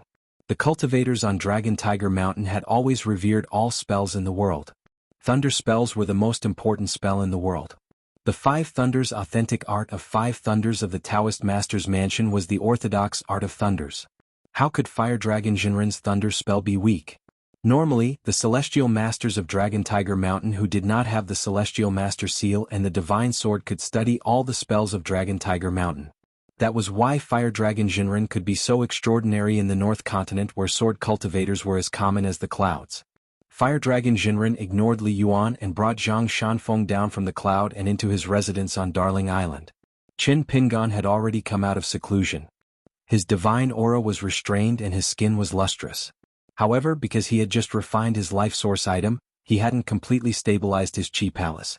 Therefore, the spiritual aura overflowed from his body, making him appear more and more ethereal. Once the wooden house stabilized, he would be able to freely restrain and release his immortal aura. Fire Dragon Jinren nodded and praised, "When I was in the lower 5 regions, I did not have such an aura." Qin Pingan clasped his fists and thanked him. Fire Dragon Jinren did not mind Qin Pingan's excessive formalities this time. On the path of cultivation, one had to guard the formation for others. When someone in seclusion had successfully exited, he still had to do some superficial things. Fire Dragon Jinren said, "Since it's done, Shanfeng and I shall not stay any longer. There are still a lot of things to do at Flat Ground Peak." Zhang Shanfeng mumbled, "Sleeping anywhere is the same." Fire Dragon Jinren was not annoyed by his disciple's words. Instead, he laughed and explained, "Of course it's more comfortable to sleep at home." It was not without reason that cultivators occupied the famous mountains and rivers in the world and distanced themselves from the mortal world. Celestial beings had moved into the mountains. There were many worries in the mortal world. Hence, it was better to enter the famous mountains. Both the body and the heart would be peaceful. Zhang Shanfeng nodded, "I do miss my seniors and juniors." Qin Pingan said, "I might have to trouble you with something." Zhang Shanfeng said, "No trouble, no trouble."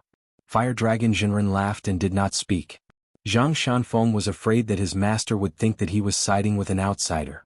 He hurriedly said, "Master, Qin Pingan knows his limits. If it's troublesome, it shouldn't be too troublesome. This means that we have taken a favor from him. He will definitely visit us before returning to the Aquarius continent from his travels in the North Continent. I will bring him around then. There are many places in the sect, such as the Peach Mountain and the vicinity of the Taixia Peak. I have not been there before." Fire Dragon Jinren nodded his head and smiled at Qin Pingan, "Say it." Qin Pingan then said that he wished to keep only 2 of the 122 dark green glazed tiles. He would have to trouble the old Taoist to sell the rest to the White Emperor city of the Central Divine Continent. He would only take 600 grains of grain rain money. Zhang Shanfeng was stunned. Just as he was about to speak, he was stopped by Qin Pingan's gaze. Fire Dragon Jinren seemed to be weighing the pros and cons. He laughed and did not speak. Qin Pingan waited quietly for him to continue. Distant water could not quench the present thirst. Luopa Mountain was in dire need of divine money. There were holes everywhere that needed to be filled and each of them was not small. Upgrading the Lotus Root Blessed Land to a medium-level Blessed Land was a matter of utmost importance. If he did not count the income from the third night banquet of the Mountain and Rivers deity, if he could sell that pile of glazed tiles, he would immediately earn 600 pieces of grain rain money. Not only would he be able to make up for all the shortfalls, he would still have about 200 pieces of grain rain money left over. He would send half of the grain rain money to Julien as Luopa Mountain's savings so that he would not be strapped for cash. For some favors, since there was no choice, then he might as well owe a big favor, but the number of times had to be small. It was far better than switching between small favors and not being able to return them. Then there would be no need to talk about favors, it would purely make the friend feel that they had met a bad person. Furthermore, he had always cheated Wei Pai. As the righteous god of the North Mountain, how could he do such a thing in his own territory? Rabbits were particular about not eating the grass near their burrows. Think about me, Qin Pingan. I am a bag shop. Even if I carry a case on and run far away, how can it be the same? Qin Pingan could keep 100 grains of grain rain money for himself to buy 2 or 3 sword immortal imitation swords from Sword Hatred Mountain. If it was really cheaper than expected, he could buy a few more and give them away. Besides, the construction and operation of Luopa Mountain's protective mountain formation was not a small expense. The selection and placement of the winning items for the many new mountains, including Mount Grey Mist and Ao Bay Mountain, was the third matter. Actually, Jiang Shangzhen had used the excuse of thanking Qin Pingan for helping the True Realm sect to have an additional sword immortal worshipper. He had to make up for his absence from Wei Pai's 2-night banquets. In fact, there were already 3 winning items. The Dragon King basket that Immortal Fire Dragon used to repair was also counted. As for the rest, Luopa Mountain would have to continue paying for it. Therefore, Qin Pingan only kept 2 green glazed tiles as a memento. After all, this item was hard to come by. Leaving it at Luopa Mountain was a good omen for good things to come in pairs. Immortal Fire Dragon laughed. 600 grains? 50% discount? Qin Pingan, this is not a good deal for you. Qin Pingan laughed. It varies from person to person. If it were a rich man, I would sell him 2,000 grains of grain rain money without batting an eyelid. According to Immortal Fire Dragon's estimation, 120 glazed tiles could be sold for 1,200 grains of grain rain money at White Emperor City's glazed pavilion. However, some accounts were not calculated in this way. It was already a huge surprise to accidentally pick up such a large pile of glazed tiles. Otherwise, according to Qin Pingan's own thoughts, coupled with the attitude of the old immortal Huan Yun who was uncertain about the price of the glazed tiles, Qin Pingan would definitely be overjoyed if he could sell one glazed tile for 1 grain of grain rain money in the North Continent according to Immortal Fire Dragon's words. He might not even keep the last 2 glazed tiles. 50% discount at Kudi Peak. By making such a choice, firstly, he could immediately exchange for an unimaginable amount of Guyu money. Secondly, he could express his gratitude to the Fire Dragon Jinren for his guidance and guarding the pass. Thirdly, he could avoid many accidents when doing business with the White Emperor City of the Central Region. In the end, Qin Pingan still hoped that in the future, before returning to his hometown, he would pay a visit to Crouching Earth Peak and look for Zhang Shanfeng. This way he would be a little more confident and not have to be thick-skinned enough to freeload off the old Taoist. There was some calculation in this, but there was also some that were not. There was goodwill in it, but there were also a lot of selfish thoughts. Qin Pingan had an open mind. Reverend Fiery Dragon said, "Hurry up and refine the scattered and messy spiritual qi in the 3 Qi residences. Otherwise, we will have to return it to Darling Duck Island and the Cave of the Dragon Palace, which will be a waste of Li Yuan and Xin Lin's favor. It's just like how the host handed you a cup of tea out of goodwill. How can you leave after a few sips? This is one thing. Secondly, there's a limit to one's strength. It's inevitable that you can't absorb all the spiritual energy. After all, you're just a qi cultivator at the bottleneck of the 3rd state. You can't really drink too much tea. The host treats the guest sincerely and doesn't want to collect the guest's corpse in the end. Isn't that too unlucky? Therefore, you can study the mountain refining and water refining incantations and continue to refine the meaning of Tao in the green bricks of the Taoist temple. This is also a form of cultivation. Before this, you don't know that you're in a treasure mountain. Are these superior incantations that can refine all things really just used to refine items? Think about it yourself. Thirdly, it's these 120 glazed tiles. 600 grains of grain rain money. That's the price you mentioned. No buyer in the world would raise the price. I'm really a poor Taoist. I'm famous for being a pauper in the North Continent. Fortunately, I borrowed money from disciples like Peach Mountain and Shenji. It's not difficult for me to gather a few hundred grains of grain rain money. Therefore, I'll take the glazed tiles with me first. Later, I'll send a message to Xianfeng's Yuanling Hall and ask him to send you the money. He should be able to arrive before you leave the Water Dragon sect." At this point, Venerable Fiery Dragon smiled and said, "Don't worry. 1 grain rain money won't be a small amount." Qin Pingan cupped his fists and thanked him again. Zhang Shanfeng was a little conflicted. He was conflicted about his master and senior brothers being so rich. He was also conflicted about Qin Pingan's inevitable loss of 600 grain rain money. Even if Qin Pingan didn't feel the pinch, Zhang Shanfeng would feel the pinch. After all, his master had earned 600 grain rain money. Was this the so-called keeping the goodies within the family? Therefore, no matter what he said now, whether he was happy or unhappy, he would be suspected of being in the wrong.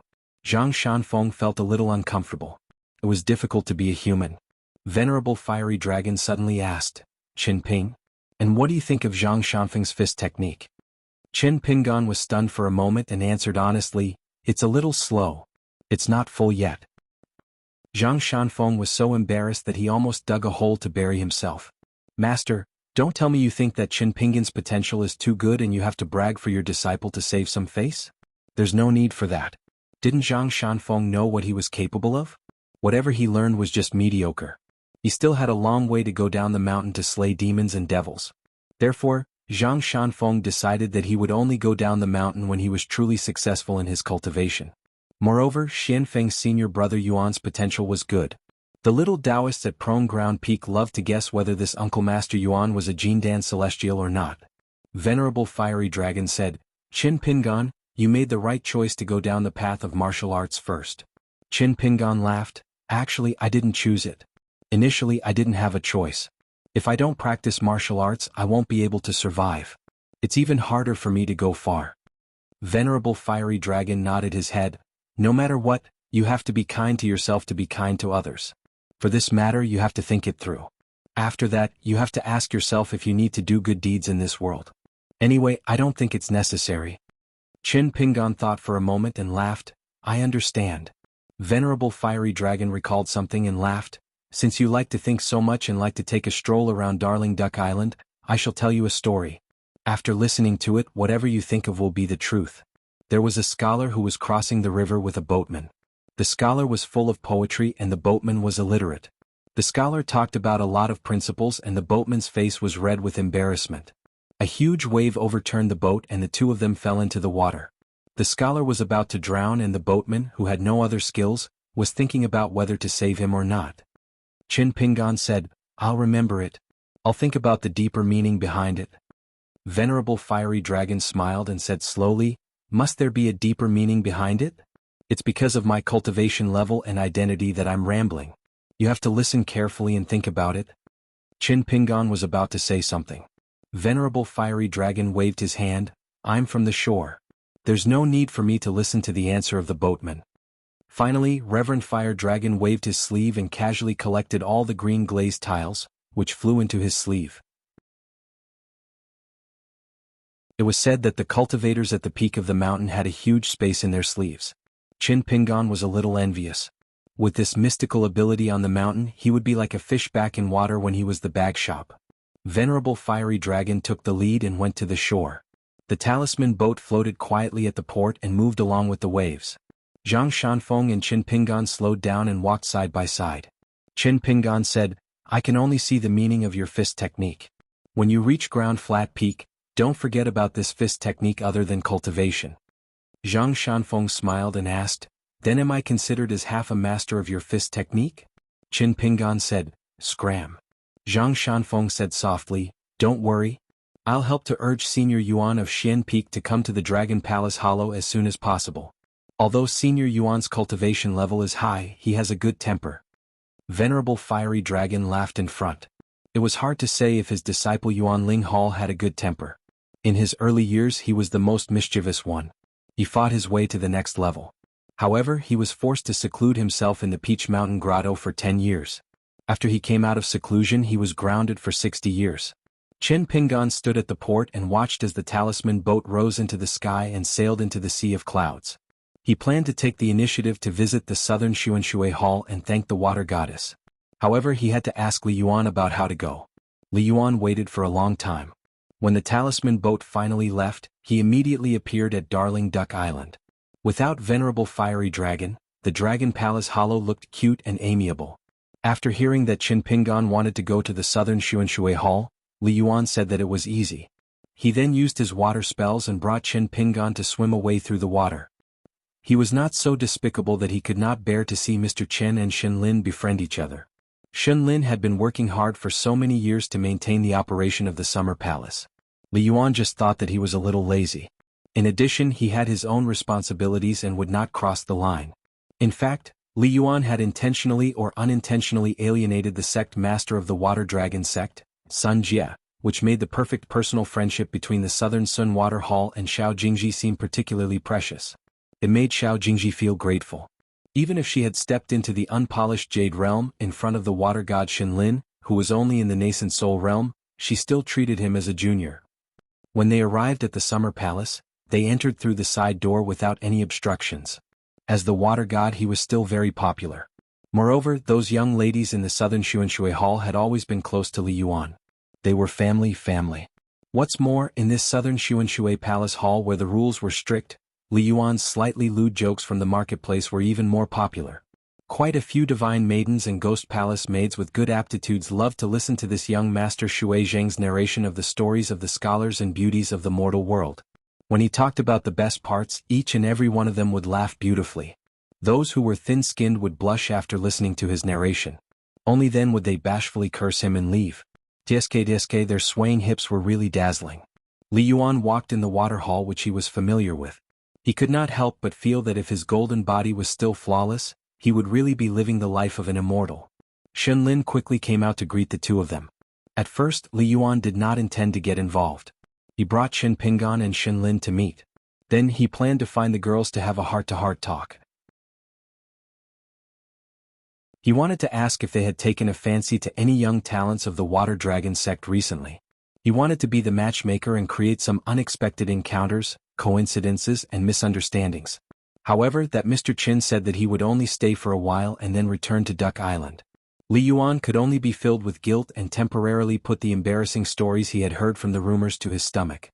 However, in the past thousands of years, Li Yuan had told no less than 100 stories that he had embellished. It seemed that they were all about that bastard Jiang Shangzhen's adventures in love. They were the most popular stories. It was really unreasonable. Chen Pingan held a small Xian tea cake in his hand. The gift was light and the affection was not heavy. In fact, it could only be regarded as shabby. It could not be helped.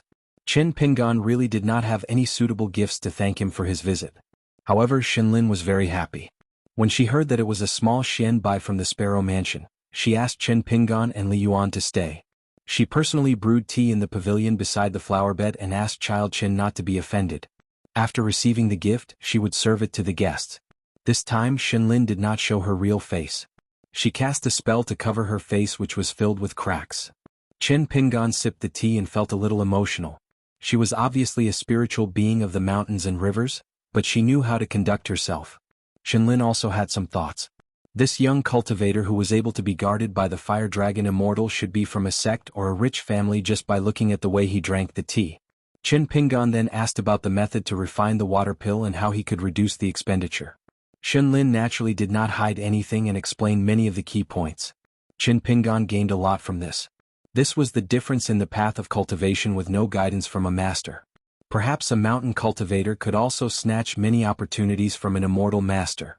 However, how to take the opportunities, treasures, and eventually succeed, whether it was 70 to 80%, 90%, or 100%, the key was the 8 words: orderly inheritance, continuous mana meridians. Many small differences accumulated over time could directly lead to the difference of a realm.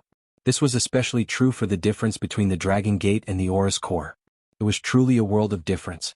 From the beginning to the end, Shenlin did not ask a word about Chen Pingan's background. She did not even try to probe. After drinking the tea, Chen Pingan bade farewell and rushed back to Darling Island. It was Li Yuan who personally escorted him. Chen Pingan arrived at the mansion on Darling Island. He sat on the futon and began to plan the next steps of his cultivation. Li Yuan returned to the southern Xuanshui Hall and met Shenlin, who did not even pack the tea set at the pavilion. Li Yuan actually did not like to drink tea. However, since Shenlin had brewed tea again, he did not mind. Leisurely drinking tea was better than drinking water, wasn't it? After Venerable Fiery Dragon came and left, Shenlin seemed to be more relaxed. Both of them chatted about the recent happenings in the North Continent. For example, Jiyu and Guyu perished together. Lu Jinglong of the Taihui Sword sect started to cultivate in seclusion. The female sect leader of the Qingliang sect actually had a Taoist partner. When Li Yuan talked about sect leader, he beat his chest and stomped his feet. He said that it would be great if such a beautiful fairy was not tainted by a dirty man for the rest of her life. Shenlin looked at Li Yuan. She seemed to be in a daze. He was a little envious of Shui Zheng, who had nothing to do all year round. As a deity, he played around in the human world. At Darling Island, Chen Pingan felt that from today onwards he would not be free for a moment. The Tao intent contained in the 36 green bricks was only the first step. It could barely be considered as inviting the deities to the mountain and to take root in the mountain temple. The next step was to completely refine it into the mountain root. Otherwise it would only be for show. However, it was difficult to refine the Tao will. Compared to peeling the strands of water from the cocoon and transporting them to the water mansion, it would take more time. There was no shortcut in this matter. He could only rely on the clumsy technique of dripping water to penetrate a rock and slowly refine it. Chen Pingan roughly estimated that it would take a full month to completely refine the first green brick. It would take at least 12 hours a day. Perhaps as time went on, the refinement of the remaining 35 green bricks would be faster. However, it would take at least 2 to 3 years. Moving the green bricks up the mountain and transporting water into the residence would take a long time. The good thing was that Chen Pingan knew that he was training his fists to the point of death. He could cultivate with more peace of mind as a chi refinement warrior. Actually, he did not have to deliberately pursue the number of stances a day. As long as his fist intent flowed continuously, he could just let nature take its course. As for whether he could reach the golden body realm as the strongest sixth realm, it was not that he did not want it, but that he did not want it. If it came, he would take it easy. If it did not come, so be it. There was no need for him to blindly train his fists to the point of having an additional martial arts fate for Pei Qian. If he took the wrong path, how could he be the master of his first disciple? When had he, Qin Pingan, ever asked for martial arts fate? Could it be that the disciple must have a shortcut in martial arts when the master did not insist on it? There was no such logic in the world. It was not as if Pei Qian was Qin Pingan's disciple and deserved such a good thing. Moreover, Qin Pingan had a vague feeling that after Senior Guyu's martial arts fate dissipated, it would be difficult for him to reach the strongest sixth realm. Actually, Senior Gu's gift had nothing to do with Qin Pingan's pursuit of the martial arts fate that he deserved. However, the world was full of mysteries. Moreover, there were many martial artists in the 9 continents, each with their own opportunities and experiences. How could Qin Pingan dare to say that he was the purest? Qin Pingan did not look at the scene of the 18 halting sword auras knocking on the last barrier. There was also no need to rush to refine the 2 flying swords into his natal item during the 1st and 15th days of the month. Next, he would stay on Darling Island and refine the rich spiritual energy accumulated in the 3 acupuncture points according to what the old perfected one said. It was raining outside again. Qin Pingan thought for a while, then stood up from the futon and went out with an umbrella. Mountains and rivers were still mountains and rivers, and there were still problems in his state of mind that he needed to reflect on. However, Qin Pingan felt that there was one good thing about him. As long as he did not fall into the state of being at a loss and took the first step, he could still bear the hardships. Qin Pingan walked slowly in the rain. Once one understood a fundamental thing, one would be able to understand everything. Parting the clouds, one would see the blue sky and the bright moon. If there were many flaws in one's heart, all he needed to do was to fix them. For example, if one had the intention to do good, then so what if one did not reward them? If a good thing happened to others, then it was not a good thing? If one had the intention to do good, then there was no way to correct more mistakes to make up for them, and to accumulate merit for the ghosts that died in vain, then one would have to find a way to correct one's mistakes. Over the years in the mountains and in the water, there were many paths that were not taken. Qin Pingan had always believed that a gentleman did not expect to be repaid for his kindness. Could it be that he was just using it to deceive himself and others, and now that it had landed on his head, he would feel uncomfortable?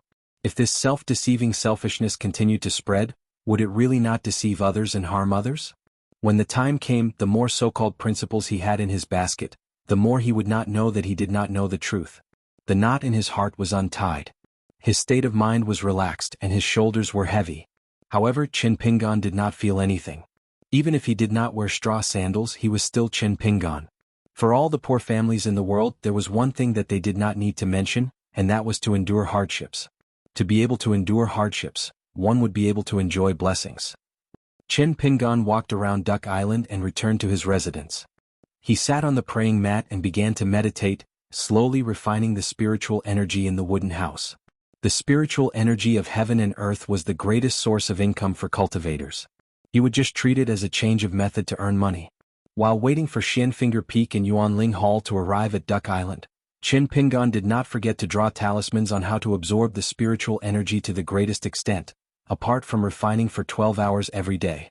Qin Pingan also did not forget to eat and sleep. He only cultivated for 12 hours a day. On this day, a skinny middle-aged Taoist came to Duck Island. He did not ride a talisman boat, but directly broke through the sea of clouds and rode the wind. The Taoist smiled and looked at Qin Pingan, who came out to greet the guest. The Taoist bowed and said, "Xianfinger Peak and Yuanling Hall. I am Zhang Shanfeng's 5th senior brother. Young Master Qin, you can call me Yuan Jishuan." Qin Pingan quickly returned the greeting. Naturally, he would not address him as Yuan Jishuan, but as Senior Yuan. He brought this Taoist immortal who did not look old and had high Taoist skills to his residence. Zhang Shanfeng did not know the true background of his sect, but Qin Pingan wanted to know more. Before he traveled to the North Continent, Wei Pai had told him about many interesting stories of Kuti Peak. There were no hidden secrets. As long as he was interested, he could find out. Of course, it was difficult to find out about Kuti Peak's Taoist from the Mountain Landscape Bulletin. Kuti Peak and those Taoists who could build their own residences were not the kind of cultivators who liked to show off. The Xianfinger Peak expert beside him was not the disciple of Venerable Fire Dragon with the highest realm.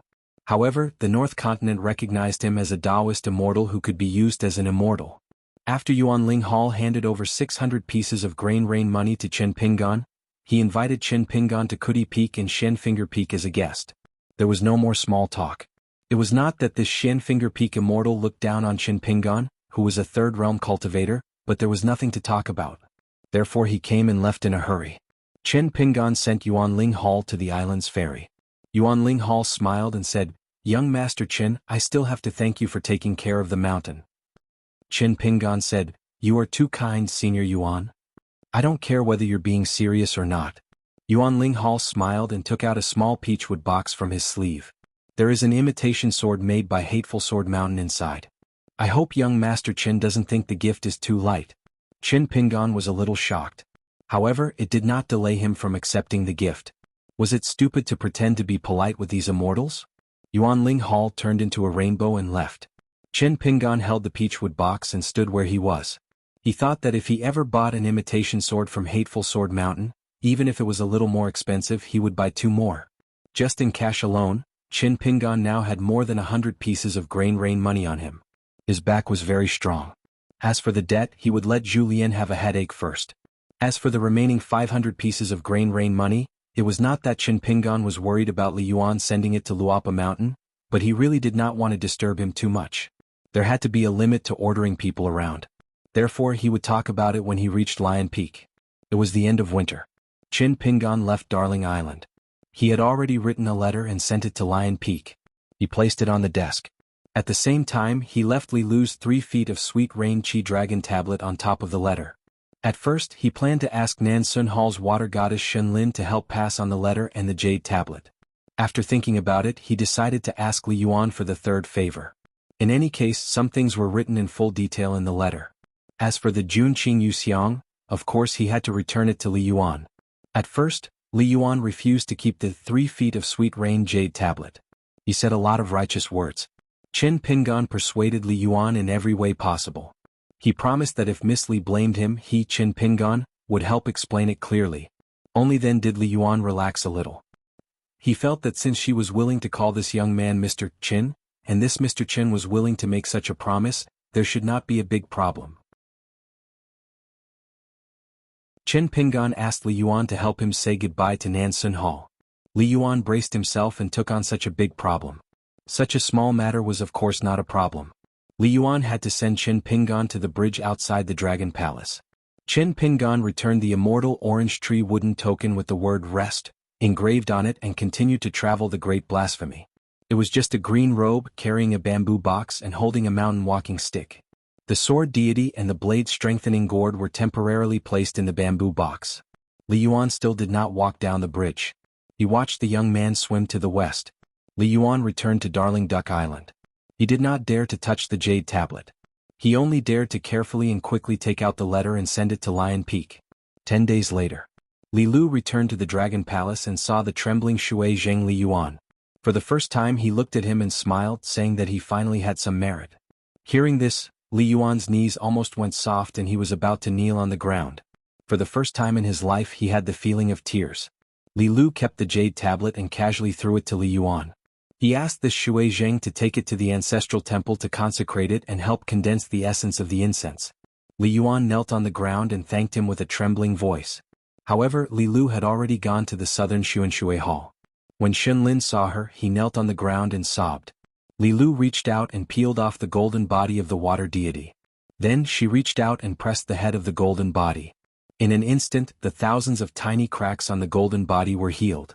Li Lu's wrist lowered slightly and smashed the golden body back into Shen Lin's leather bag on the ground.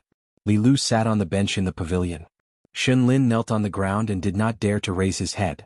Li Lu said, "It's been hard on you. If there are no major accidents, you will be the Lord Jizha Ling Yuan in the future."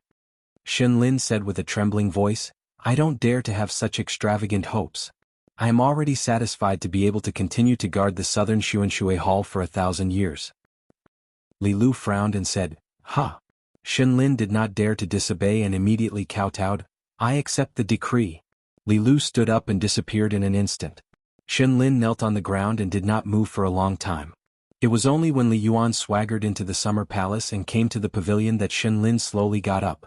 It was as if a lifetime had passed. Li Yuan had the 3 feet of sweet rain jade pendant on his waist. He puffed out his chest and walked into the pavilion. He winked at the water deity who seemed to have lost her soul and used his finger to point at the jade pendant on his waist. Look, what's this? Shunlin turned a blind eye to Li Yuan's actions.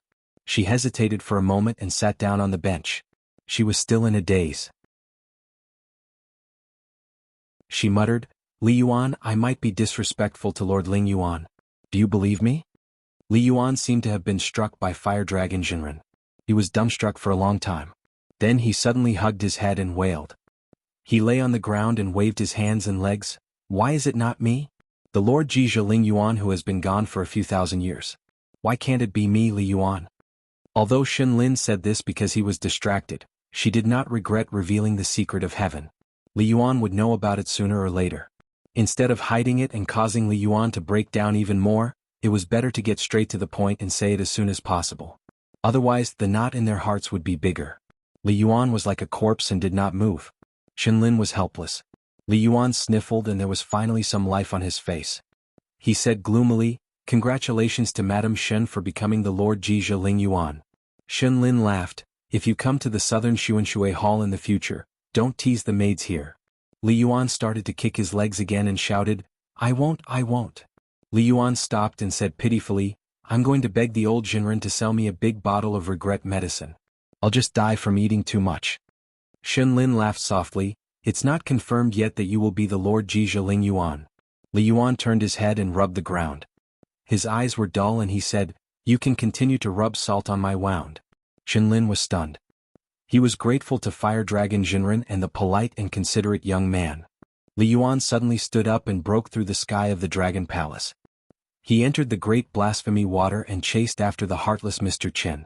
At the bank of the Great Blasphemy Water, Qin Pingon was washing his face with water. Suddenly a head popped out. As it was too quiet, Qin Pingon almost punched him. When he saw that it was Li Yuan, he withdrew the fist intent that had suddenly poured out like a flood. He smiled and asked, Why have you come? Li Yuan came to the bank and smiled, Mr. Qin, are you tired? Shall I help you carry the bamboo box? Rub your shoulders and knock on your back? Qin Pingon's scalp went numb. He smiled bitterly and said, What is going on?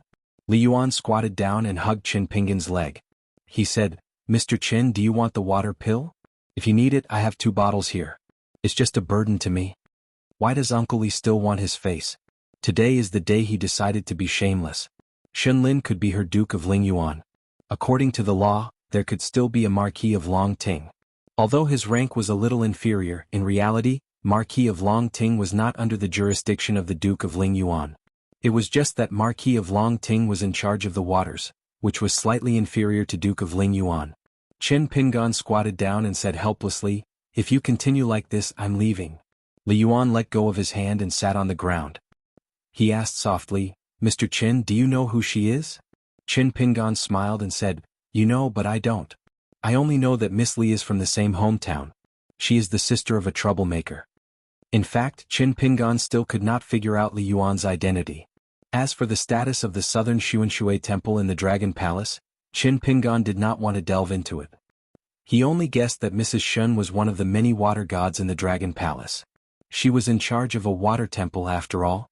Li Yuan did not dare to say more. He didn't want to go for wool and come home shorn, losing the hornless dragon jade tablet that was enshrined in the ancestral temple. Li Yuan was sad. Qin Pingon sat with him on the ground and leaned against the bamboo box. He said softly, What can I do to help? Tell me. As long as it is something I can promise, I will not hesitate.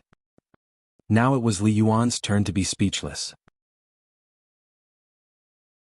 In fact, the reason why he left the Water Dragon faction's territory was because he was unhappy. He did not have to fight for the title of Marquis Ji Shao Longting because Li Yuan knew that in life, he could catch up with the people he passed by, but he could not catch up with the things he missed. However, Li Yuan did not give up. He felt that he could still struggle, so he blinked and tried to make his smile more sincere. He asked, Mr. Qin, I will give you 2 bottles of water pills. Will you accept them? Qin Pingon smiled and shook his head. Li Yuan was sad and sullen. I knew it. Qin Pingon took out 2 bottles of wine. One was the Sangung wine he bought from the bridge, and the other was the glutinous rice wine. Buying immortal wine everywhere was Qin Pingon's old habit. Li Yuan took the jug of wine and downed it in one gulp. Qin Pingan did not drink on the way. He sipped the rice wine from his hometown and did not speak. Li Yuan remembered something.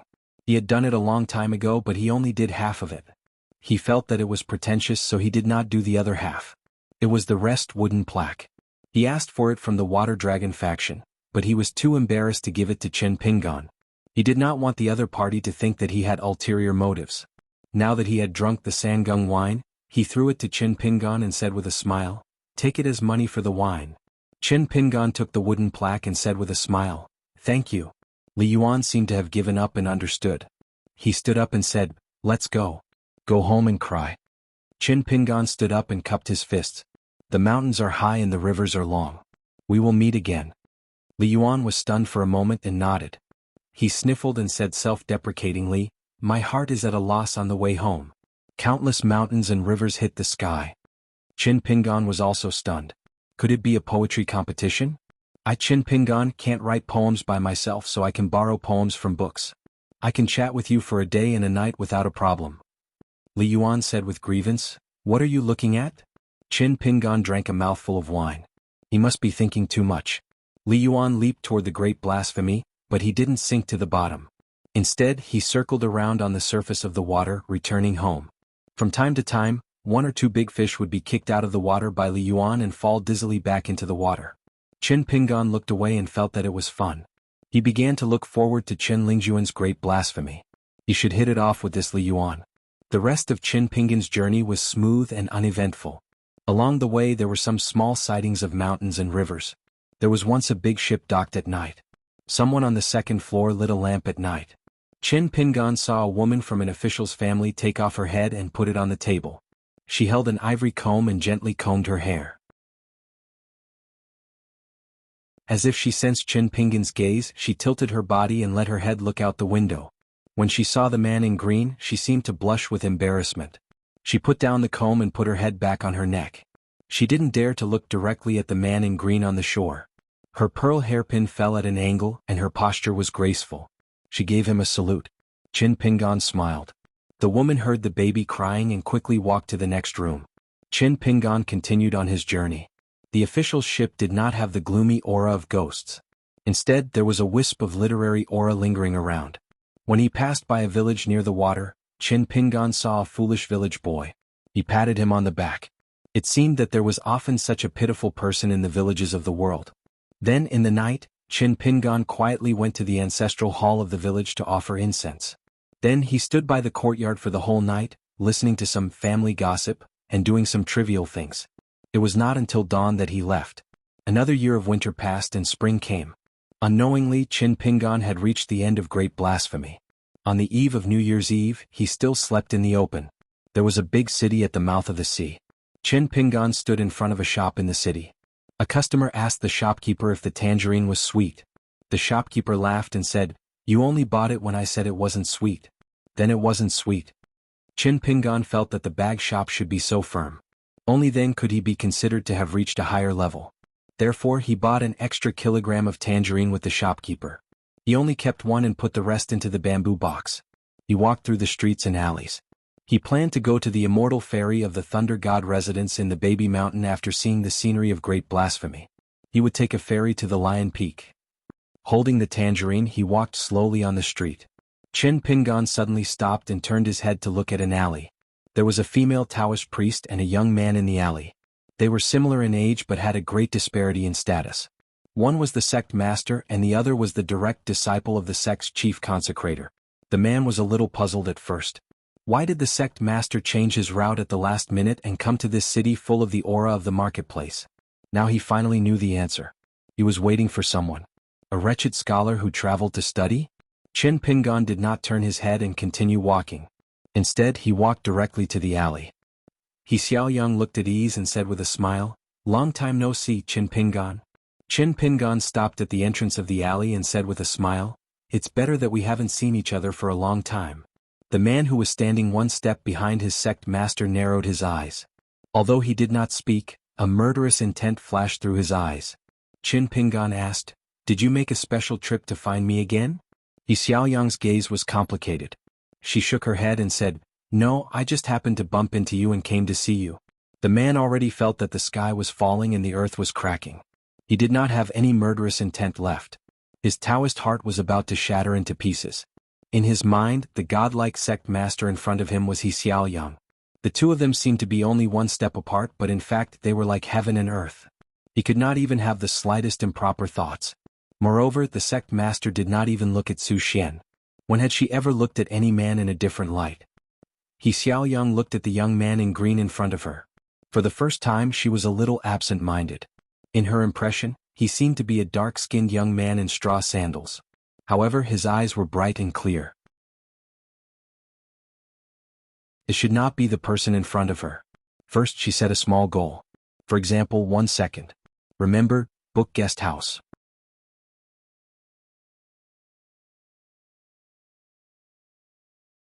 "554. A man and a woman had met in a foreign land in the early years of one person's hometown. It was still the same today, but the two sides had swapped places. After all, the North Continent could be considered half of her hometown as the sect master of the Cool Breeze sect. It was the most important thing for the people at the foot of the mountain to acknowledge their ancestors. The pure cultivators on the mountain paid more attention to this matter.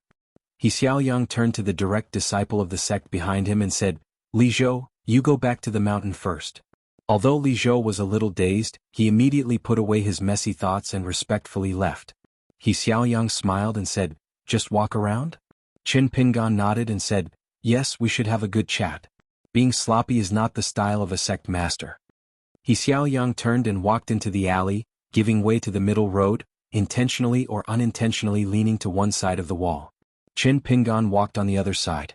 He Xiaoyang asked, "How did you guess that Gao Cheng and I were secretly plotting against you in the Ghost Valley?" Qin Pingan said, "It was all a vague coincidence. Then I thought that sect master He's cultivation was higher and more scheming, so I quickly ran away." He Xiaoyang said, "I had no problem cultivating on my own mountain, but I almost dropped my realm. How many sect masters in the world who had just entered the Jade Pure realm would end up like this?" Qin Pingan remembered what he saw when he bought the mandarin oranges and said with a smile, "If an apology can let sect master He and I stay out of each other's business, then it's my fault." He Xiaoyang did not comment and changed the topic, saying, "You shouldn't have said such things in the past." Qin Pingan shook his head and said, "In the past, as long as I could live well, I would even kowtow and beg for mercy." He Xiaoyang said, "For example, if you could, you would beg the mountain-moving ape not to seriously injure Lu Xianyang with one punch?" Qin Pingan nodded and said, "Of course. If that old beast felt that kowtowing was insincere, I would strive to kowtow to the old beast until a flower bloomed." He Xiaoyang asked, "What happened after kowtowing?" Qin Pingan did not hide anything. "What else can I do? Living an ordinary life. If there really is a chance and I get a chance to settle old scores, then it'll be a different story. The wine on the mountain will only become more fragrant the longer you keep it." He Xiaoyang asked again, "Now?" While walking, Qin Pingan gently tossed the orange in his hand and slowly said, "If you don't have the ability, drink to make up for it." What else could they do? Complaining about the heavens and blaming others, yelling about how the heavens are blind, will the heavens really care about me? He Xiaoyang was about to ask again. If that was the case in the past, then what about now? Her master, Lu Qin, had once led her through an even more complicated river of time. Because of that, she was able to see all kinds of Qin Pingan in the future. Only Qin Pingan wasn't included in the list of many Qin Pingan. There's no need to reminisce. Qin Pingan held the mandarin oranges and turned his head with a smile. "Sect master He, give me a straightforward answer. In the future, can we go our separate ways?" He Xiaoyang pointed at the sky and smiled. "Why don't you ask my master? If my master really issues a decree as his last disciple, I wouldn't dare to disobey." Qin Pingan smiled. "Then I'll have to be more capable. I just don't know how much wine I'll have to drink before that." Since the other party wasn't sincere, it was hard to talk. He Xiaoyang didn't care at all about what Qin Pingan was thinking. The only thing she cared about was how Qin Pingan would go in the future, and whether he would become a huge trouble on her path. Thinking back to those years, the straw sandals youth carrying a basket with a pile of snake gall stones on his back met them by the river for the first time. Not only did he look up at them standing on the cliff because of the disparity in status, but also because the youth's spirit was in the mud on the road. She didn't expect that after all these years the disparity in status was still great, but his spirit was much higher. He Xiaoyang said softly, Qin Pingan, do you know that with your temperament every time you go a little higher the more cautious you are, and the more stable you are, as long as your enemies see a clue, their desire to kill you will be even more determined. What, is this my fault? Qin Pingan smiled. Then I'll have to speak my conscience to Sect Master He. Do you think that if I don't go higher, no one will casually stretch out a finger and crush me to death? I think there are many who either feel that the gains don't make up for the losses, or that their cultivation is in vain. When I think of this, my good mood after meeting Sect Master He in a foreign land is even better. He Xiaoyang said seemingly casually, you think that they are in the wrong first, but have you ever thought of a possibility? You didn't do anything wrong but you are in the wrong? Qin Pingan still looked calm. Sect Master He, you don't have to say this kind of words that cause chaos in the streets. For so many years in my hometown near Mud Bottle Alley, not only do my peers say it casually for fun, but also some bastards deliberately say it. It's disgusting. Many old neighbors, many good people sometimes look at me with the same look. He Xiaoyang was silent for a long time. At the end of the alley, He Xiaoyang stopped. So you already know the truth. Qin Pingan said, Sect Master He, what are you talking about? I don't quite understand. He Xiaoyang smiled. It's enough that you know it in your heart. Qin Pingan asked back, enough? He Xiaoyang smiled. Yes, it's not enough. He Xiaoyang seemed to have somehow figured out a knot in her heart. She turned around and faced Qin Pingan. I'll wait for you at the peak of Howran Mountain. Other than that, you and I will go our separate ways. This reunion at the estuary of Jilu was both a chance encounter and inevitable. Whatever He Xiaoyang wanted to do, he was always able to do it. She was not convinced that she was blessed, so she endured it obediently. Qin Pingan got a better answer than he expected, so he smiled. Then I won't see you off. He Xiaoyang smiled. I didn't say I was leaving immediately. As a sect master, I have to worry about many things. It's rare for me to go out and meet someone I can't let go of. Shouldn't I cherish it? Qin Pingan said two names. Su Xian Li Zhou. He Xiaoyang smiled sweetly and said, one can control his hands and the other can control his mouth. They won't distract you. Qin Pingan was silent. He Xiaoyang pretended to be surprised. Why is it my fault? Qin Pingan really wanted to kill her with one punch. He Xiaoyang said understandingly, if you don't have the ability, drink to make up for it. Do you have any good wine? I have some of the best immortal wine in the North Continent. I'll give it to you. Qin Pingan smiled. It's a pity to kill you with one punch. I'm talking nonsense. Don't be angry, Sect Master He. Even if he could kill her with one punch, he would need two. He Xiaoyang smiled with her eyes narrowed. She put a hand to her mouth and shook her head gently. I'm not angry. It's a good thing that there's a long overdue sincerity between you and me. Qin Pingan walked out of the alley.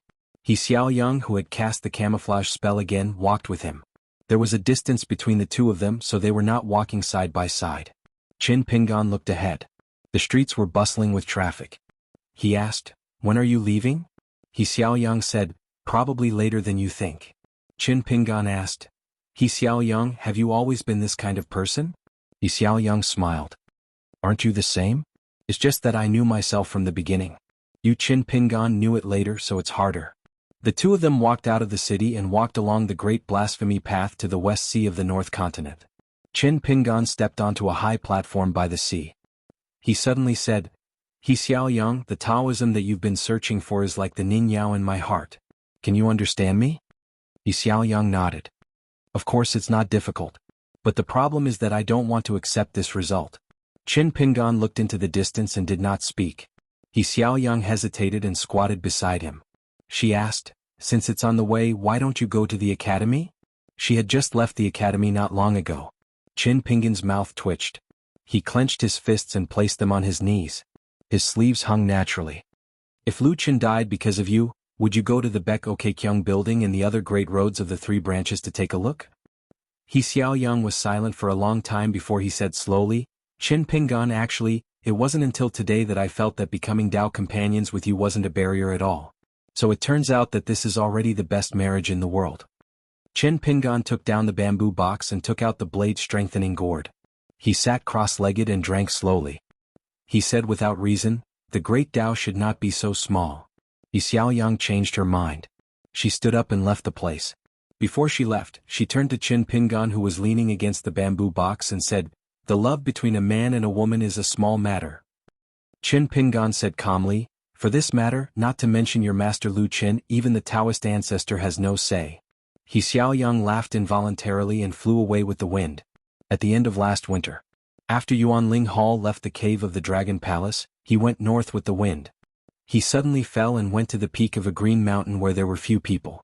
It was not a celestial mountain but a secluded place with ordinary spiritual energy. Over there Yuan Ling Hall saw his master and a lady playing chess.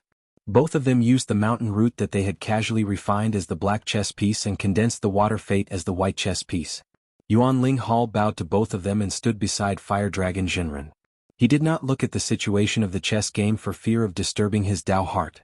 There were no real zither, chess, calligraphy or painting at the foot of the mountain because they were all lingering on the word, technique. Even among the 100 schools of thought on the mountain, the 9 schools were divided into upper, middle and lower levels. The zither, chess, calligraphy and painting were still okay. After all, they had been determined by the sages and were related to merit. Other than that, calligraphy was the worst. Those who played chess looked down on those who painted, and those who painted looked down on those who wrote. Those who wrote could only use the great merit of the sages to create words. They were noisy and embarrassed since ancient times. Fire Dragon Jinren picked up a chess piece and gently placed it on the crisscrossing chessboard. He asked, "You only gave an imitation sword of the hateful sword mountain?" Yuan Ling Hall nodded and said, "I did not do much." Yuan Ling Hall knew his master's intentions. He had been a pure martial artist in his early years, and had even reached the far-wandering state as the strongest golden body state cultivator. However, after receiving guidance from his master, he had given up the gift, which could be considered as accumulating martial arts fate for the North Continent. In the end, with great perseverance, he gave up on martial arts and focused on Tao. Although it was bumpy, he still managed to reach the upper 5 states. Yuan Ling Hall knew that his master wanted him to give some pointers to the other party's fist technique. However, Yuan Ling Hall was not interested. Moreover, he did not think that his pointers would be useful. On the flat ground peak, unless Fire Dragon Jinren explicitly said that the disciples should do whatever they wanted, there was no problem for the other disciples to do whatever they wanted. Fire Dragon Jinren did not say anything. Although he had lost the chess game, he suddenly laughed and said, "It is indeed difficult to seek life in the midst of death." Li Lu said, "The chessboard is so small. If you have the intention to do so, you are seeking death." Li Lu destroyed the mountain root and water fate and returned it to the heavens and earth. Fire Dragon Jinren also kept the Tao chessboard. Fire Dragon Jinren then asked, "What was written in the letter that you intercepted from the Lion Peak?" Li Lu did not answer his question and said, "Just like what you said, it was sent by the Water Lord Li Yuan." He did not ask for help from the southern Xuanshui Hall, nor did he not write a letter. He sent the letter directly to the Lion Peak. Fire Dragon Jinren laughed and said, "Since you have chosen this path, you have a long way to go. It is not like others only have one lifetime. You, Li Lu, have accumulated so many lifetimes. You know the most and you are the most correct. Very good, you have lost the chess game. Outside of the chess game, you have helped me regain my dignity." Li Lu did not mind winning or losing the chess game. It was the same both inside and outside the chess game. She had experienced too much and she did not even care much about this life. She saw it more as a journey through mountains and rivers. Since Li Lu was born with knowledge, she knew more than others. Not only did she know about the affairs of the world, she also knew about the human heart. Most of the statues in Taoist temples and temples were gilded with gold. Old Man Yang had requested that the remaining members of the executioners do the exact opposite and wrap themselves in a layer of human heart. Even if it was just for show, they still had to properly experience the real world. However, Li Lu had things that she really cared about.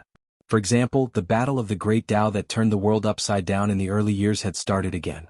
Li Lu would occasionally want to end the battle as soon as it started so that that person would lose completely in this life. Fire Dragon Jinren had placed a chess piece in the Water Dragon sect's chess game. Apart from Qin Pingan, he had his own intentions. Shun Lin's actions naturally helped the leader of the Water Dragon sect, Sun Jie, to say a few words about the Water Lord Li Yuan. However, it was true that Fire Dragon Jinren had helped the 3 parties to overcome their difficulties. He hoped that Li Lu would listen to some of Li Yuan's actions after his aperture opening. After all, in terms of being a human, even Li Lu, who had lived for thousands of years, was still a junior. It was a pity that Li Yuan did not listen. Hence, Fire Dragon Jinren did not want to interfere too much. Yuan Lingyan was a little emotional. His master had already sensed the abnormality of the martial arts fate in the ancient battlefield of the Jinjia continent in the Central Plains. To Qin Pingan, if he could obtain the martial arts fate, he would win the chess game. Then, Qin Pingan and the girl of the same age in the Central Plains would be in a subtle game of chess. Because of the addition of the unintentional Chao Ci, things became more complicated. If Chao Ci did not go to the ruins of the battlefield, Shi Zaishi, who was the strongest in the world at the 5th level and had reached the 6th level of the martial way, would have broken through the realm. However, she would not be the strongest because of Qin Pingan, who was in the North Continent. His realm was more stable and his fist aura was stronger. But after Chao Ci appeared, Shi Zaishi was full of fighting spirit. Due to her competitive nature, she, who was talented, forcefully raised the level of her martial arts bottleneck. She was determined to fight Chao Ci from the 6th level to the 7th level. Even if it was just one punch, she was willing to break through the realm. On the other hand, Qin Pingan, as compared to the girl, had a higher level of his martial arts bottleneck. Of course, he had to be stubborn and slowly break through the realm. One delay, one slow. This formed a game of chess where both parties were unknowingly playing chess. Fire Dragon Jinren only knew that Shi Zaishi was at the ruins of the Jinjia continent where the statue collapsed. He heard that Chao Ci went there. Hence, he deduced the situation and structure. Fire Dragon Jinren laughed. If Shi Zaishi was wholeheartedly and did not think about the word strongest, she would have an extraordinary aura. For other pure martial artists, it might be a bad thing because of their mentality. But for her, it was like seeking life in the midst of death. Her fist aura had obtained great freedom. I believe this is what Chao Ci wanted to see. Hence, she did not leave the ruins and took the initiative to feed Shi Zaishi. Although Chao Ci is only in the golden body stage to the proud Shi Zaishi, she is the best whetstone in the world. Otherwise, facing the training of a peak stage cultivator, she would not have such an effect. Yuan Lingyan nodded. Shi Zaishi's previous bottleneck was not in her fist but in her heart. Then Yuan Lingyan smiled and said, actually, as long as Qin Pingan's luck is good, he can continue to delay and not break through before Shi Zaishi breaks through. He will still be the strongest 6th level cultivator and will still be able to obtain a martial arts fate gift. From what I see, it is a little uncertain. After Venerable Fiery Dragon came to a conclusion, he turned his head and looked at his disciple. The reason why I asked you to send the money to Darling Island is because I want you to tell Qin Pingan the truth personally. Martial artists speak their own language. It is much more meaningful than an old Taoist talking to a cultivator of the 3rd realm about the principles of the fist. I wanted to see if Qin Pingan would take a chance and show signs of slowing down for the martial arts fate. Or would he seek life in the midst of death, which is different from Shi Zaishi's method. Qin Pingan's death in training was not due to laziness. He had fought many battles with others and was almost flawless. He could have comforted himself with the fact that there was nothing he could do. Why did he have to break the walls of the alley when he reached the decapitation alley to open up a path for his mentality? Yuan Lingyan laughed bitterly and felt guilty. It is my fault for holding you back. Shall I return to the Dragon Palace now? Fire Dragon Jinren laughed. Forget it. Let nature take its course. Do you think it will be a good thing after you mentioned it? Qin Pingan will be able to fight for the strongest one? Do you think there will be no repercussions after trying so hard to walk the path of the heart? If a person does not accept his fate and thinks that it is good to pursue the extreme, he will die on the path of cultivation. If I fight for the strongest 6, I will fight for the 7th. If I get the 7th, the 8th will be mine. If the 8th is mine, who dares to fight for the 9th? Does he deserve to die? Is it because of the battle of the Great Tao? Along the way I am just gritting my teeth in anger. Since when did martial arts become so low? Li Lu shook her head. Your logic is too extreme. Fire Dragon Jinren also shook his head. Pure people should be beaten to death by extreme logic. Yuan Lingyan had no doubts about this logic. Chao Ci did very well. On the path of martial arts, she did not stop others from reaching the top. If there was a chance, she would even help others, just like how she helped Shi Zaishi to improve his realm. This was also one of the reasons why Chao Ci was invincible in the Central Divine Continent. It was not only because her master was the goddess of martial arts, Pei Bei, who protected Chao Ci from being accidentally killed by cultivators of the upper 5 realms.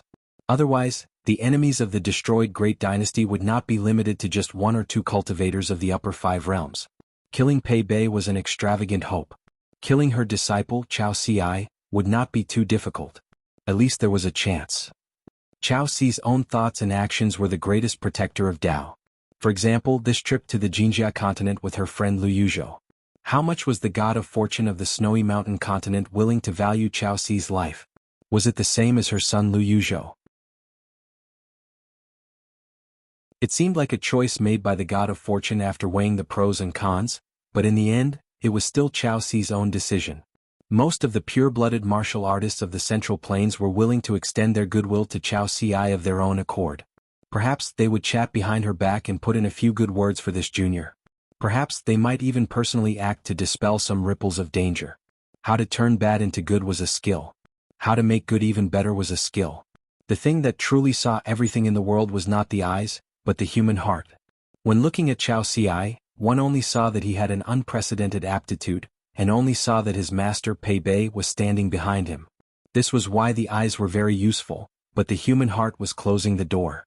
Li Lu was probably used to arguing with Venerable Fire Dragon. She smiled and said, "These principles are not applicable to many people." Venerable Fire Dragon laughed and said, "Let's talk about things as they are. If we don't use people to invalidate everything, and if we don't use one thing to invalidate the entire person, then right and wrong would not be a mess." Li Lu said, "Difficult." Yuan Lingyan nodded and said, "Master is right. If she did not help her master, should she help an outsider?"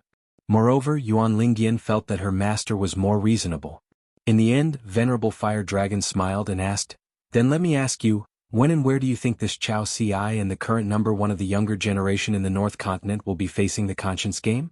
Yuan Lingyan was a cultivator who was used to using strength to speak. After so many years of cultivation, she was still not perfect enough. Therefore, she was stuck at the bottleneck of the pure jade state. This was not to say that the Yuanling Hall was an arrogant and despotic bunch. The Crouching Ground Peak should have its own Taoan principles. The Yuanling Hall did not lack any of these. In fact, the Yuanling Hall of the Xian Peak had the best reputation amongst their peers. It was just that they were the ones who were punished the most severely by Venerable Fire Dragon. Yuanling Hall pondered for a moment and smiled. Naturally, it's the unprecedented Chao Ci. When she meets someone later, she will stand beside or not far behind. Not only that, those later will have a chance to surpass Chao Ci. At that time, Chao Ci's true nature will be revealed. As for Lin Su, who would definitely win as long as she chose to fight, she would only suffer after losing once. Venerable Fire Dragon nodded and seemed to agree with these two answers. He asked again, "What about you, Yuan Lingyan? Why can't you break through the state? Is there a Taoist cultivator like you who is in the pure jade state even though you have the cultivation of an immortal?" I widened my eyes and looked around, but I couldn't find many. Yuan Lingyan said, "Naturally, it's because I have enough cultivation but not enough cultivation of my heart." Venerable Fire Dragon smiled. "Is it because you had too much strength in the early stages of cultivation and thought too little and broke through the state too quickly? Compared to the senior sisters and senior brothers of Tai Xia and Bai Yun, your understanding of the true meaning of Tao is the least? Or was it because you were punished too harshly by me and felt that even if you did not do anything wrong, you just did not think of it? Therefore you have been pondering and reflecting on where you went wrong? When you understand, is it the time to break through the state?" Yuan Lingyan nodded and admitted, "Indeed." Have you ever thought of the possibility that you're wrong in thinking that there's nothing wrong with you? Are you going around in circles on the wrong path? Venerable Fire Dragon sighed and said, "Silly child. In the world, when a master imparts Tao to his disciple, can he only help his disciple to take the shortcut? Can't he set up obstacles on the path so that although his disciple is going in the right direction, the path is difficult? So that his disciple's heart of Tao can be firmer?" Yuan Lingyan looked wrong for the first time. Master's Tao is so profound and his knowledge is so great. I don't want to question it at all.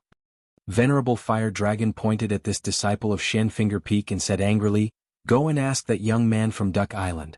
At his young age, does he have the thought that even his most respected Mr. Qi Jingchun may not be right in everything? Ask him if he dares to think so. Does he dare to think about the sage's principles outside of the lineage of the sage of literature? But is he not afraid of suppressing the earliest principles?" Yuan Lingyan, if you only think that all the principles in the world are on your master and your disciple can only learn most of them, then how many principles are left in the world? Yuan Lingyan, you don't even dare to think about this. After 600 years of cultivation, do you only grow your strength and not your heart of Tao? What? My Lai Di Peak needs to move mountains, carry soil, chop firewood and burn charcoal, but Yuan Lingyan has a body of muscle? Yuan Lingyan glanced at his master's slightly swaying sleeves and said carefully, "Master, don't be angry. Let's talk nicely." Li Lu said, "Yuan Jishuan said that he is unwilling, but he did not say that he does not dare. Venerable, don't just be reasonable and wrong Yuan Jishuan." Yuan Lingyan was so angry that he almost died. Li Lu was not as helpful as him. Yuan Lingyan knew his master's temper very well. After all, Yuan Lingyan had been beaten the most among all the disciples. If Yuan Jishuan claimed to be the second in Lai Di Peak, no one would dare to claim to be the first. Not willing is worse than not daring. Not daring, not daring. After all, he has thought about it, but he has not walked out. As expected, Venerable Fire Dragon was furious. Finally, he said coldly, "Go to Peach Mountain Grotto and practice in seclusion for 10 years. Come out when you have thought it through." Yuan Lingyan was silent for a moment. Then he sighed in his heart. 10 years was nothing. He just needed to take a nap, close his eyes and open them again, and it would be over. However, he felt embarrassed. After his master left the mountain and returned, he was the only one who had to pack up and go to Peach Mountain Grotto. Then, senior brothers Bai Yun and Peach Mountain would have to go out of the grotto every now and then to leisurely drink tea. And they even asked if he was thirsty? Yuan Lingyan suddenly had an idea. He said softly, "Master, I have made an appointment with Jishuan. We will pick a time to go down the mountain together and help him fulfill his wish." Venerable Fire Dragon's face was no longer tense. He smiled and said kindly, although it was his fault, he did not want to win or lose. With senior brother's help, he would not be careless. On the surface, he admitted that the small world of the human body is inferior to the big world outside. In fact, his heart would not lose to the will of the heavens. This is the clear mind that a cultivator should have. Very good, very good. Since this is the case, Lingyan, you don't have to go to Peach Mountain Grotto. Stay by Jishuan's side and protect him. Remember not to reveal your identity. You will only travel at the foot of the mountain. Yuan Lingyan bowed and said, "Master, don't worry." Oh, now it should be Bai Yun and Peach Mountain's turn to be envious of him. Yuan Lingyan was afraid that his master would go back on his words. He immediately turned into a rainbow and left. Li Lu said, "Yuan Jishuan has thought it through. He will go down the mountain. The day he returns should be the day he secludes himself to break through the realm." Venerable Fire Dragon nodded and said, "So it doesn't matter whether he goes to Peach Mountain Grotto or not." Venerable Fire Dragon wanted to use Yuan Lingyan's most acceptable principles to guide Yuan Lingyan and clear his doubts. Otherwise, Venerable Fire Dragon would only guide his disciple as a master. It was not impossible for him to teach Yuan Jishuan at the peak of the ascendant state. However, it would not be very useful and there would be many hidden dangers. Principles were not as simple as a few words. After the listener heard it, he would really open the door to his heart. Beyond the few words of others, he would think more about it and finally get the right path. Li Lu smiled and said, "Yuan Jishuan's comprehension is very high. If you don't deliberately suppress his temperament, there is hope for him to reach the ascendant state sooner." Venerable Fire Dragon sighed and said, "There is no other way. This kid is too impulsive. I have to suppress him. Otherwise he will attract a lot of attention. This is not a big deal. If Yuan Lingyan breaks through the realm too quickly, besides his own state of mind, the rest of the brothers will inevitably be affected. This is a big deal." Venerable Fiery Dragon was already a huge burden to him.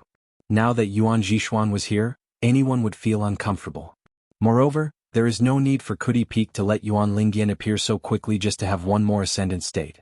What should be his will not run away. Otherwise, when I am no longer at Kudi Peak with Yuan Lingyan's temperament, he will take the initiative to take on the burden. If his cultivation heart is not enough, the rest of the brothers will have less reason to do so. Both the speaker and the listener will subconsciously think so. This is human nature. There is no exception. A celestial mountain with a foul atmosphere and a decaying mansion. It is a deep pool of stagnant water.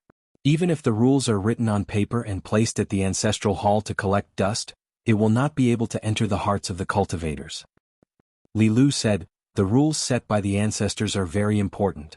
Venerable Fiery Dragon nodded his head and said, "Of course. For example, the Sword Celestial Bai Shang had his own way of establishing himself. Naturally, he would follow Bai Shang's way of thinking and propagate. To be able to become a celestial family, who doesn't have their own set of rules. The key is to see who is able to keep the flow of water small and long. However, in terms of the guidance of the master and the guidance of the disciple, my Kudi Peak is worthy of this saying. Now, I am lacking someone who can help Kudi Peak to reach a higher level." Li Lu smiled and said, Zhang Shanfeng? Venerable Fire Dragon said, I can only say that Kuti Peak has the biggest hope. However, I hope that Yuan Lingyan and the rest of the brothers can do it too. However, I have given different hopes to the disciples and grand disciples of Kuti Peak. It does not mean that Kuti Peak has the highest chance of achieving it and not others. Li Lu shook his head and said, It is easy for you to say that. If it was an earth immortal, would the master of the Jade Primitive Realm be willing to have such thoughts? Venerable Fire Dragon smiled and asked, Since when have I forced other peaks to have such thoughts? Finally, Venerable Fire Dragon said, However, you have to be clear that if the cultivators at my position are not willing to have such thoughts, then the world will not be good. Li Lu smiled and said, Not good? Venerable Fire Dragon said, In the game of chess between you and me, losing a few rounds or even thousands of rounds to you is nothing. However, in the game of chess, if I am not boasting, you will not be able to win. Li Lu smiled and said, We are fine with it. Venerable Fire Dragon said, What a coincidence, we are fine with it. Li Lu was about to go to the Dragon Palace. The North Continent had already reached the stage of chess pieces. Lion Peak, Yang Clan of Chongxian of the Deyuan dynasty and Water Dragon sect were all chess pieces. Actually, most of the chess pieces were her unreasonable hands. They were gone just like that. In the end, only a few chess pieces were left on the chessboard according to the rules. She could only take one of the positions between Duke Yuan and Marquis Long Ting. Originally, Xin Lin of the Southern Zalanshui Hall and Li Yuan of the Ji Zalanshui Hall had the potential to become the highly respected water god. Li Yuan was even more logical. However, Li Lu was fine with it as it was her business. What was going on with Li Lu being fine with it for thousands of years? If not for the fact that Venerable Fiery Dragon was willing to chat with Li Yuan, she would have smashed Li Yuan's golden body into pieces when she went to the cave of the Dragon Palace. She would have turned Li Yuan's golden body into water fate and returned to Jida. If it was a new water god who was willing to protect Water Dragon sect would be more grateful. Venerable Fire Dragon suddenly said, Li Lu, let's start a new game. You surrender and lose half of the game. How about that? Of course, Li Lu was not willing to play another game of chess. Venerable Fire Dragon was waiting for Yuan Ling Hall on purpose. He had nothing to do and wanted to play chess with her. After all, the cultivation of a cultivator at the peak of the Ascendant Realm was not based on his heart, let alone the absorption of the spiritual aura of heaven and earth. Fire Dragon Immortal's words sounded like he was stepping on a watermelon skin. Wherever he went, he would say what he wanted to say. However, the meaning behind his words was not only to give advice to his disciple Yuan Ling Palace, but also as a friend. He wanted to talk to Li Lu and sort out the big and small network of the Flat Earth Peak. He wanted to help Li Lu see more people's hearts. However, this was the first time that Venerable Fire Dragon had directly pointed out the true relationship between them. Then there was Li Lu's return to the Dragon Palace. Then there was the final result of Li Yuan getting a piece of the jade plate of 3 feet of sweet rain, and Xin Lin getting the position of Duke Yuan of Ji Zalanshui. Xin Lin could not believe it and Li Yuan was even more frustrated. As for whether Li Yuan knew that he was going to die because of Ji Zalanshui, someone would impersonate him. However, he was saved by Venerable Fire Dragon and the jade plate of Qi Dragon was obtained because of Qin Pingon. Perhaps Li Yuan was still in the dark and muddle-headed. If it was not good, Li Yuan did not do much. It was as if he was lying down and enjoying his life. He did a few small things under orders and got a piece of the jade plate for gathering incense. If it was good, he lost the position of Duke Yuan of Ji Zalanshui because he resigned himself to his fate for thousands of years. Venerable Fire Dragon was left alone at the peak of the mountain. He thought of the past and it was quite annoying. Some were from his own ground flat peak, some were from the North Continent and some were from the entire Howran realm. When he thought of these he felt sleepy. Previously he came here from ground flat peak with a stomp of his foot. Now he returned to the peak of ground flat peak with another stomp of his foot. When he dozed off it would snow on ground flat peak and the little ones would have a snowball fight. Zhang Shanfeng squatted in the square and was surrounded by a large group of junior Taoists. Most of them were new faces but Zhang Shanfeng had always been familiar with them. At this moment, the young Taoist was telling them how difficult it was to slay the demons at the foot of the mountain. The little fellows were all listening to him. They pricked up their ears, widened their eyes and clenched their fists. Each of them was more anxious than the other. Why did their martial uncle only talk about how powerful those demons were and how amazing their methods were? He had not talked about how the peachwood swords flew around and how satisfying it was to behead the demons? Zhang Shanfeng stopped telling the story and raised his head. He smiled and said, "Master, you're back?" The little Taoist children were all in high spirits as they bowed to the Grandmaster Grandpa. One of the bolder ones secretly tugged on the sleeve of his junior uncle's Taoist robe. Zhang Shanfeng looked around and all of them nodded their heads vigorously, signaling him with their eyes. Zhang Shanfeng then said, "Master, it's almost the new year at the foot of the mountain. It's not right that it doesn't snow in winter." Venerable Fiery Dragon walked to their side and touched the head of a little Taoist. He smiled and said, "Grandmaster, do you want to take a nap? Pray to the heavens for a heavy snow in your sleep?" These childish little Taoists were all pecking at the rice like chicks pecking at the rice. When Grandmaster dozed off, it would snow on the mountain. This was an old rule passed down by word of mouth from the generation of Lying Ground Peak's master, as well as the older senior brothers. Venerable Fiery Dragon smiled and said to Zhang Shanfeng, "After Senior Yuan returns, he will go down the mountain with you to fulfill his wish." Zhang Shanfeng was stunned. "I'm the one who begged Senior Bai Yun for this. Senior Bai Yun has also agreed. Senior Yuan has nothing to do with this." Venerable Fiery Dragon scolded jokingly, "This little bastard, he even lied to his own master." The little Taoists opened their mouths wide. Grandmaster knows how to scold people?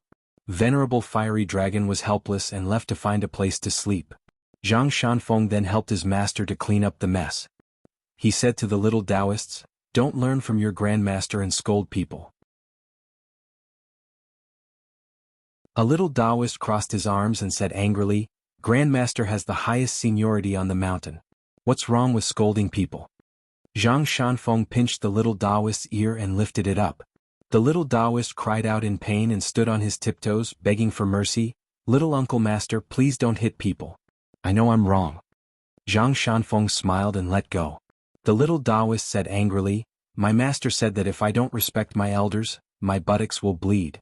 Little Uncle Master, you have to be careful." Zhang Shanfeng squatted down and continued telling the story of the foot of the mountain. The little Taoist listened attentively and suddenly complained, "Little Uncle Master, are the demons and ghosts at the foot of the mountain all good? If that's the case, why did Grandmaster, senior uncles and senior uncles allow them to do bad things?" Zhang Shanfeng smiled. "Well, of course there's a reason. When my friend comes to our house as a guest, Little Uncle Master will get him to tell you. There are many interesting stories about the mountains and rivers at his place." A little Taoist shook his head vigorously. "I think it's definitely not as good as Little Uncle Master's." Zhang Shanfeng waved his hand and smiled brightly. "You're just telling the truth. When it snows, let's have a snowball fight. Little Uncle Master will form an alliance with you." The little Taoist rejected immediately. "Dream on."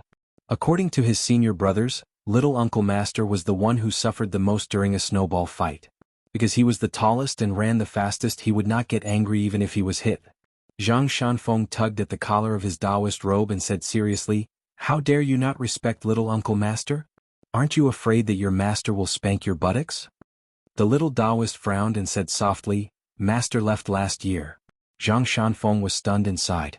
Then he pointed at the little Taoist and chuckled. "Actually, he didn't leave. Don't you still remember Master?" The little Taoist lowered his head and his eyes were red. He nodded and said, "When Master left, he said the same thing. He told me not to cry. He said that as long as I miss Master, Master will not leave. I don't have to miss him all the time. It's good enough to think of him occasionally. He also said that when I think of Master and stop being so sad, I will have grown up. When that time comes, I can go down the mountain to slay demons and devils. Little Uncle Master, it's been so long. It's been more than a year and I'm still very sad." Zhang Shanfeng thought about it but could not say anything to comfort him. When he was young, the days seemed to pass by as he counted his fingers. When he was older, it would be month by month. Then a year would pass. If he became a cultivator on the mountain and reached a high level, 10 or 100 years would pass by in the blink of an eye. How many people could he remember? How many of them could be counted as his people? Zhang Shanfeng had asked his master many questions before. However, Venerable Fiery Dragon often said that there were no answers to the questions. The questions themselves were the answers. Many of the answers that seemed to be the answers were actually the next question.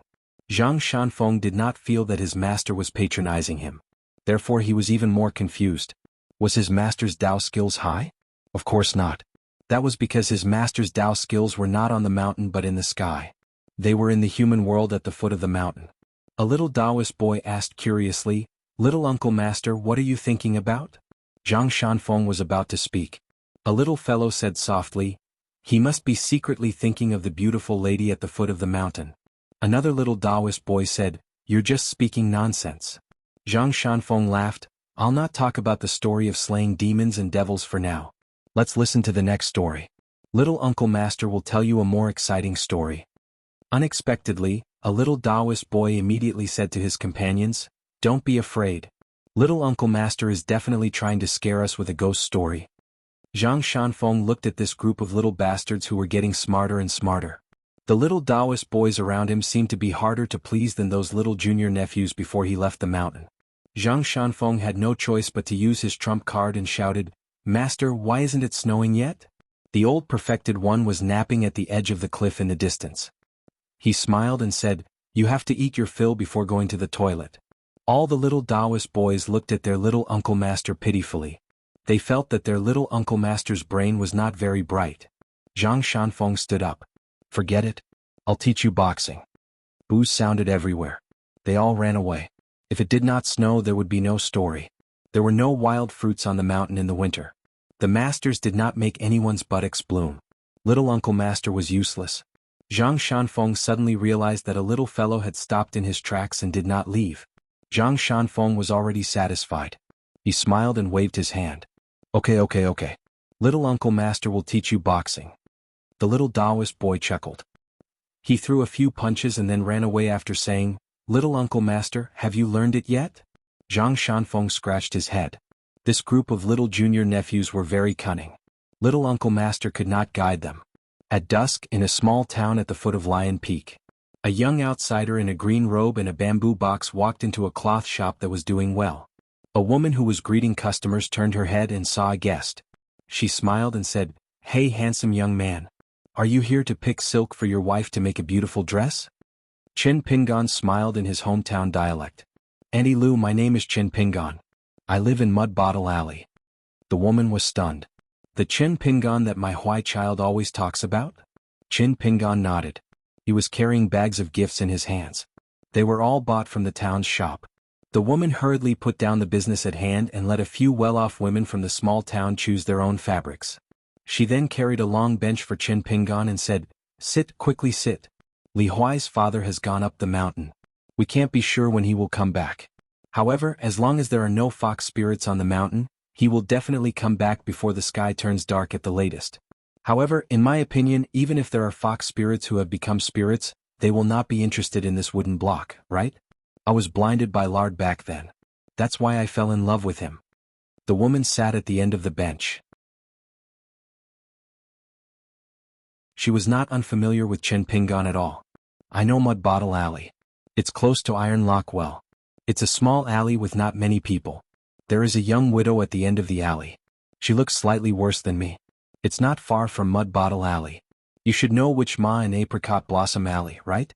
This old woman, the older she gets, the more insidious her mouth is. TSK. In my opinion, she can even make a dead person come back to life. Even the young widow of the Goo family in Mud Bottle Alley can't compete with this old woman." Chin Pingon gently put the gifts behind the counter. He had already taken the bamboo box and placed it beside his feet. He tilted his mountain staff and leaned to one side. He quietly and patiently listened to the woman talk about her hometown with a smile. The woman suddenly slapped her thigh. "Miley Lou is so heartless. Have you seen her? Sai Chin Pingon, you don't know that our daughter rebelled. She became a servant girl serving tea for that immortal on the mountain and immediately forgot about her parents. She would run out from time to time and hasn't been home for a long time. Anyway, if she was really abducted by someone with a glib tongue outside, I wouldn't feel bad. I'll just take it that I've raised such a daughter for nothing. It's just that my poor Li Huai won't be able to count on his sister and brother-in-law anymore." Chin Pingon smiled at the woman and said, "Li Huai will be successful in his studies. I know that Li Huai is not a fast learner, but he has stamina. Most importantly, this child has a good heart. He takes after his uncle and aunt. They are all kind-hearted. This is not something that can be read from books. In addition, Miss Li has become an immortal on the mountain. She doesn't have to worry about food and clothing. At least she doesn't need to use them. I believe that in the future she will find a good family to talk to. It's not that I'm being courteous here. Aunt Lou is really lucky. For us commoners, we have to look at the future to see who's better and who's better. Today we'll add some bottles and jars. Tomorrow we'll build a square table for 8. We'll slowly add things to our house. Once everything is the same, we'll naturally live well. The woman beamed with joy. This young man was handsome and knew how to talk. Moreover, he didn't say those flowery words. He was speaking the truth that even she felt was reasonable. Moreover, to be able to protect Li Huai so attentively all the way, how bad could this person be? Although looking at his clothes, this young man in her hometown didn't look like the kind of person who had made a fortune. As long as he was honest, he could treat Li Huai so well when he was not his brother-in-law. In the future, when he became Li Huai's brother-in-law, wouldn't he be even more sincere and help Li Huai wholeheartedly? Why not set up Qin Pingan with her daughter? When the woman thought of this, she began to look at this young man who came from afar again as a mother-in-law looked at her son-in-law. Not bad, not bad.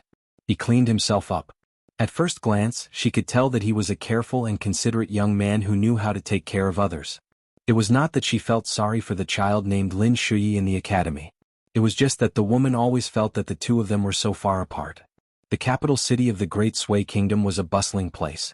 How could there be a lack of beautiful girls? If Lin Shuyi changed his mind one day, would he want her daughter to become an old maid and be unmarried? Li Lu, this girl, took after her mother. It was true that she was good-looking, but the woman knew that good-looking girls were useless. She accidentally married a heartless man. Originally, the more beautiful a girl's face was, the worse she felt. She was arrogant and would only lead a simple life. After 7 or 8 years, she probably didn't even dare to look at herself in the mirror. The more she looked at him, the more she liked him. It was not that she was fickle. Dong Shuijing, who often helped the family in the early years, was of course honest and dutiful, but she always felt that something was wrong. As for Lin Shuyi, it was said that he was a scholar, but she felt that he was out of her league. She had heard that this boy's father was an official in the government office of the supervision of construction. Moreover, how could the threshold of a family that could move to the capital city be low? If Li Lu married him, such a silly girl who didn't know the ways of the world, how could she not be bullied? In the future, if Li Huai went to visit, he would be looked down upon by the gatekeeper, right? Qin Pingan didn't know what this Aunt Lu was planning. Seeing that this elder was smiling and not saying anything, he was afraid that there would be an awkward silence, so he took the initiative to talk about family matters. Qin Pingan suddenly turned his head, then withdrew his gaze and said with a smile, "Aunt, Uncle Li is back." The woman leaned over and looked outside the door. He really was back. She smiled and said, "It's time to eat. Aunt will make you a hometown dish." The woman stood up and shouted with her habitual loud voice, "Li Er." A man immediately ran over. The woman complained, "Didn't you see that Qin Pingan has come to our house? He just came home and walked for half a day. When he goes out, it's like there's money on the ground outside." Li Er smiled and stepped over the threshold. "You're here." Qin Pingan had already stood up and called out, "Uncle Li." The woman saw that Li Er was going to sit in her seat and said angrily, "Go and buy wine. Are you saving up some money to buy rouge and face powder for those vixens?" Li Er said gloomily, "I never have money in my pocket." The woman slammed the counter. "Take the money from the drawer and quickly go and buy 2 bottles of good wine. After buying the wine, let Qin Pingan stay in the room prepared for Li Huai. See if there's anything missing. When you buy the wine, buy everything together." When she turned to look at Qin Pingan, the woman's face changed into a smile. "Qin Pingan, when you're here, it's like you're at home. If you're too polite, Aunt will be angry." Qin Pingan smiled and said, "I won't be polite with Aunt. A plate of fried pork with winter bamboo shoots is a must." The woman smiled and said, "Yes, of course." Li Er took the money and left the shop with Qin Pingan. They were all neighbors and fellow villagers, and they were at the foot of Lion Peak. There was no need to worry about the shop not being watched. The two of them walked on the gradually deserted street. Qin Pingan asked softly, "Uncle Li, do you know where Li Shixing from Fulu Street, Li Baoping's elder brother, is now in the North Continent?" Li Er said, "I know." This person had previously brought along a rather strange reading companion and visited me. I'll tell you in detail later. Qin Pingan breathed a sigh of relief. Otherwise it would be difficult for him to find him. Li Er hesitated for a moment and looked around. Finally he looked at a certain spot and frowned. Then he threw a punch. On the entire street, only Qin Pingan vaguely noticed a trace of it. Even if someone nearby happened to stare at Li Er with their eyes wide open, they probably wouldn't be able to see Li Er throw a punch. Then, in the sea of clouds far away, there was a muffled explosion that could be heard in the small town. After throwing a punch, Li Er didn't explain anything. He only said, Li Shixing wanted me to tell you that before you look for him, I have to tell you something first. The peach talisman he gave you back then was not something he did on the spur of the moment. Of course you didn't accept it in the end. Then he drew a talisman for the bamboo house on Luapa Mountain. It was to sever a significant karma related to you, so Li Shixing wants you to not be grateful. If you can't do it, then don't look for him. Qin Pingan nodded and said, okay. Li Er went to a wine shop on the corner of the street and bought 2 pots of the most expensive wine from the shopkeeper. He said, it's all thanks to you. A young drinker smiled and asked, Li Er, your Li Lu didn't go down the mountain? Could it be that Miss Li is used to staying in the Immortal's mansion on the mountain and looks down on the dog's kennel at the foot of the mountain? Li Er ignored him. On the way back, Li Er nodded and smiled. Your 6th realm is very solid. Qin Pingan didn't have too many taboos around Li Er. He said, I was taught 3 punches by Senior Guyu in a place east of Jibu. Li Er nodded but quickly said, 3 punches is still a bit too little. Qin Pingan said, it can't be helped. At that time, Senior Gu had to rush to meet Senior Jiu of the Ape Crying Mountain. Li Er didn't join in the fight. Because there was no need. Li Er said, it's okay. I don't lack food here, even fists. Qin Pingan thought for a while. Let's talk about it after we're full. Li Er showed a rare serious expression. He turned and asked, I have to know something first. What do you want? The word, strongest? Qin Pingan shook his head and smiled. I haven't asked for this since the first day I started practicing. During that time, because of other people, I also thought about the word, strongest, and martial arts fate. But in the end, I realized that the two weren't related to fighting. Li Er continued to look at Qin Pingan. Qin Pingan continued, if I only rely on myself to practice, be it chi of heart, strength, or fist intent, I can certainly ask for it once since I know Uncle Li. I don't care about martial arts fate, but I have to break through with a stronger fist intent. Simply put, this golden body realm must be the golden body realm above my physique limit, Qin Pingan. I'm only asking for this. Li Er didn't say anything about practicing martial arts. Instead, he grinned and said, if you don't eat your fill, your Aunt Lu won't agree. If she doesn't agree, I don't even dare to leave the table to clean up. Qin Pingan smiled softly. That's great. Li Er patted Qin Pingan's shoulder. Eat your fill and feed me your punches before saying this.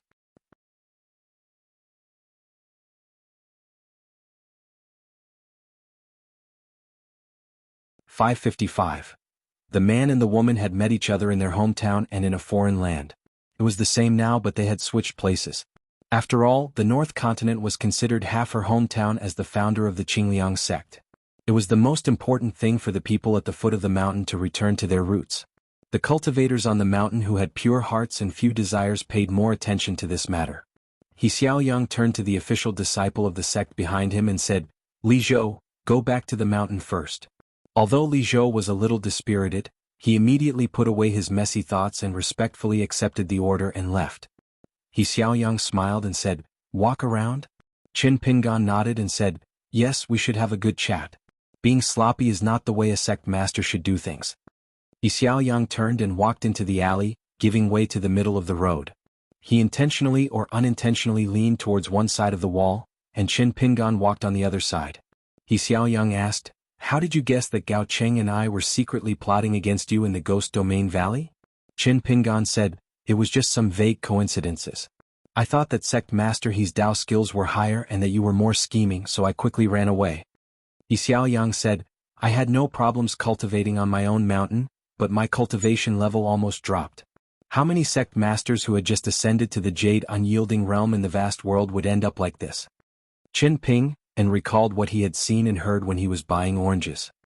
He smiled and said, if an apology can make Lord He and I mind our own business from now on, then I was wrong. He Xiaoyang did not comment and changed the topic. He said, you probably wouldn't have said such things in the past. Qin Pingan shook his head and said, in the past, as long as I could live well, I would have kowtowed and begged for mercy. He Xiaoyang said, for example, if you could, you would have begged the mountain-moving ape not to severely injure Lu Xianyang with one punch? Qin Pingan nodded and said, of course. If that old beast felt that kowtowing was not sincere, I would have kowtowed to him until a flower bloomed. He Xiaoyang asked, and after kowtowing? Chin Pingan did not hide anything. What else could I do? Living a plain and ordinary life. If that happens and I get a chance to settle old scores, then that's a different story altogether. The wine on the mountain will always be more fragrant the longer it is kept. He Xiaoyang asked again, now? While walking, Chin Pingan gently tossed the orange in his hand and slowly said, if you don't have the ability, then drink to make up for it. What else could he do? Complaining about the heavens and others, yelling and complaining that the heavens are blind, will the heavens really care about me? He Xiaoyang was about to ask again. If it had been like this in the past, then what about now? Her master, Lu Qin, had once led her through an even more complicated river of time, allowing her to witness the future versions of Chin Pingan. Only the Chin Pingan before him wasn't one of the many Chin Pingans. There's no need to reminisce. Chin Pingan held the orange in his hand and turned around with a smile. Sect Master He, give me a straightforward answer. In the future, can you walk your own path and I'll walk mine? Yi Xiaoyang pointed at the sky and smiled. Why don't you ask my master? If my master really wants to issue a decree as his last disciple, I don't dare to disobey. Chin Pingan smiled. Then I have to be more capable. I just don't know how much wine I have to drink before that. Since the other party wasn't sincere, it was hard to talk. He Xiaoyang didn't care about what Chin Pingan was thinking. The only thing she cared about was how Chin Pingan would walk in the future and whether he would become a huge trouble for her on the Great Tao. She thought back to the time when they first met by the river, that youth in straw shoes who carried a bamboo basket with a bunch of snake gallstones on his back. Not only was there a huge gap in their statuses, he looked up at them standing on the stone cliff, but the youth's spirit at that time was in the mud. Unexpectedly, after all these years, there was still a huge gap in their cultivation levels, but his spirit was much higher. He Xiaoyang said softly, Chin Pingan, do you know your temperament? Every time you walk a little higher, the more cautious you are, the more stable your steps are. As long as your enemies see a clue, they will be even more determined to kill you. What? Is this my fault? Chin Pingan smiled. Then I have to speak my conscience to Sect Master He. Do you think that if I don't gradually climb higher, no one can casually stretch out a finger and crush me to death? I think there are many people who either feel that the losses outweigh the gains, or that their cultivation is useless. When I think of this, my good mood after meeting Sect Master He in a foreign land becomes even better. Yi Xiaoyang said seemingly casually, you think that they are wrong first, then have you thought of a possibility that you did not do anything wrong but you are wrong? Chin Pingan's expression was still calm. I don't need to trouble Sect Master He to explain this kind of nonsense in the streets and alleys. For so many years in the vicinity of my hometown's Mud Bottle Alley, it's not just my peers who say it casually for fun, there are also some bastards who say it on purpose. It's disgusting. Many older neighbors, many kind-hearted people, sometimes look at me in the eyes and they're actually saying the same thing. Yi Xiaoyang was silent for a long time. At the end of the alley, Yi Xiaoyang stopped. So you already knew the truth. Chin Pingan said, what are you talking about, Sect Master He? I don't quite understand. Yi Xiaoyang smiled. It's enough that you know in your heart. Chin Pingan asked, enough? Yi Xiaoyang smiled. Not quite enough. Yi Xiaoyang seemed to have inexplicably figured out a knot in his heart. He turned around and faced Chin Pingan. I will wait for you at the peak of Haoran Tianxia. Apart from that, you and I will go our separate ways. This reunion at Jidu Estuary was both a coincidence and an inevitability. What He Xiaoyang wanted to do, he could usually do it. If he was not convinced of her deep fate, then he would obediently endure it. Chin Pingan got a better answer than he expected, so he smiled and said, then I won't see you off, Sect Master He. Yi Xiaoyang smiled. I didn't say that I would leave immediately. As a sect master, I have to worry about everything. It's rare for me to go out. Now that I have met someone I can't let go of, shouldn't I cherish it? Chin Pingan said two names. Su Xian Li Zhou.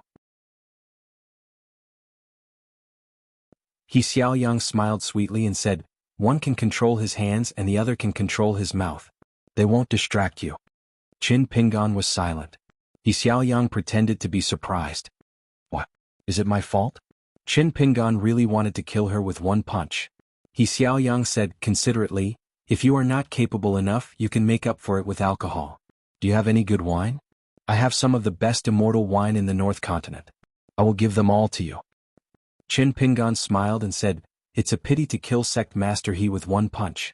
Sect Master He, don't be angry at me for talking nonsense. Even if he could kill her with one punch, he would need two.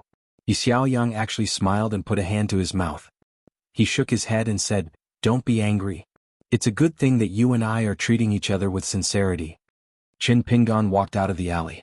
Yi Xiaoyang, who had cast the camouflage spell again, walked with him. There was a distance between them, so they were not walking side by side. Qin Pingan looked ahead. The streets were bustling with people and carriages. He asked, "When are you leaving?" Yi Xiaoyang said, "Probably later than you think." Qin Pingan asked, "Yi Xiaoyang, have you always been this kind of person?" Yi Xiaoyang smiled and said, "Aren't you the same? It's just that I knew myself from the beginning. You Qin Pingan found out later, so it's not easy." The two walked out of the city and walked along Dadu to the West Sea of the North Continent. Qin Pingan climbed to a high platform by the sea and suddenly said, "Yi Xiaoyang, the Dermic Tao that you have been searching for is like Ning Yao in my heart. Can you understand this?" Yi Xiaoyang nodded and said, "Of course I can. It's not difficult. But the problem is that I don't want to accept this outcome." Qin Pingan looked into the distance and did not speak. Yi Xiaoyang hesitated and squatted at the side. He asked, "Since it's on the way, why don't you go to the academy to take a look?" She had actually just left the academy not long ago. Qin Pingan's lips twitched. He clenched his fists and placed them on his knees. His sleeves drooped naturally. "If Lu Qin died because of you, would you go to the Baek Okekyung building and the Dao paths of the three lineages to take a look?" Yi Xiaoyang was silent for a long time. She said slowly, "Qin Pingan, actually, it's only today that I feel that becoming your Dao partner is not an obstacle for me. It turns out that this is the best marriage in the world." Qin Pingan took down the bamboo box and took out the blade-strengthening gourd. He sat cross-legged and slowly drank the wine. He said without reason, "The Dao should not be so small." Yi Xiaoyang did not know why she changed her mind. She stood up and left the place in advance. Before she left, she turned and said to Qin Pingan, who was leaning against the bamboo box, "Love between a man and a woman is ultimately a small matter." Qin Pingan said indifferently, "Regarding this matter, not even the Dao ancestor can make the decision, let alone your master Lu Chen." Yi Xiaoyang could not help but laugh and traveled with the wind. At the end of last winter, after Yuan Lingyan left the Dragon Palace cave, he traveled with the wind to the north. He suddenly descended to the top of a green mountain that was rarely visited by people. It was not a celestial mountain but a secluded place with ordinary spiritual qi. There, Yuan Lingyan saw his master and a woman playing chess. Both of them refined the mountain root as black chess pieces and condensed the water fortune as white chess pieces. Yuan Lingyan bowed to both of them and stood beside the fire dragon immortal. He did not look at the situation of the chess game, afraid that it would disturb his Dao heart. There was no real zither, chess, calligraphy, or painting at the foot of the mountain because they were all lingering on the word, art. Even among the 100 schools of thought on the mountain, the 9 schools were still divided into upper, middle, and lower levels. Those who played zither, chess, calligraphy, and painting were fine. After all, they had received the judgment of the sages and were related to merit. Other than that, the school of calligraphy was the least popular. Those who played chess looked down on those who painted, and those who painted looked down on those who wrote. Those who wrote could only use the great merit of the sages to create the characters. The fire dragon immortal picked up a chess piece and gently placed it on the crisscross chessboard. He asked, "You only gave an imitation sword of the sword Hatred Mountain?" Yuan Lingyan nodded, "I didn't do much." Yuan Lingyan knew his master's intention. In his early years he was a pure martial artist and even entered the far travel state when he was at the strongest golden body state. However, with his master's guidance, he gave up the gift and accumulated some martial fate for the North Continent. In the end, with great determination he gave up on martial arts and focused on Tao. The process was bumpy and he entered the upper 5 states of the nascent soul state. Yuan Lingyan knew that his master wanted him to give him some pointers on the opponent's fist technique. However, Yuan Lingyan was not very interested. Moreover, he did not think that his pointers would be useful. On the Earth Peak, unless the Fire Dragon Immortal said that the disciples should do what they wanted, there was no problem for the disciples to do what they wanted. The Fire Dragon Immortal did not say anything. He had clearly lost the game, but he suddenly smiled and said, "It is a little difficult to seek life in the midst of death." Li Lu said, "The chessboard is so small. If you want to do that, you are seeking death." Li Lu casually broke the mountain root and water luck and returned it to heaven and earth. The Fire Dragon Immortal also put away the Dao Will chessboard. The Fire Dragon Immortal then asked, What was written in the letter from the Lion Peak that you intercepted? Li Lu did not answer his question. She said, just like what you said, the letter was sent by Li Yuan. He did not ask the Southern Mist Water Temple for help, nor did he not write a letter. He sent the token directly to the Lion Peak. The Fire Dragon Immortal smiled and said, therefore, since you have chosen this path, you have a long way to go. Others do not only have one lifetime, but you, Li Lu, have accumulated so much in your lifetime. You definitely know the most and are the most right. Very good. You lost the game, but outside of the game you have helped me regain my dignity. Li Lu did not care about winning or losing the game. It was the same inside and outside the game. She had experienced too much. She did not even care much about this life of hers. To him it was more like a journey of mountains and rivers. Since Li Lu was born with knowledge, of course she knew more. Not only about the affairs of the world, but also about people's hearts. Most of the statues in the Taoist temples in the world were gilded. Old Yang asked the remaining felons to do the opposite. They should first wrap a layer of people's hearts. Even if it was just for show, they should have a good experience of the real human world. However, Li Lu also had something that she really cared about. For example, the earth-shattering battle of the Great Way in the early years had begun again. Sometimes Li Lu also wanted to end the prelude so that that person would lose completely in this life. The Fire Dragon Immortals chess game with the Water Dragon sect this time, aside from Qin Pingan, had some intentions. Shun Lin's success came naturally when the conditions were right. He wanted to correct Li Yuan by saying a few words for Sun Jie, the leader of the Water Dragon sect. But in fact, the Fire Dragon Immortal helped the three parties to get through their respective difficulties. He also hoped to say some words to Li Lu through some of Li Yuan's actions after he was enlightened. After all, when it came to being a person, even if Li Lu had lived for thousands of years, she was still a junior. It was a pity that Li Yuan did not listen. Hence, the Fire Dragon Immortal did not want to interfere too much. Yuan Lingyan was a little emotional. In fact, his master had already sensed the abnormality of the martial arts fate in the ancient battlefield in the Golden Armor continent. Actually, to Qin Pingan, if he obtained the martial arts fate and won the chess game, then Qin Pingan and the girl of the same age in the Central Plains would be the two sides of a very subtle chess game. Because of the addition of Chao Ci, who did not intend to do anything, the situation became even more complicated. If Chao Ci had not gone to the battlefield ruins, the girl who had reached the 6th level of the martial way with the world's strongest state of the 5th level, Shi Zaishi, might have already broken through the realm. However, she would not have been able to obtain the word strongest. That was because Qin Pingan, who was in the North Continent, had a more stable realm and a stronger fist intent. However, after Chao Ci appeared, Shi Zaishi was full of fighting spirit. Driven by her competitive nature, she, who was talented, forcefully increased the height of her martial arts bottleneck. She was determined to punch Chao Ci, who was at the 7th level of the martial way, even if it was only one punch that touched her body. Only then would she be willing to break through the realm. On the other hand, compared to the girl, Qin Pingan's martial arts bottleneck was initially higher. Of course, he had to force himself to break through the realm slowly. One delay, one slow. This formed a chess game that both parties were playing from afar, but neither of them knew about it. Fire Dragon Immortal only knew that Shi Zaishi was in the ancient ruins of the Golden Armor continent where the statue of a god had collapsed. He heard that Chao Ci had gone there.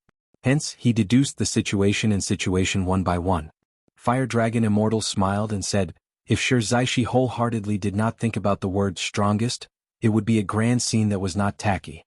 For other pure martial artists, it might be a bad thing that would cause their heart to fall. However, for her, it would be seeking life in the midst of death, and her fist intent would gain great freedom. This must be what Chao Ci wanted to see, which was why she did not leave the ruins and took the initiative to feed Shi Zaishi punches.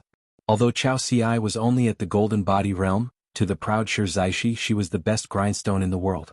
Otherwise, when faced with the full force of a mountain pinnacle realm cultivator, it would definitely not have such an effect. Yuan Lingyan nodded and said, Shi Zaishi's real bottleneck was not in her fist but in her heart. Then Yuan Lingyan smiled and said, actually, as long as Qin Pingan's luck is good and he continues to delay, and not break through the realm before Shi Zaishi, he will still be the strongest at the 6th level. Then he will still receive a gift of martial arts fate. From what I see, it is a little uncertain. After Venerable Fiery Dragon made the final decision, he turned around and looked at this disciple. I asked you to send the money to Darling Water Island because I wanted you to personally tell Qin Pingan this fact. Martial artists talk in their own language, which is more meaningful than an old venerable talking to a third-level cultivator and arguing about the principles of fists. I originally wanted to see if Qin Pingan would have a sliver of luck in his heart and show signs of taking the initiative to slow down for the sake of martial arts fate, or to seek life and death in a way that is different from Shirzai's but similar to the Great Tao. Now, Qin Pingan has practiced to death, but it is not because he is lazy. He has fought many battles to the death with others, and it is close to no mistakes. He can clearly comfort himself with the fact that there is no limit to one's strength, but why did he have to break through the alley wall with his fists and create a path for his own heart? Yuan Lingyan smiled bitterly and felt a little guilty. I have delayed you, master. Should I return to the Dragon Palace Grotto Heaven now? Venerable Fiery Dragon smiled. Forget it. Let nature take its course. Do you think it will definitely be a good thing after you said this? Qin Pingan will definitely be able to fight for the strongest position? Do you think there will be no repercussions when he tries his best to walk on the path of the heart? If a person refuses to accept his fate and thinks that pursuing the extreme is the best, he will die on the path of cultivation. Fight for the strongest 6, fight for the 7th after 6, and then the 8th will be mine. If the 8th is mine, who will fight for the 9th with me? Does he deserve to die? Is it because of the Great Tao competition? Along the way he just gritted his teeth in anger. When did martial arts become so low? Li Lu shook his head. The logic is too extreme. Venerable Fiery Dragon also shook his head. A pure person should be beaten to death as soon as possible. Yuan Lingyan did not have any doubts about this logic. Chao Xi did a good job. On the path of martial arts, she did not stop others from climbing higher. If there was a chance, she would even help others just like how she helped Shirzai temper his realm. This was also one of the reasons why Chao Xi was unrivaled in the Central Plains. It was not only because her master was Valkyrie Pei Bei, who protected Chao Xi from being accidentally killed by the cultivators of the Upper 5 Realms. Otherwise, the enemies of the dynasty that was destroyed would not just be 1 or 2 cultivators of the Upper 5 Realms. Killing Pei Bei was an extravagant hope, but killing Chao Xi, the disciple of Chao Xi who had traveled to other continents, would not be too difficult. Chao Xi's thoughts and actions were the greatest protector of Tao. For example, this time when she traveled to the Golden Armor continent with her friend Lu Yuzhou, how important was the god of fortune of the pure snow continent to Chao Xi's life? Was it the same as Lu Yuzhou? Although it seemed like the god of fortune made a choice after weighing the pros and cons, in the end, it was still Chao Xi's own decision. The pure martial artists of the Central Plains were mostly willing to show some kindness to Chao Xi. They might even chat behind her back and say a few good words for this junior. They might even personally make a move to dispel some dangerous ripples. How to turn bad into good was a skill. Adding good to good was a skill. What really saw everything in the world was not the eyes, but the human heart. When looking at Chao Xi, one could only see that he had unprecedented potential and that Pei Bei was standing behind him. This was why the eyes were very useful, but the human heart was closed. Li Lu was probably used to arguing with Fire Dragon Immortal. He smiled and said, "These principles are not applicable to many people." Fire Dragon Immortal laughed and said, "Let's talk about the matter and the person. If we don't use the person to destroy everything, and if we don't use one thing to destroy the whole person, we won't be so muddled." Li Lu said, "It's difficult." Yuan Lingyan nodded and said, "Master makes sense. If he didn't help his master, would he help an outsider?" Moreover, Yuan Lingyan felt that his master was more reasonable. In the end, Fire Dragon Immortal smiled and asked, "Then let me ask you, when and where do you think Chao Xi and the top young person of the North Continent have a clear mind?" In his heart, Spirit Yuan was a cultivator who was used to using strength as a way of speaking. After so many years of cultivation, he was still not perfect and flawless. Therefore, he had been stuck at the bottleneck of the Jade Unyielding Realm. It was not that Yuan Lingyan was arrogant and domineering. There should be Tao and principles in the Earth Peak, and Yuan Lingyan did not lack them at all. In fact, when he went down the mountain to train, Yuan Lingyan of the Black Finger Peak was the one with the best reputation among his peers. It was just that he was the one who was punished the most and the heaviest by Fire Dragon Immortal. Yuan Lingyan thought for a while and said with a smile, "Of course, it is the unprecedented Chao Xi who met someone who came later, standing beside her or not far behind her. Not only that, the person who came later had a chance to surpass Chao Xi. That was the key moment when Chao Xi's true nature was revealed. As for Lin Su, who would definitely win as long as she chose to fight, she would only suffer when she lost once." Fire Dragon Immortal nodded as if he agreed with these two answers. He asked again, "What about you, Yuan Lingyan? Why can't you break through the realm? Is there a cultivator like you in the world who has the cultivation of an immortal but is still at the jade unyielding realm?" I widened my eyes and looked around, but I couldn't find many. Yuan Lingyan said, "Of course it is because you have too much strength but not enough mind." Fire Dragon Immortal smiled, "Because you were too strong in the early stage of cultivation and thought too little, breaking through the realm too quickly. It seems that compared to the senior sisters and senior brothers of Taixia and White Cloud lineages, you have the least understanding of the true meaning of Tao? Or was it because you were punished by me too heavily that you felt that even if you weren't wrong, you just didn't think about it? Thus, you kept thinking about it and closed your door to reflect on what you did wrong? When you understand it, it is the time to break through the realm." Yuan Lingyan nodded and admitted, "Indeed. Have you ever thought of a possibility that you are thinking about mistakes when you are not wrong? Are you going around in circles on the wrong path?" Fire Dragon Immortal sighed, "Silly child. In the world, when a master imparts Tao to his disciple, can he only help his disciple to take the shortcut? Can't he set up many obstacles on the path, making it hard for his disciple to walk in the right direction, so that his disciple's Tao heart can be firmer?" For the first time ever, Spirit Yuan Palace had an aggrieved look on his face. "Master, your Tao is so profound and your knowledge is so vast. I don't want to question you in the slightest." Fire Dragon Immortal pointed at the disciple and said angrily, "Go and ask that young man from Darling Island if he has that idea at such a young age. Even his most respected Mr. Qi Jingchun may not always be right. Ask him if he dares to think like that. Did he dare to diligently ponder over the sage's principles outside of the sage of literature's lineage, but was he not afraid of suppressing the earliest principles? Spirit Hall, if you think that all the principles in the world belong to the master and that the disciple can only learn most of them, then the disciple will pass it on to the grand disciple, and the grand disciple will pass it on to the grand disciple. Your Spirit Yuan Palace doesn't even dare to think about this. You've cultivated so hard for 600 years. Do you think you've only developed your strength and not your Tao heart? What? Master's crouching peak requires hard labor like moving mountains, carrying soil, chopping firewood and burning charcoal. How did your Spirit Yuan Hall become so muscular?" Spirit Yuan Palace glanced at his master's fluttering sleeves and said carefully, "Master, don't be angry. Let's talk this out." Li Lu said, "Yuan Jishuan said he was unwilling, but he didn't say he didn't dare. Don't just try to reason with him and wrongly accuse Yuan Jishuan."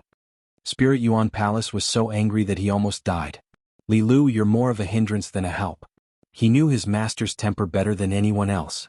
After all, Spirit Yuan Palace had suffered the most beatings among all the disciples. If Yuan Jishuan claimed to be number 2 in Crouching Peak, no one would dare to say they were number 1. Being unwilling is worse than not daring. Not daring, not daring. I've thought about it, but I haven't walked out yet. As expected, Immortal Fire Dragon was furious. He said coldly, "Go to the Peach Mountain Grotto and meditate for 10 years. Only come out when you've thought it through." Yuan Lingyan was silent for a moment before he sighed in his heart. 10 years was nothing.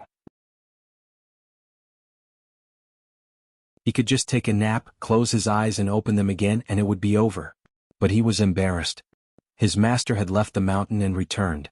In the end, he was the only one who had to pack his belongings and be confined to the Peach Mountain Grotto.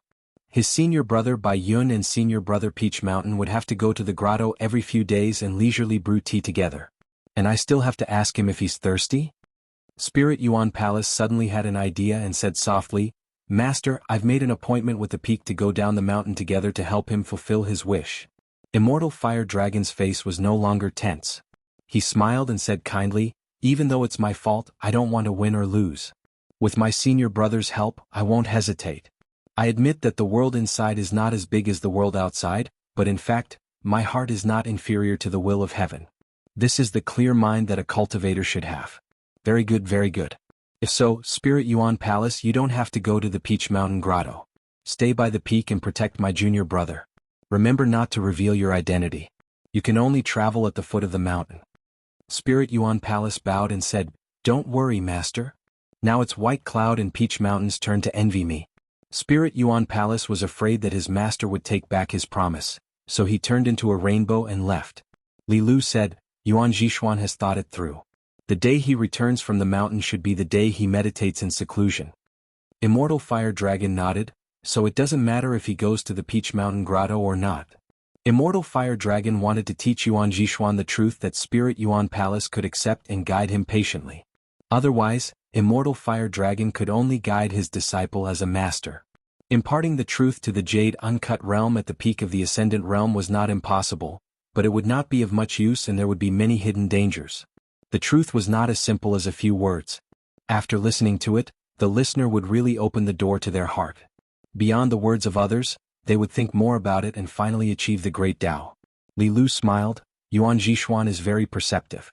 If you don't deliberately suppress his mind, there is hope for him to enter the Ascendant Realm earlier. Immortal Fire Dragon sighed. There is no other way. This kid is born to be too jumpy. I have to suppress him a little bit.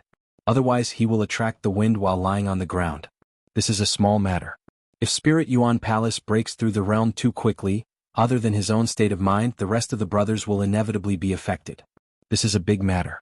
Immortal Fire Dragon was already a mountain pressing on his heart. Adding Yuan Jishuan to the mix, anyone would feel uncomfortable.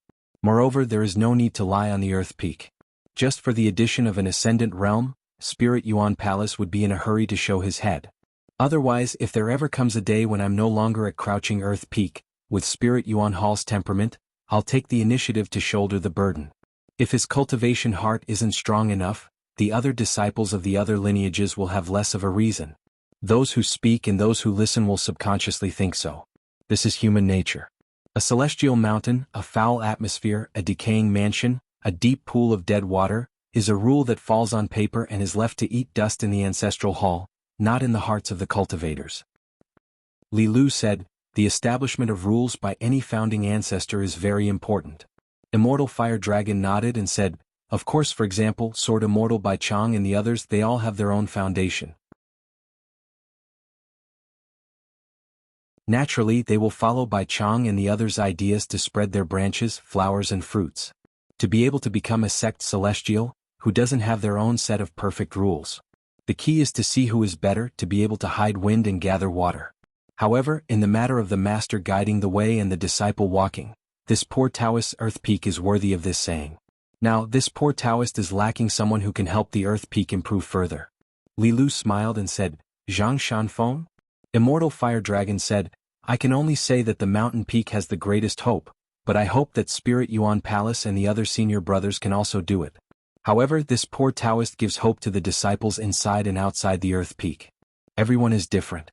It is not to say that the mountain peak has the highest hope, but it does not look down on others.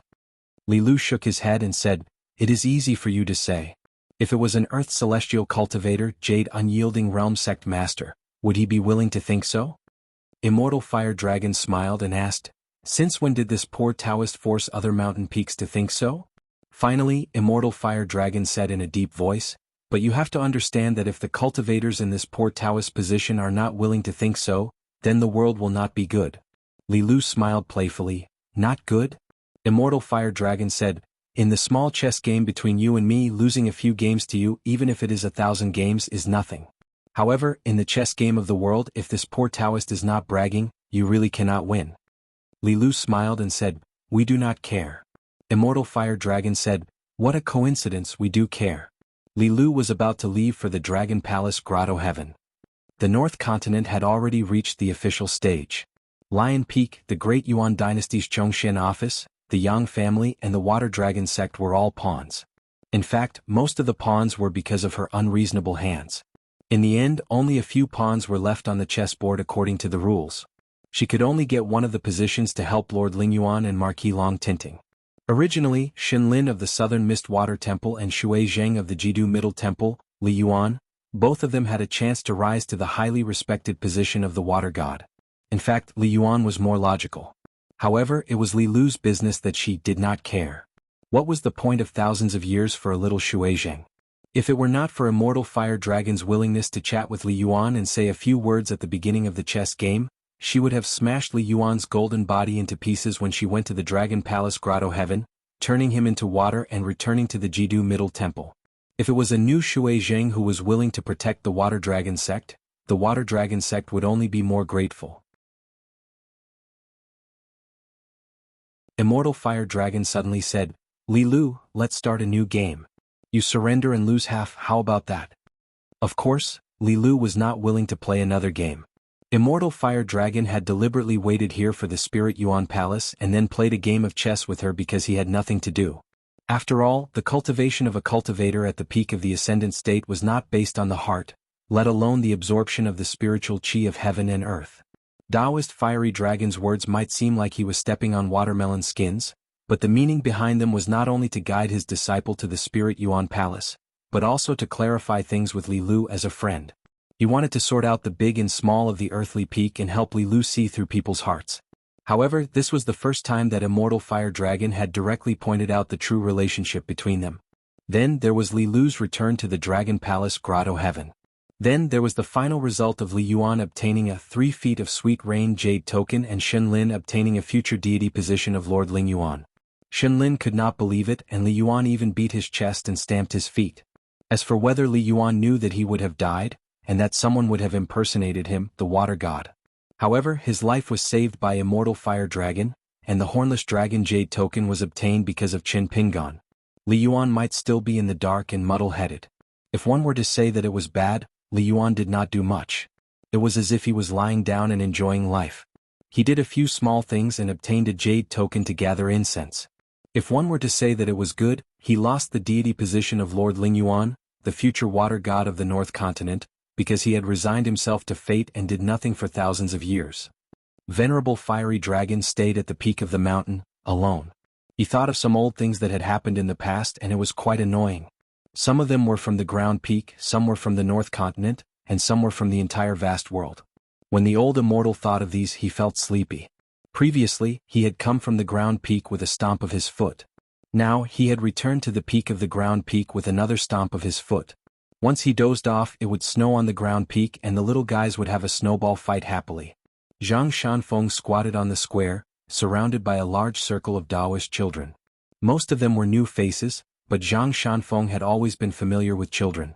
At this moment, the young Taoist was telling them about how difficult it was to slay demons and devils at the foot of the mountain. The little guys listened with their ears pricked up, eyes widened and fists clenched. Each one was more immersed than the other and was anxious. Why was it that youngest uncle only talked about how powerful the demons were and how amazing his methods were?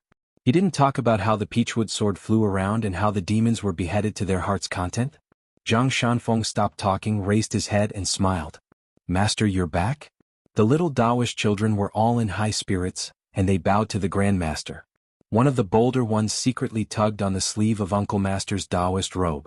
Zhang Shanfeng looked around and everyone nodded vigorously, giving him a look. Zhang Shanfeng said, Master, it's almost New Year at the foot of the mountain, and it's ridiculous that it doesn't snow in winter. Venerable Fiery Dragon walked to their side, and stretched out his hand to touch the head of a little Taoist child and smiled. Then Grandmaster, try your best and take a nap? Asking the heavens for a heavy snow in your sleep? The little Taoist children with childlike innocence all nodded in unison, like chickens pecking at grains. Once Grandmaster dozed off, it would snow on the mountain.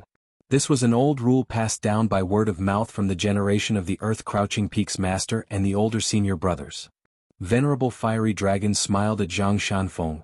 After senior brother Yuan returns, he will go down the mountain with you to fulfill his wish. Zhang Shanfeng was stunned. I begged senior brother Bai Yun for this and senior brother Bai Yun also agreed. It has nothing to do with senior brother Yuan. Venerable Fiery Dragon scolded jokingly, this little bastard, he even lied to his own master. The little Taoist children's mouths were wide open. Grandmaster also scolded people? Venerable Fiery Dragon was a little helpless, and walked away to find a place to sleep. Zhang Shanfeng then started to help his master clean up the mess, and said to the little guys earnestly, don't learn from your grandmaster and scold people. A little Taoist child crossed his arms in front of his chest and said angrily, Grandmaster is the most senior on the mountain, what's wrong with scolding people? Zhang Shanfeng twisted this guy's ear and gently pulled it up. The little Taoist child cried out and quickly stood on his heels and begged for mercy. Little Uncle Master, please don't hit people, I know I'm wrong. After Zhang Shanfeng smiled and let go, the little Taoist child said angrily, my master said that if you don't respect your elders, your butt will bloom. Little Uncle Master, be careful. Zhang Shanfeng squatted down, and continued to tell the story at the foot of the mountain. The little Taoist nephew listened attentively and suddenly complained, Little Uncle Master, are there no good demons and ghosts at the foot of the mountain? If that's the case, why did Grandmaster and the other Uncle Masters allow them to do bad things? Zhang Shanfeng smiled. About that, of course there's a reason. When my friend comes to our house as a guest, little Uncle Master will get him to tell you. There are many interesting mountain and river stories at his place. A little Taoist child shook his head vigorously and said, I think it's definitely not as good as little Uncle Master's. Zhang Shanfeng waved his hand and said with a bright smile, Speak the truth blindly. When it snows, let's have a snowball fight together. Little Uncle Master will form an alliance with you. The little Taoist child immediately rejected, Don't even think about it. He heard from his senior brothers that every time they had a snowball fight, little Uncle Master would be the one who was hit the most by the snowballs. Because he was the tallest and ran faster, he would not be angry even if he was hit. Zhang Shanfeng reached out to tug at the collar of his Taoist robe, and said in all seriousness, How dare you not respect little Uncle Master? Aren't you afraid of your master spanking your butt? The little Taoist child frowned and said softly, Master left last year. Zhang Shanfeng was stunned for a moment and sighed. Then he pointed at the little Taoist child and said with a chuckle, Actually, he didn't leave. Don't you still remember Master? The little Taoist child lowered his head and with reddened eyes he grunted, When Master left, he said the same thing. He told me not to cry. He said that as long as I think about Master, Master has not left. I don't have to think about him often, and it's good to think about him occasionally.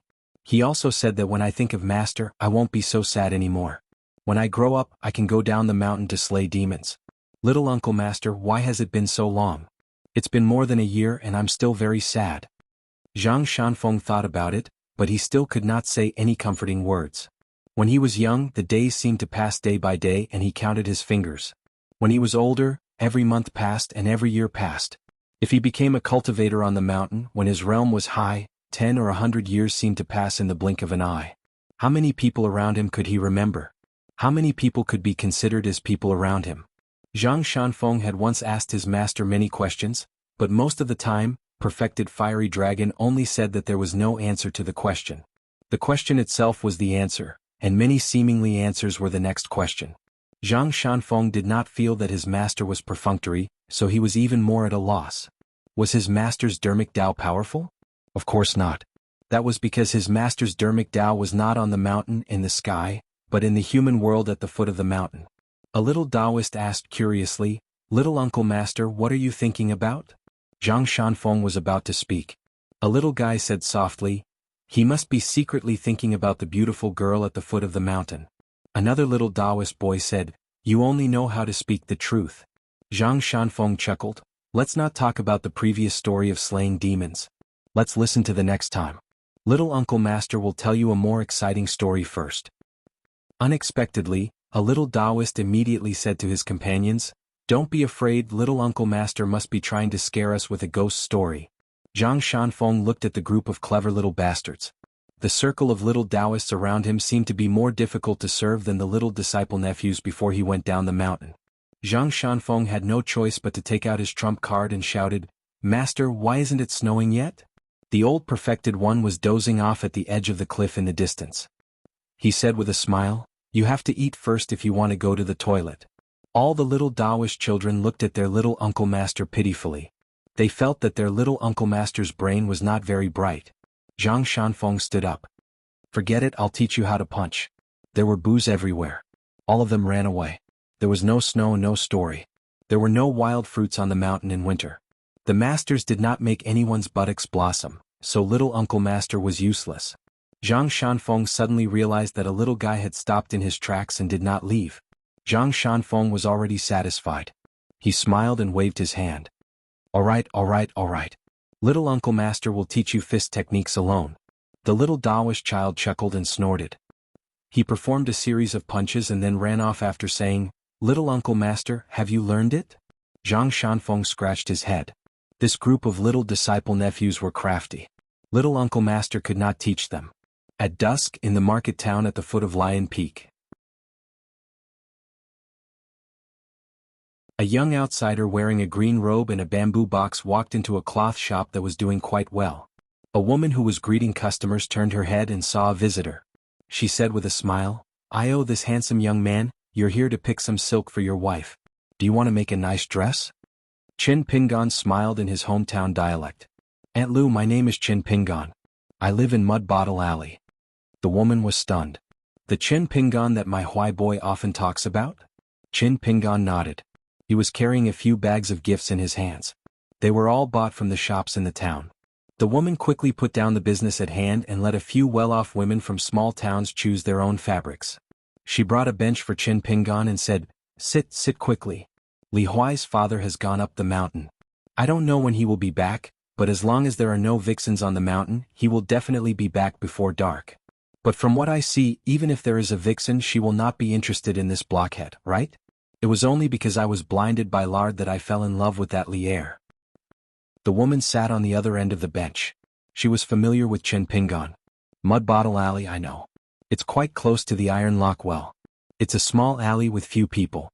There's a young widow at the end of the alley. She looks slightly worse than me. She's not far from Mud Bottle Alley. You should know the witch Ma from Apricot Blossom Alley, right? That old hag, the older she gets, the more sinister her mouth becomes. TSK, in my opinion she can even talk the dead back to life. Even the young widow of the Gu family in Mud Bottle Alley can't win against that old hag.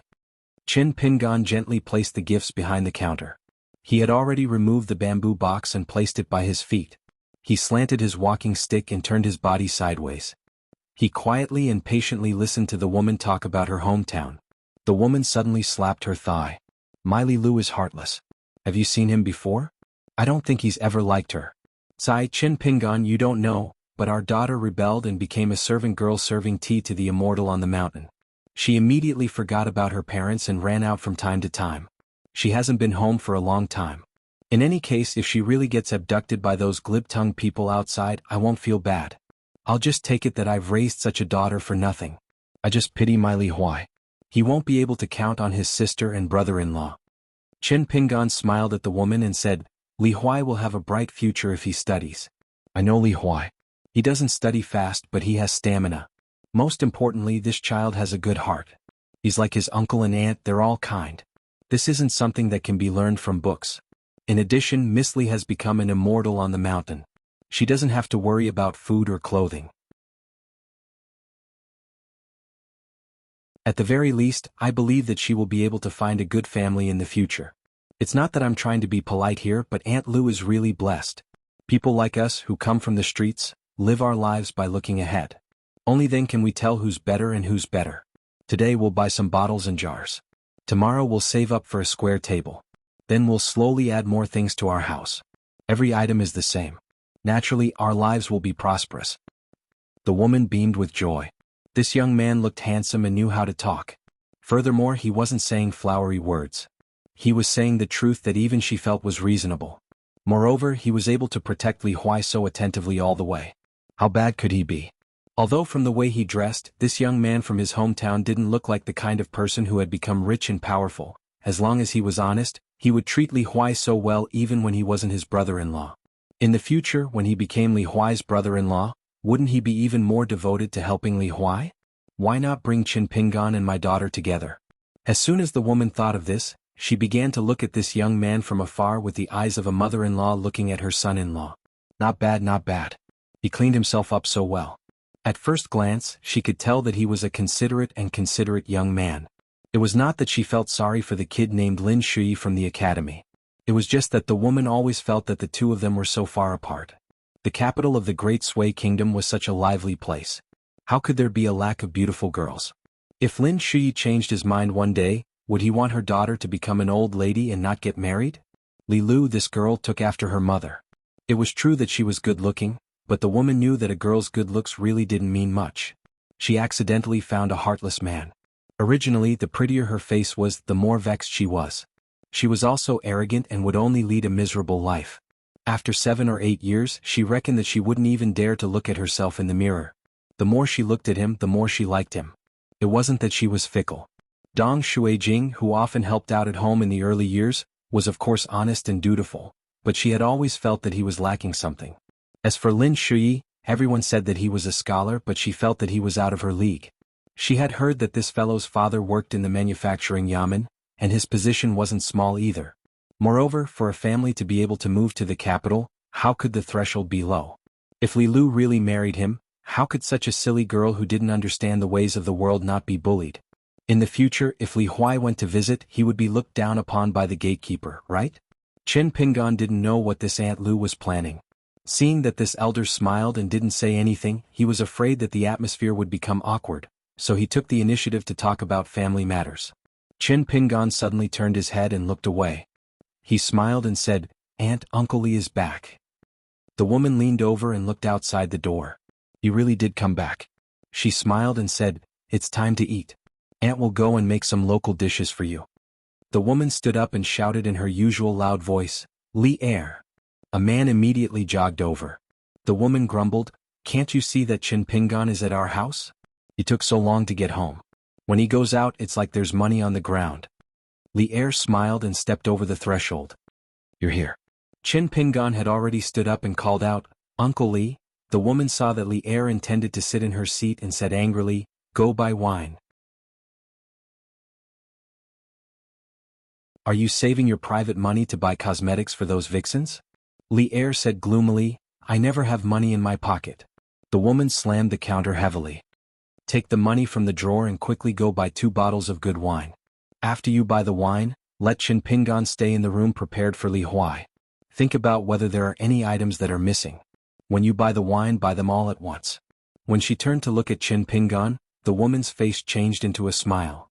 "Chen Pingan, since you're here, make yourself at home. If you're too polite, Aunt will be angry." Chen Pingan smiled and said, "I won't be polite with Aunt. A plate of stir-fried meat with winter bamboo shoots is a must." The woman smiled and said, "Yes, of course." Li Er took the money and left the shop with Chen Pingan. They were all neighbors and villagers, and they were at the foot of Lion Peak. There was no need to worry that something would happen to the shop when no one was looking after it. The two of them walked on the gradually deserted street. Chen Pingan asked softly, "Uncle Li, do you know where Li Shixing of Fortune Street, Li Baoping's elder brother, is in the North Continent now?" Li Er said, "I know. This person brought a rather strange study companion with him to visit me. I'll tell you in detail later." Chen Pingan heaved a sigh of relief.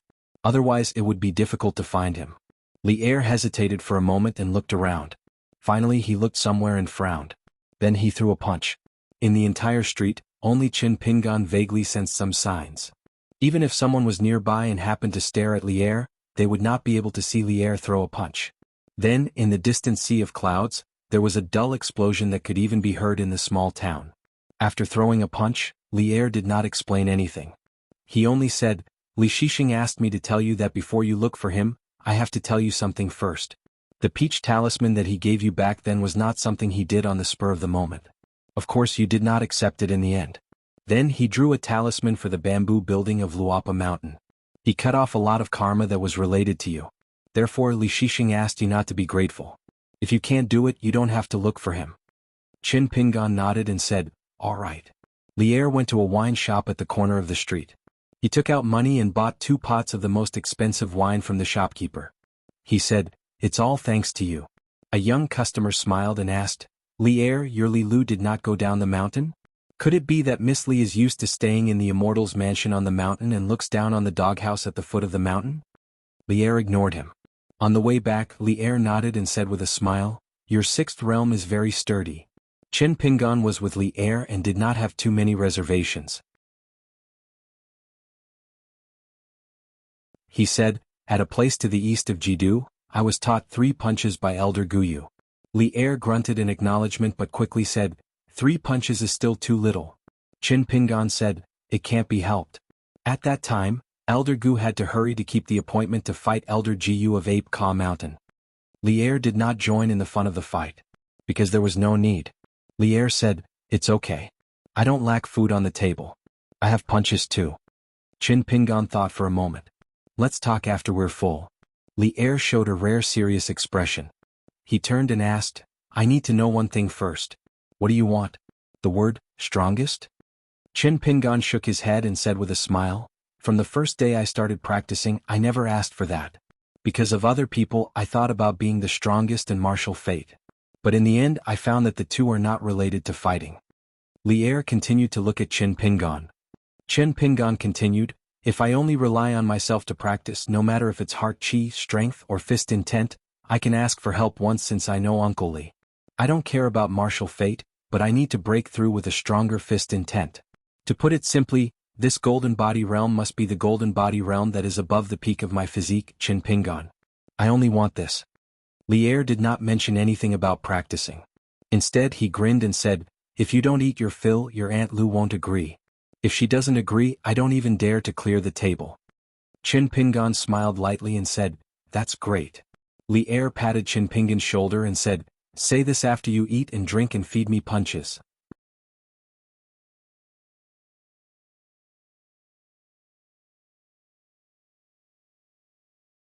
(556) Yuan Lai preferred reading and did not like practicing martial arts. It was not that he could not bear the hardships or pain, but he was not as obsessed with martial arts as his sister. He followed Master Lu Baixiang and came to Luopa Mountain again.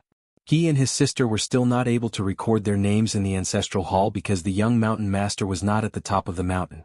Yuan Lai did not think much of it, but his sister Yuan Bao was actually quite angry and felt that her master was neglected. Every day Yuan Lai, other than practicing martial arts and practicing martial arts with his sister, would read books whenever he had free time. Yuan Bao wasn't happy about this, so he went to look for Yuan Lai in private and told him that he and his sister had to cherish their fortune after finding such a master. Yuan Lai listened and wanted to say some of his own principles, but when he saw his sister's cold face and the wooden spear in her hand, Yuan Lai did not dare to speak. That wooden spear was the only thing left behind by their father, who was an escort. In Yuan Bao's eyes, it was the Yuan family's ancestral treasure and should have been passed down to Yuan Lai, but she felt that Yuan Lai was too soft and did not have the courage since he was young.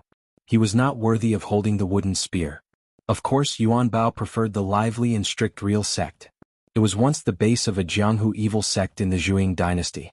Her master first gathered a group of bandits from the border.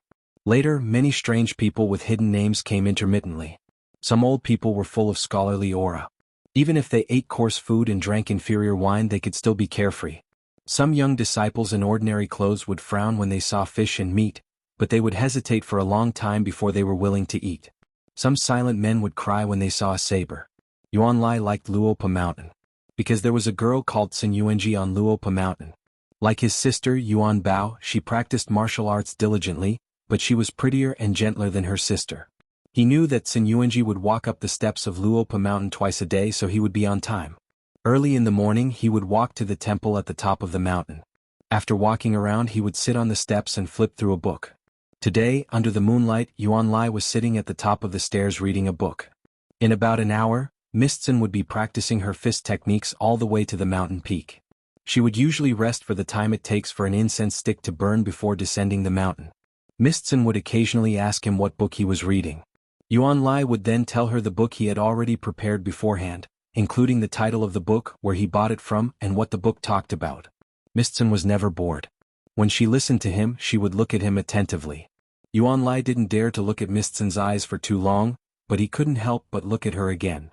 Mistsun's eyes were like the bright moon. There was only one bright moon in the world. Anyone could see it when they raised their head, so it wasn't strange. The bright moonlight in Mistsun's eyes could only be seen by him, Yuan Lai. Tonight, for some reason, there was an extra elder sister by Mistsun's side. They practiced the rudimentary walking stance together and climbed the mountain together. Yuan Lai was a little embarrassed and couldn't sit still. He was worried that the outspoken elder sister would scold him in front of Mistsun for not doing his job properly. If that happened, would Mistsun still be willing to ask him what book he was reading? Yuan Bao and Sun Yuanji reached the mountain peak together and stopped practicing their walking stance. The two ladies, each with their own merits, were chatting and laughing. However, if they really wanted to argue, Sun Yuanji's beauty was obviously better. Yuan Bao and Sun Yuanji had sparred in private before. They both had their wins and losses. Both of them hadn't practiced for long, so they agreed that in the future, they would ascend to the legendary Golden Body realm together. Yuan Lai sat not far away. He didn't know whether to read or leave. His face was slightly red, but he only dared to perk up his ears and listen to Mistsun's clear and melodious words. He was satisfied. The two ladies sat side by side. Yuan Bao talked about his master's profound martial arts. His talent was astonishing, and there was nothing he didn't know about the four arts. Sun Yuanji talked about Elder Zhu's many good points. He was amiable, treated people kindly, and made a table full of delicious dishes. Yuan Lai looked down and saw 3 little girls. The one in the lead was the tallest. She was a very strange girl called Pei Qian. She was especially noisy.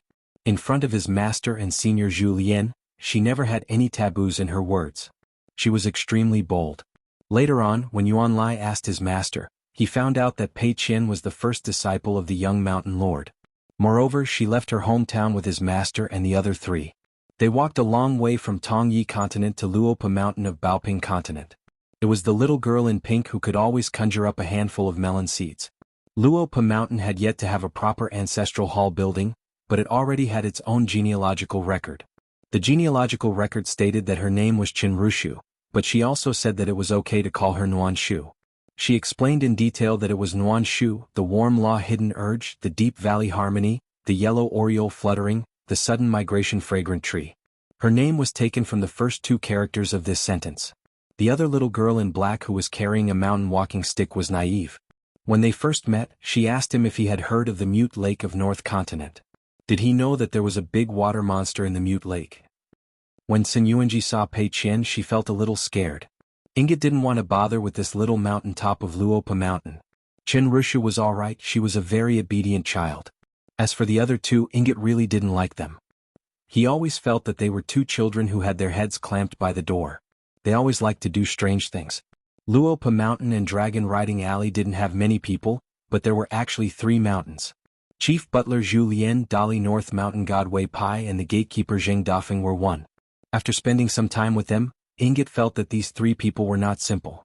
Pei Qian's group of children could barely be considered a small mountain top. The shopkeeper of Dragon Riding Alley's New Year's shop, Shi Ro, seemed to be closer to the 3 people from Chaotu's shop.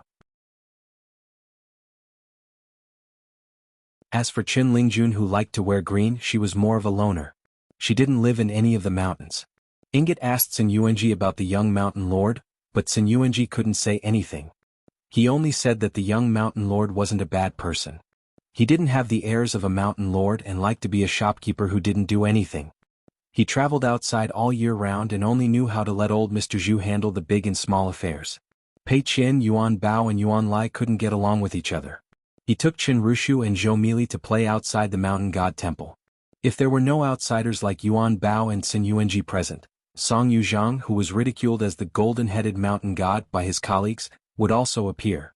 He would listen to Pei Qian talk about the interesting stories he heard from Old Chef and Cloud-Splitting Mountain. Song Yuzhang would also talk about the trivial matters when he was still a supervisor of the dragon kiln. Pei Qian loved to listen to those trivial things. When they were a little far away from Inget and the others, Zhou Mili suddenly tiptoed and whispered in Pei Qian's ear, "I think that little girl called Inget is a little silly." Pei Qian glared and said, "As the right guardian of Luopa Mountain, how can you talk behind people's backs?" Zhou Mili was sick. Pei Qian laughed and said, "Silly or not, do I need you to tell me? We just need to know what we're doing." Zhou Mili beamed with joy. Pei Qian reached out and touched Zhou Mili's little head. He bent down slightly and said with kind eyes, "You eat so many rice grains every day, bowl after bowl, why don't you grow taller?" Zhou Mili stood on the tip of her toes and straightened her chest. Pei Qian gently pressed Zhou Mili and comforted her, "It's not about being tall." Zhou Mili smiled from ear to ear. Pei Qian extended his hands and held onto Zhou Mili's cheeks, and slapped the mute lake monster's mouth shut and reminded her, "Mili, you are now the right guardian of Luopa Mountain, from the mountain deity Song Master, to Zheng Dafeng at the foot of the mountain, and the 2 big shops in Dragon Rider Alley. Everyone knows of your position. The higher your position, the more you need to reflect on yourself. You can't be cocky, you can't lose face for my master, can't you understand?" Qin Rushu looked to the north at the Huimeng Mountain, which also belonged to his own mountain, and was extremely huge, and had already rented the back of the fish to the Book Lake Pearl Island. Qin Rushu said softly, "It seems like Mr. Zhu will be going out for a long time." Pei Qian nodded his head, "There are many places to go. I heard that the furthest is the old dragon city at the southernmost part of our Aquarius continent." Pei Qian took out a money bag from his sleeve. "I told you before, the Aunt Gui who gave me the money bag is the old dragon city's immortal senior. She looks especially good when she smiles." Zhou Mili asked, "Can I take a look?" Pei Qian handed it over. "You are not allowed to touch it, the things inside are all priceless treasures." Zhou Mili took the money bag. "It's so heavy." Pei Qian's mouth twitched and snorted, "This is called family property." Pei Qian jumped onto the railing of the mountain peak. Imitating his master, he slowly punched out, flowing like water. Every time he stopped, he would shake his sleeves and it would sound like thunder. With a slight stomp, the entire railing would be instantly filled with dust. It was a pity that the 3 people at the stone steps had already gone down the mountain. A group of people sat on the Oxhorn Mountain Immortal Family's ferry, leaving the old Dali territory, and heading towards the central region of the Aquarius continent. The current Aquarius continent was actually all surnamed Song. Lu Zhongruan put on a woman's face that Zhu Lian gave him. He sat in front of the dressing table, his fingers gently rubbing his temples. He did not know whether to laugh or cry. But thinking about this treasure hunt, he still felt uneasy. After all, the water hall and dragon boat, as the princess royal of the old country, it was easy for her to find them, but how to bring them back to Longquan County was a huge problem. But since Zhu Lian said that he had a plan, Lu Zhongruan would take it one step at a time. He believed that the Qingxia Island's accountant, since he was willing to hand over the power of Luopa Mountain to this person, he would not be a boastful person. Inside Lu Baixiang's house, Zhu Lian sat cross-legged. On the table was a pot of wine, a porcelain cup and a plate of soybeans, drinking slowly. Lu Baixiang sat opposite. He had no intention of drinking. In Cui Dongshan's reply letter, he mentioned Wei Xian, saying that this fellow had started out as a cultivator following the army, working under a military general named Chao Jun. He had accumulated quite a lot of military merits, and had been granted the title of martial scholar by the imperial court of Great Li. In the future he would be able to step down and become an official. The 4 people in the painting of lotus flower blessed land now had their own paths under their feet. Wei Xian joined the army. Sui Yu cultivated in the Yugui sect of Tongye continent and became a cultivator. Lu Baixiang established a sect in Jianghu. Only Zhu Lian stayed in Luopa Mountain. When Lu Baixiang received Zhu Lian's secret letter, he immediately prepared 3 treasures on the mountain and a box of immortal money, which were the money of several groups of survivors of the Zhuang dynasty. But later, when Qin Pingan sent a letter back to Luopa Mountain from the Dragon Palace, Zhu Lian not only confiscated Lu Baixiang's hard-earned wealth, but also gave Lu Baixiang 10 grains of grain rain money. But, at the same time he told Lu Baixiang that it was fine for the sect he founded to recruit soldiers from all over the world, but it was best for them not to get involved in the revival of the country by those old and young survivors. What Great Li's cavalry was going to do next was definitely to deal with these fish that escaped the net and attempted to rise from the ashes. Qin Pingan's letter was just a suggestion. He did not ask Lu Baixiang to do it. When discussing the treasure hunt with Lu Zhongruan, Lu Baixiang was present, but it was Zhu Lian who was strategizing. Zhu Lian killed 3 birds with 1 stone. He helped Luopa Mountain determine whether Lu Zhongruan and Pearl Island were worthy of becoming long-term allies. Pearl Hairpin Island owed Luopa Mountain a lot of incense. Lu Zhongruan owed Qin Pingan, the young hill master, a debt. Of course, Luopa Mountain, Qin Pingan, and Zhu Lian would not covet these incense favors. If Lu Zhongruan and Pearl Island expressed their goodwill in the future, Luopa Mountain would find a way to return it elsewhere. He believed that Lu Zhongruan was still not very clear, whether the direct disciple of Pearl Island could stay on the back of the fish to cultivate or not. It was all up to her. If he was blinded by profit and still insisted on taking risks after knowing that the treasure hunt was full of hidden dangers, then it would not be the current situation. Lu Baixiang asked with a smile, if Lu Zhongruan made the wrong choice, then you Zhu Lian would be drawing legs on a snake. Wouldn't you be asking for trouble? If you found out that Lu Zhongruan was not a suitable ally, then should Luopa Mountain take the Waterhall Dragon Boat? If you don't take it, you'll lose the 5 elements account for nothing. If you take it, you'll have a deeper relationship with Lu Zhongruan and Pearl Island, and Luopa Mountain will have endless troubles in the future. Zhu Lian picked up a few golden fried soybeans and threw them into his mouth, crunching them. He said with a smile, if? There's no if, now. Lu Baixiang shook his head, obviously not approving of Zhu Lian's action. If he were to take charge of this matter, after Cui Dongshan's letter was sent to Luopa Mountain, the situation would be settled. Either the water hall or the dragon boat, one of them would be transported to Luopa Mountain. As for the other things, whether Lu Zhongruan and Pearl Island's cultivators were right or wrong in the future was actually a small matter. Because Lu Baixiang firmly believed that Luopa Mountain's rapid development would soon make Pearl Island's cultivators look up to the high mountain, and they wouldn't dare to make mistakes. Even if they made a big mistake that Pearl Island's cultivators thought was a big mistake, on Luopa Mountain's side, it would only be a small mistake that he, Lu Baixiang, could easily smooth over. Julien raised his cup and took a sip of wine, his face full of intoxication. He picked up a soybean, squinted his eyes and said with a smile, "Don't worry about your devil cult leader, don't worry about this small matter of soybeans for me." Lu Baixiang asked with a smile. Pei Qian took the initiative to go to the bamboo house to practice martial arts. Why didn't he tell Qin Pingan? Since he thought it was a big matter, why did he let Senior Chui destroy Pei Qian's heart like that? Was he really not afraid that Pei Qian's martial arts path would come to a dead end early? Julien put down the wine cup he raised halfway and said seriously, "When Chui Qing punched, was it just to temper the body of a martial artist? If the fist didn't land on Pei Qian's heart, what was the point?" Julien sneered, "Pei Qian is such a martial arts genius who can't teach her. Can't teach her well? I Julien can teach her. You Lu Baixiang can teach her. I reckon even Sun Yuanji can teach her. In any case, as long as Pei Qian wants to practice martial arts, she can learn very quickly, so fast that even her master can't believe it. But if we're talking about who can teach the best in the world, you and I can't, even young master can't." Julien gently raised his arm and clenched his fist. When this punch lands, the girl's body and heartstrings will be beaten until only a trace of life is left, the rest will die, and she will have no choice but to admit defeat. But just with this last breath, Pei Qian will still be able to stand up. If she loses, she will have to take another punch, which means she has won against herself. This logic even Pei Qian herself doesn't understand. It was my young master's every word and action that he taught her that firmly fell into her heart, blossoming and bearing fruit. It just so happens that Chui Qing understands and can do it. Can you Lu Baixiang do it? To put it bluntly, Pei Qian simply doesn't feel that you Lu Baixiang are qualified to teach her martial arts. Pei Qian only knows how to play dumb, smiling and asking, "Who are you? How high is your realm? Are there any 11th realm martial artists? If there are, why don't you go and punch open the sky? Why don't you play around with me, Pei Qian?"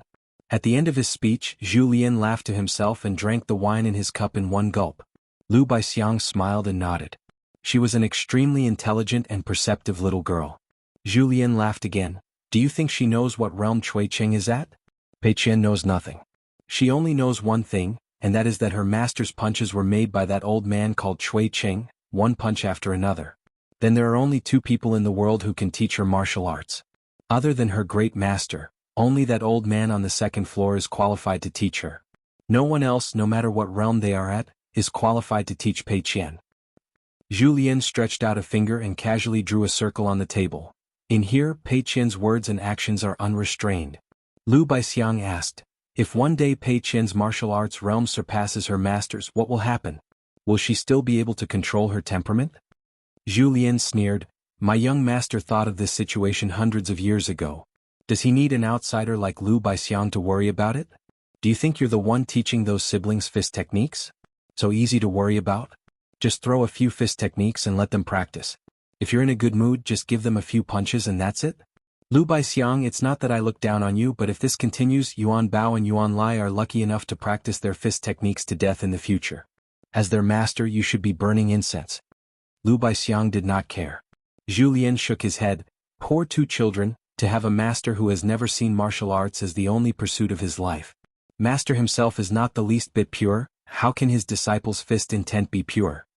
Lu Baixiang smiled and asked, "If there is a day when we really need these siblings to survive, can I trouble you to lend a hand and help?" Julien chuckled, "It's hard to say what will happen to Yuan Bao in the future. If Yuan Lai wants to break through the bottleneck, I really do have a plan." Lu Baixiang said, "Those 3 treasures on the mountain, I'll give them to you as a private gift. As for how you, Julien, deal with them, whether you give them to Luopa Mountain or keep them for yourself, I don't care." Julien sipped his wine. "It's a deal?" Lu Baixiang nodded. Only then did Julien give an answer. "In the future, in front of Yuan Lai, let Pei Girl punch Sun Yuanji half to death, won't that do?" Lu Baixiang laughed heartily. Julien pushed the plate of fried soybeans, which was not much left, to Lu Baixiang. "Always taking money from my own family, my conscience is uneasy. Fortunately, cult leader Lu is righteous, giving me the opportunity to tear down the east wall to pay the west wall. Later on, I'll take out one of the treasures and give it to Chen Lingjun." In this past year, a handful of snow today is money, and a small summer tomorrow is money. Lu Baixiang remembered the little boy in blue who held his head high every day, laughed and said, "Wanting to save face to suffer. But Zhu Lian said, wanting to save face is a good thing. Lu Baixiang looked at this guy with a ruminating expression. Zhu Lian said righteously, it's Mountain God Wei who's shameless, what does it have to do with me? Lu Baixiang smiled and reached out to pick up a fried soybean. Zhu Lian suddenly changed his words, that's not righteous. If we really want to argue, Brother Dafeng is still the thick-skinned one. Brother Wei and I are the thin-skinned ones, we're embarrassed every day. A white-clothed deity with golden earrings stood behind Zhu Lian with a charming smile. He reached out to press on Zhu Lian's shoulder, while his other hand gently reached towards the table. There was a landscape painting the size of a calligraphy copybook. On it was a hunched man sitting on a small stool at the mountain gate, basking in the sun and scratching his feet. He pointed his middle finger at Zhu Lian. Zhu Lian exclaimed and leaned forward on the table. He quickly raised the wine pot and said with a flattering smile, Brother Dafeng is also here. A day without seeing you feels like 3 years. I've missed you. Come, let's take this opportunity to drink a pot of wine. Zheng Dafeng continued to point his middle finger, as if to say, scram. Zhu Lian pretended not to see and turned to complain to Wei Pai. Why didn't you use your powers and give Brother Dafeng a pot of wine? Wei Pai waved his sleeve and a pot of wine fell from Luapa Mountain onto Zheng Dafeng's head. Zheng Dafeng caught it with one hand. Zhu Lian held the painting in one hand and the wine pot in the other. He stood up and left, drinking as he walked and chatted with Zheng Dafeng. The two brothers were separated by thousands of miles of mountains and rivers, but they each took a sip of wine. Lu Baixiang smiled and gestured for the mountain god to sit. Wei Pai did not leave, but he did not sit down either. He held onto the armrest and smiled. A close neighbor is better than a distant relative. I'm going to Mount Zhong to pay a visit to the new mountain lord. It's on the way. Lu Baixiang was puzzled. Isn't this against the rules? The righteous deities of the 5 mountains of the mortal dynasties would not meet easily. Wei Ba smiled and said, there are 3 night banquets. The borders of Lord Zhongyue's territory are connected to my north peak. No matter what, it is in accordance with the rules to attend one. Since the other party is busy, I will pay him a visit.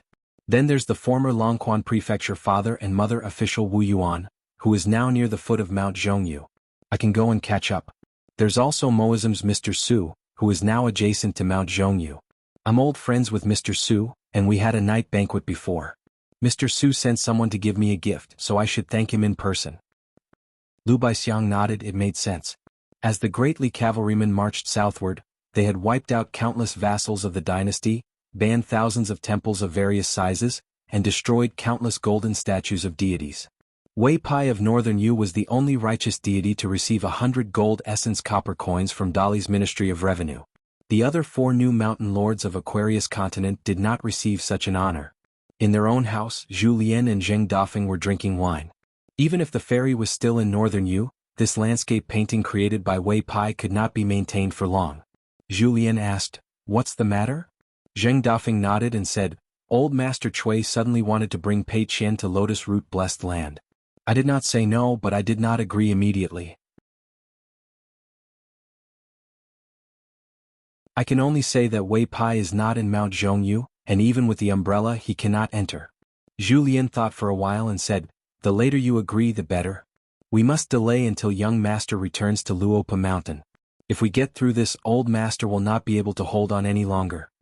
Zheng Dafeng scratched his head and said, must we meet Qin Pingon one last time? I feel that it will only increase the sorrow of separation.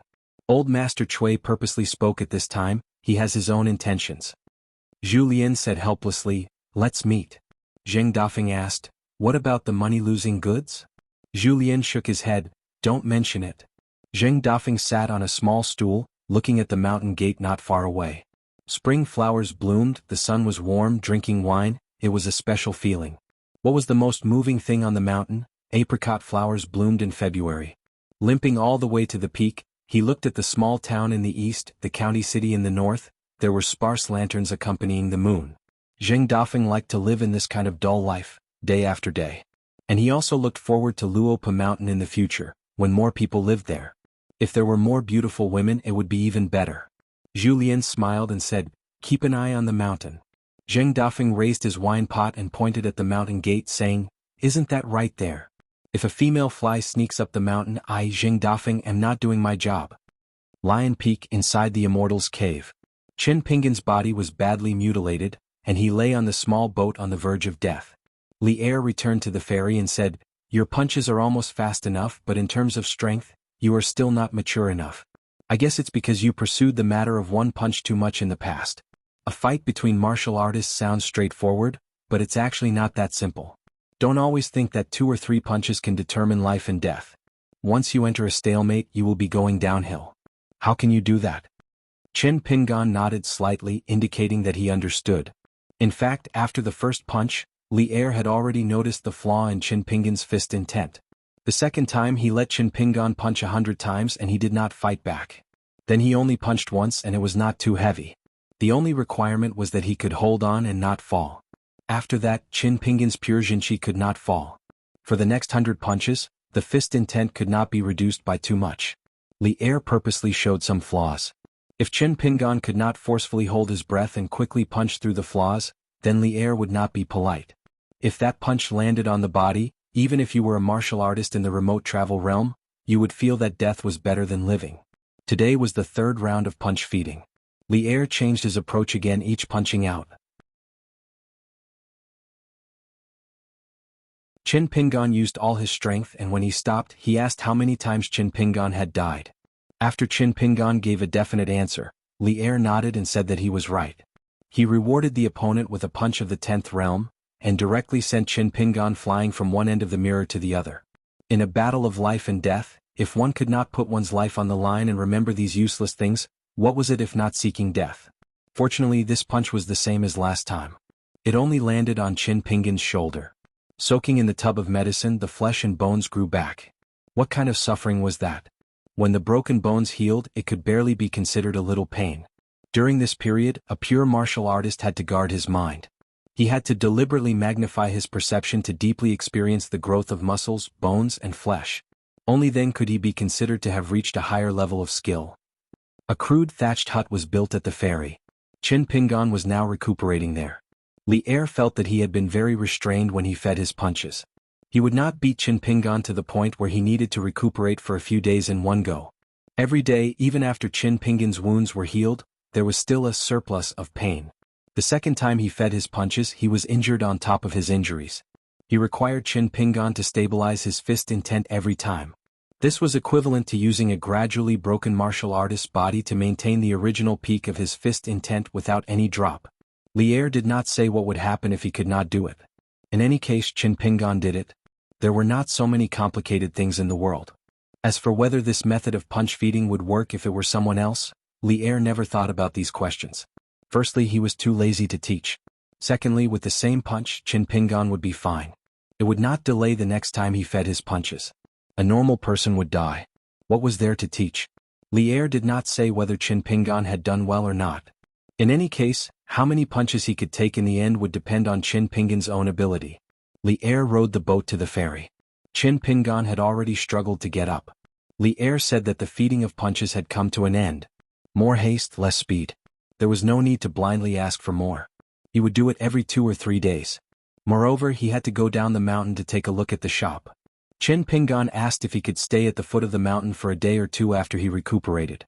Li Er smiled and said that there was nothing wrong with that. He could just treat it as his own home. Li Er went down the mountain first. Chen Pingan squatted beside the ferry. He endured not only the pain in his body but also the agitated pain in his soul. He gently patted the bow of the boat. The boat suddenly sank into the water and then floated up with a bang. After this trip, the blood in the boat had been washed clean. Only then did he go to the thatched cottage. He still had to carry water to boil. Every step was torture. The next morning, Chen Pingan changed into a clean set of clothes and went down Lion Peak. The cloth shop had just opened. Chen Pingan went to eat breakfast and then helped Auntie Lu attract business. The woman saw that it was an eye-opener. She actually learned a lot of business knowledge from a junior. Some of the neighbors who had quarreled with the woman and had a dark expression now saw the woman on the road. They actually had more smiles on their faces. The woman was happy on one side and worried on the other. Such a good junior, how could he not be her son-in-law? Therefore, when Li Lu came home late, she saw the young man who was selling cloth with the customers. Li Lu was stunned. As soon as she stepped over the threshold, she stealthily extended 2 fingers to her mother and gently pinched Li Lu's slender waist. She was not willing to use too much strength. In the end, Li Lu was her daughter and not her man. The woman complained, "You useless thing." Li Lu smiled and narrowed her eyes. She was gentle and weak. At home she was always the submissive big sister Li Huai. With Chen Pingan helping to attract business and Li Lu overseeing the shop, the woman went to the kitchen in the backyard to cook. Li Er sat on a stool and blew on the fire with a bamboo tube. Taking advantage of the fact that there were no customers in the shop, Chen Pingan walked to the counter and said softly to Li Lu, who was standing behind and calculating an abacus, "It seems that Auntie Lu misunderstood. I'm sorry, but Uncle Li has already explained it clearly." Li Lu raised her head and smiled, "It's fine." Chen Pingan let out a breath of relief. Chen Pingan hesitated, lowered his voice and asked with a smile, "Can I ask you something?" Li Lu gently calculated an abacus. Looking at the account book that looked like scribbles on her mother's hand, she calculated the income and expenses of the cloth shop these days. She raised her head and smiled, "Lin Shuyi and Dong Shuijing, I don't like either of them." Chen Pingan was a little surprised. He thought that Li Lu would like one of the two. But who she liked and who she didn't like, there really was no reason. Li Lu asked with a smile, "The reason why you didn't stay on the Lion Peak is because you feel that this city where no one knows you is more like your childhood hometown? You feel that the small town of your hometown is very unfamiliar?" Chen Pingan leaned against the counter, looking at the street outside and nodding his head. Li Lu did not speak anymore. After a moment of silence, Li Lu closed the account book and smiled, "We earned an extra 3 taels of silver." Chen Pingan was still leaning against the counter, his hands in his sleeves. He smiled, "In business I'm more talented than porcelain." Li Lu asked, "Have you heard about the change in the Qingliang sect?" Chen Pingan nodded his head, "On the way to the Lion Peak on the ferry, I saw it on the court bulletin." After dinner, Chen Pingan bid farewell and went up the mountain. He did not choose to spend the night in Li Huai's house. The woman sighed faintly. She turned her head and saw that Li Lu did not move. She poked her daughter's forehead with a finger, "What are you in a daze for? Send him off." Li Lu looked at Li Er. Li Er was as motionless as a mountain. The woman sighed, muttering, forget it, a forced melon is not sweet." Li Lu smiled sweetly. Li Er grinned. The woman glared at Li Lu, "Li Huai follows me, you follow your father." Chen Pingan reached the peak of the Lion Peak. He walked past the mountain and river restriction and came to the thatched cottage. He closed his eyes and meditated for a moment. Then he got up and went to the ferry. Alone he went to the mirror on the lake. He took off his boots and stayed on the boat.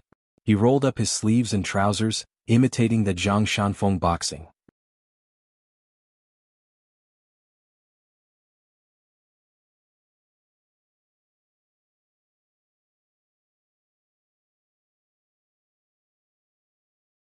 These women who had daughters at home also saw it and felt that it was good.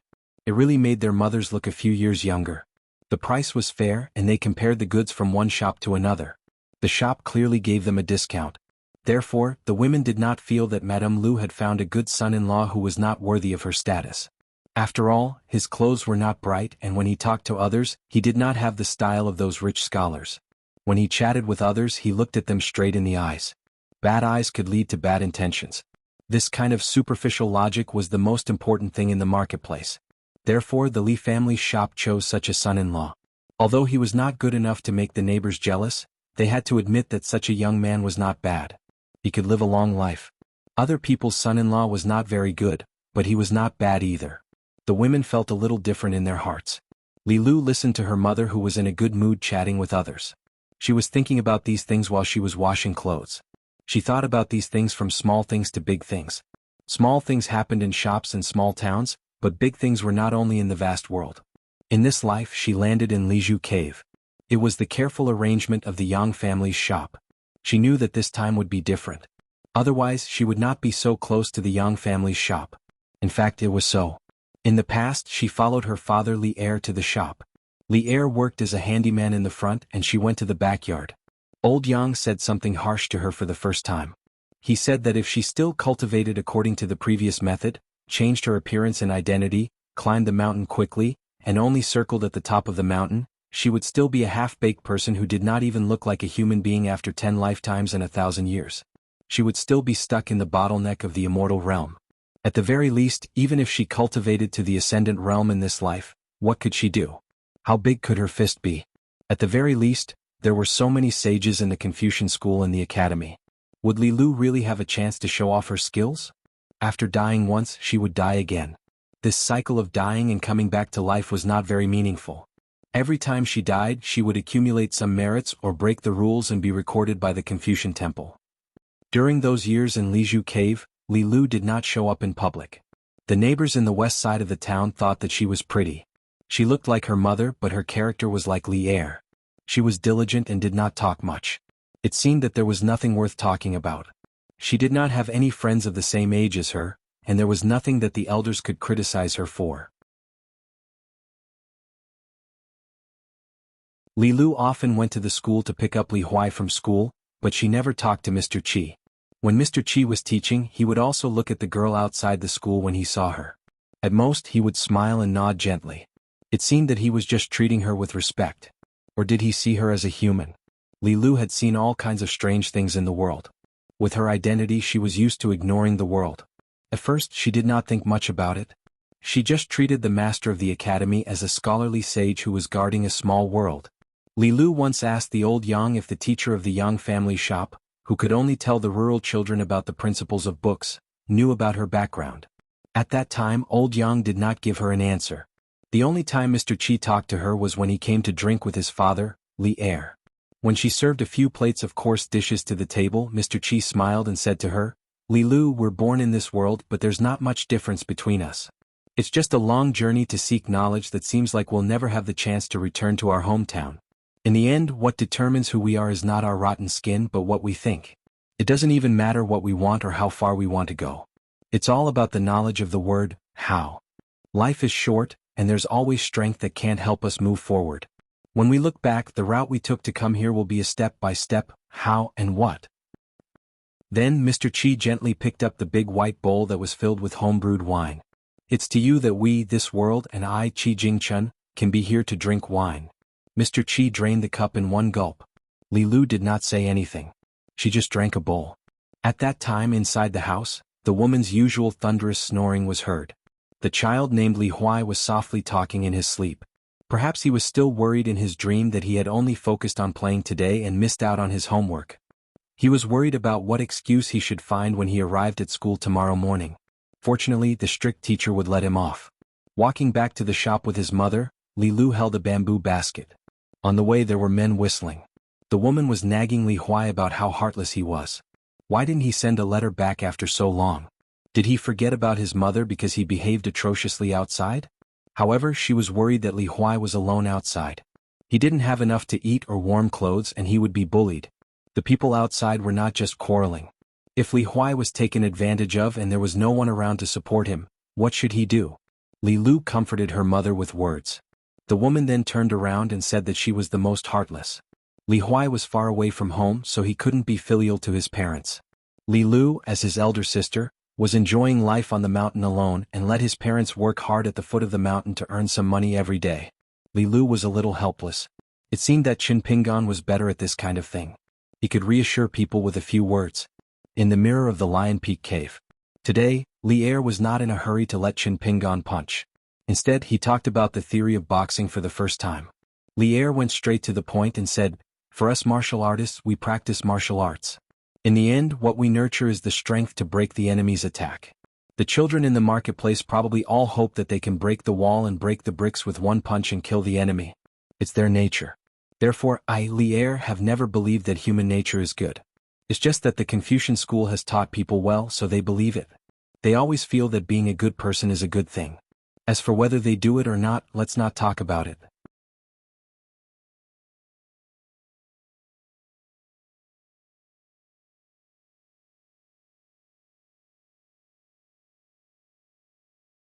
In the world, when martial artists of the 8th and 9th realms fight to the death, they often die in the way they are best at. What? You have to be more careful in your shortcomings. When you punch at your strengths, you will inevitably be complacent and unaware. Next, Li Er took a fist stance and started with a fist move. It was the school dragon that Qin Pingan was extremely familiar with and the deity drum-beating style that he was best at. Li Er said, "The proverb in the martial arts book says that 3 heads and 6 arms is supernatural power. It is not a joke in the marketplace. There are thousands of fist moves in the world. There are different fist stances, and fist moves. The stance is the foundation, the stance is the foundation, and the moves are the facade. When the three are combined, there are different types of fists and there are countless fist manuals in the world. You have been through a lot of jianghu. You should know that the marketplace likes to call ordinary people of jianghu martial arts styles.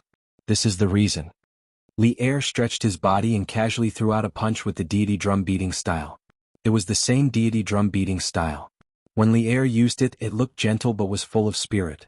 When it fell into Qin Pingan's eyes, it was actually a world of difference from when he used it. Li Er threw out another punch with the deity drum beating style. It had a very different fist intent. It was as rapid as thunder.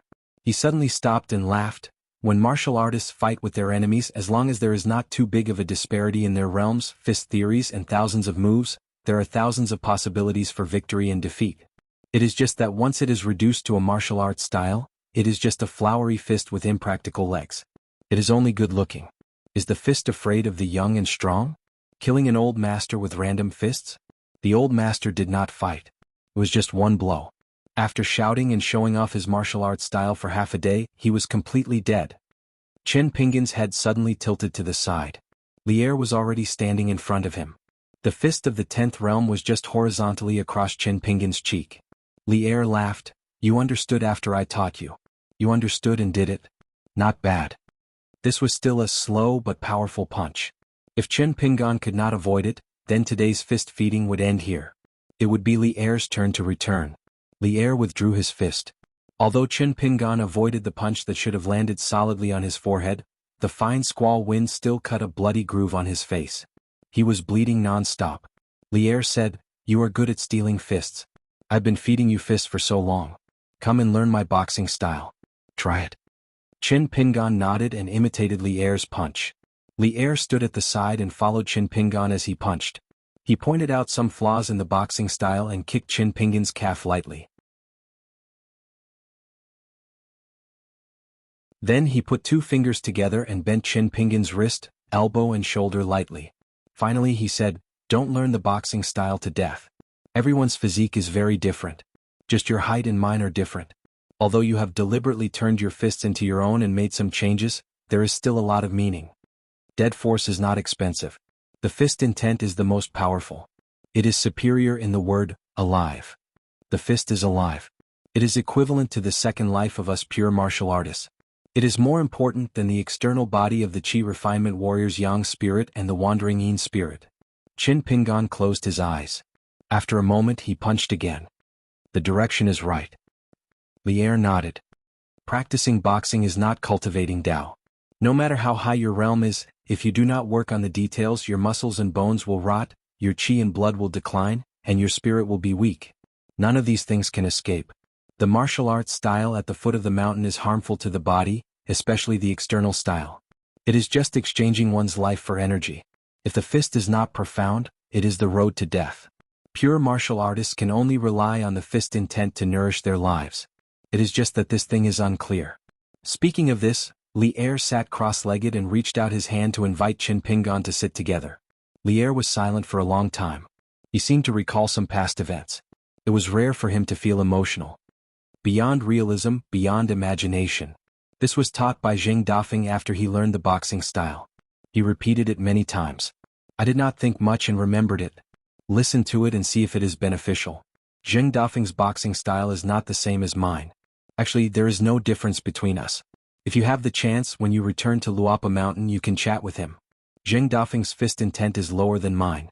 That is why his boxing style is not as good as mine. When Zheng Dafeng first started learning martial arts, he had always complained that his master was biased. He always thought that his master was deliberately helping the two of them choose the martial arts styles to learn so that he, Zheng Dafeng, would be one step behind. Later on he actually thought it through himself, but he just didn't admit it.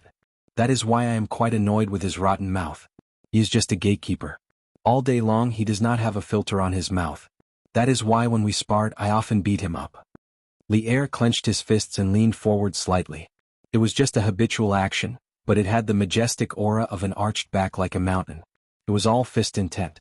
Li Er slowly said, "When practicing the boxing style, when you are sleeping, your fist intent will slowly flow. When you meet an enemy, you will wake up as if there is a god protecting you. It is like this when you are sleeping, let alone when you are awake. That is why people who practice martial arts, why would they need a magical weapon? This is the same principle as a sword cultivator who does not need anything else to attack. Li Er smiled and lightly knocked on the mirror with a fist. Then he loosened his fist into a palm and clenched it again. He said, "The sky above my head and the earth below my feet, the fist is like holding a baby. This is the combination of hardness and softness. Blindly pursuing a certain extreme has never been the true boxing style. For a long time, the longer you practice the boxing style, the more you can connect the power and the more you can control it. Why do I feel that Chui Cheng's God-beating drum style is a good boxing style? It can even be considered one of the best boxing styles in the world? Because it seems fierce, but it has the true meaning of boxing. It is not a person following the fist." Qin Pingan was somewhat puzzled and also curious. However, the question in his heart was not suitable to be asked. Because Qin Pingan wanted to know, in Li Er's eyes, what kind of pure martial artist was Senior Chui on the second floor of Luopa Mountain. Since they were talking about the God-beating drum style, they naturally had to talk about that old man. Li Er looked into the distance and said, "Senior Chui Cheng is an extraordinary person. He passed on the boxing style to you and can be said to be a true inheritance. He did not just teach you the boxing style. Chui Cheng seems to only teach you the most fierce boxing style, but in fact, it complements Qin Pingan's heart. This is the demeanor of a top grandmaster. Li Er cannot do it." Speaking of this, Li Er shook his head and repeated, "I definitely cannot do it." Qin Pingan sighed. Back then on the second floor of the bamboo building, even Qin Pingan, who was not afraid of pain, had to obediently lie on the wooden bed on the first floor, roll up the quilt and secretly cry once. Li Er said, "Therefore when you learn boxing you can only let Chui Cheng teach you the basics of boxing first. Li Er will help you mend the fist intent. This is the right path. I'll teach you first and Chui Cheng will come again. He will use 10 kilograms of strength to farm and only harvest 7 to 8 kilograms of crops. It's not very interesting and not very promising." Qin Pingan had a new question. Why did Li Er not spar with Chui Cheng? After Li Er left the Dragon Pearl Grotto Heaven, he had made a trip back to the Dragon Spring region. However, the two Realm 10 martial artists who also stood at the peak of martial arts in the world did not fight. It was a pity that Li Er did not talk about this. Li Er patted his knee and stood up with a smile. "I've said enough. The words I've said today are more than what I've said in the years since I came to the North Continent. Then next, I will only use the strength of a Realm 9 martial artist to ask you for advice on the Mountain Quaking Fist. Don't worry, there will be no Realm 10 fist mixed in. However, I advise you not to be happy too early. This Realm 9 is very strong. As for the shop, your Aunt Lu wants you to stay for a few more days. I can't agree and delay your journey, right? But since you asked for it, I'll beat you up for 2 to 3 months. You can only slowly recuperate and even walk. You Qin Pingan can't blame others." Qin Pingan was dumbfounded. How could this be? In the end, a fist was on his head. Even though Qin Pingan already knew that something was wrong and tried to block with his arms, this fist still sent him tumbling all the way down the mirror and into the water. On this day, not only did Chui Cheng not teach Pei Qian, but he also wore a scholar's robe. He was no longer barefoot and even wore the boots that Qin Rushu had prepared for the old man. He walked out of the second floor and stood on the first floor. With his hands behind his back, he looked at the words on the walls of the bamboo building. It was written by Chui Dong in the early years. The words were extremely good. As the old master of the Chui family in the Aquarius continent, Chui Cheng's grandson Chui Dong's early knowledge was laid down by the old man. Of course, he knew the quality of the world's writings and the quality of the words. The words on the bamboo building had a heavy meaning. Otherwise, it would not have caused the entire Luopa mountain to sink. Otherwise, he would not have been able to stay on Luopa mountain. He was no longer the pitiful lunatic who had been crazy for close to 100 years. He could even maintain a clear state of mind. Pei Qian had already gone to play. Behind him was Zhou Mili, the little shadow. She said that she wanted to go to Qilong Alley to see if the business was losing money without her. She also wanted to look through the account books carefully, so as to prevent Shi Ro, the shopkeeper, from abusing her position for personal gain. The old man did not stop her. This little kid was not lively at all. Could it be that she wanted to learn from these old undying things and be lifeless all day long? Chui Cheng pushed open the bamboo door on the first floor. Inside was a study room with a wooden bed. It had been cleaned up by Qin Rushu, not a single speck of dust could be seen.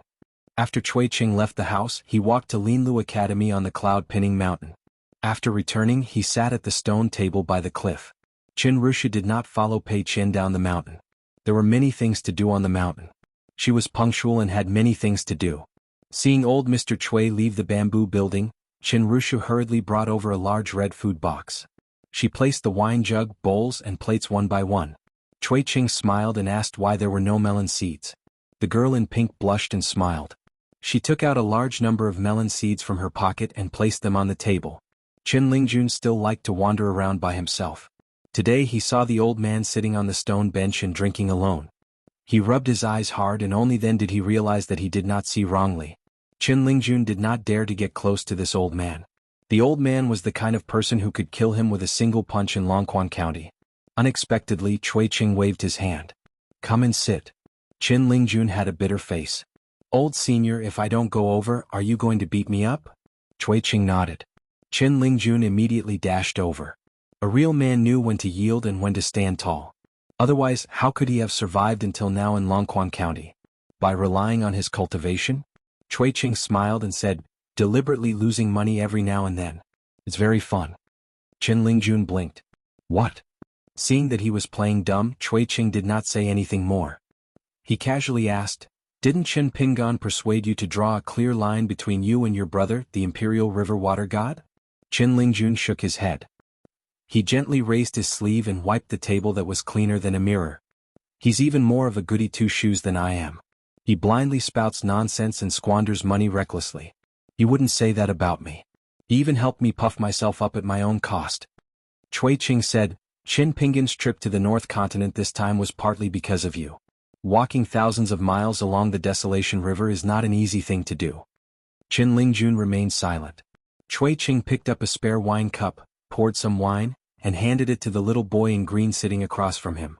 Qin Lingjun said with fear and trepidation, "Senior, aren't you punishing me by drinking? When I was in Luapa Mountain I was conscientious every day working like an ox or a horse. I really didn't do anything bad." Chui Qing smiled and said, "Drink yours." Qin Lingjun took the wine cup and took a small sip of wine pitifully. Chui Qing asked, "Qin Pingan treats you like this. In the future, can you treat others like this?" Qin Lingjun whispered, "Probably." Chui Qing smiled and said, "That's enough." This time, it was Qin Lingjun's turn to be puzzled. "That's enough." Chui Qing smiled and did not say anything. Qin Lingjun muttered, "You're not Qin Pingan. You can't be sure." Chui Qing joked, "Want to make a bet?" Qin Lingjun wailed, "I really don't have much spare money. I only have some unshakable money left. With this little bit of money I can't touch a single copper coin. I really can't touch it." Chui Qing said, "Have you ever thought about why you pretend to be afraid of me when you're actually not that afraid of me? If there's really someone or something you can't deal with, maybe you still dare to ask me for help?"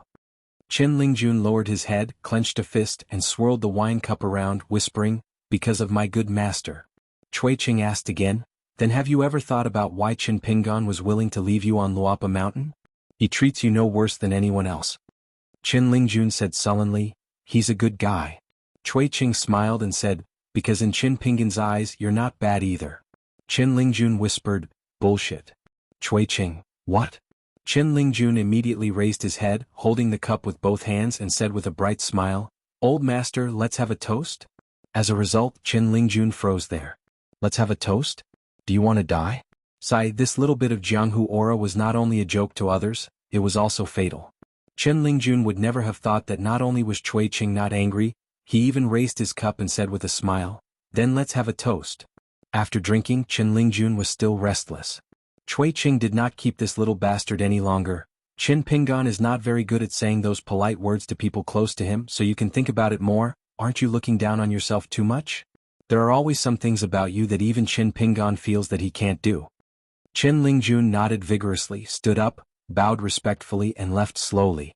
Then he suddenly ran wildly, but after running far away he could not help but stop and turn his head to look. It seemed that old man Chui was a little strange today. Chui Qing drank alone. When he was young he only felt that his heart was sharpened, and its sharpness was unparalleled. After another round of boxing practice. It was rare that Qin Pingan was only covered in blood, but he could still sit. He could even use the water technique to wash his face. Lier sat at the side.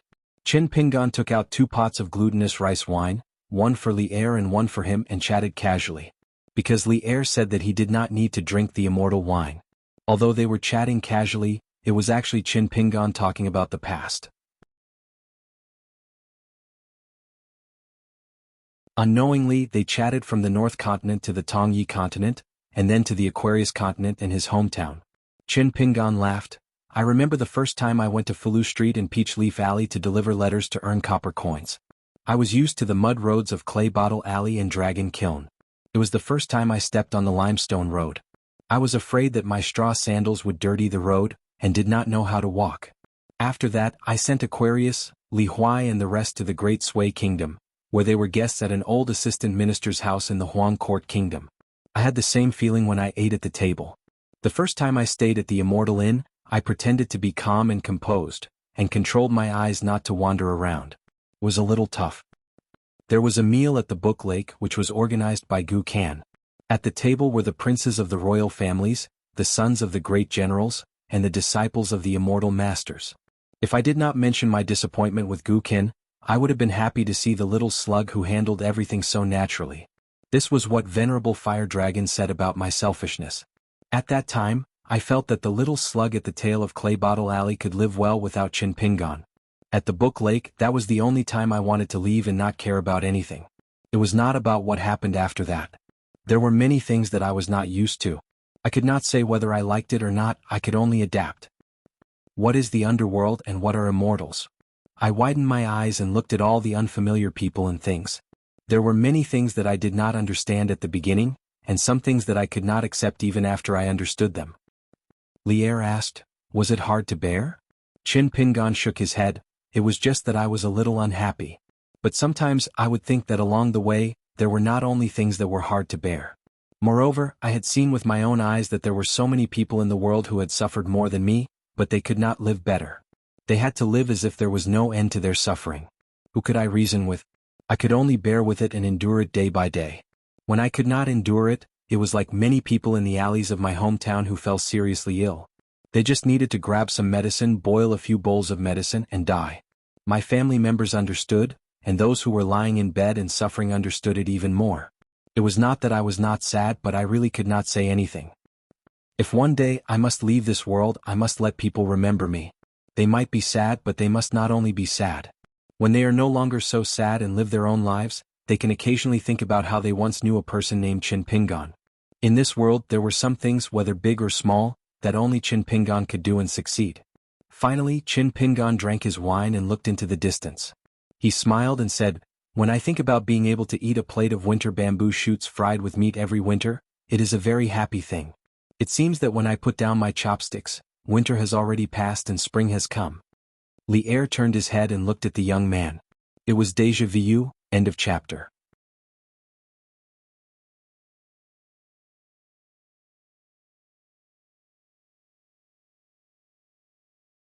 "5:58.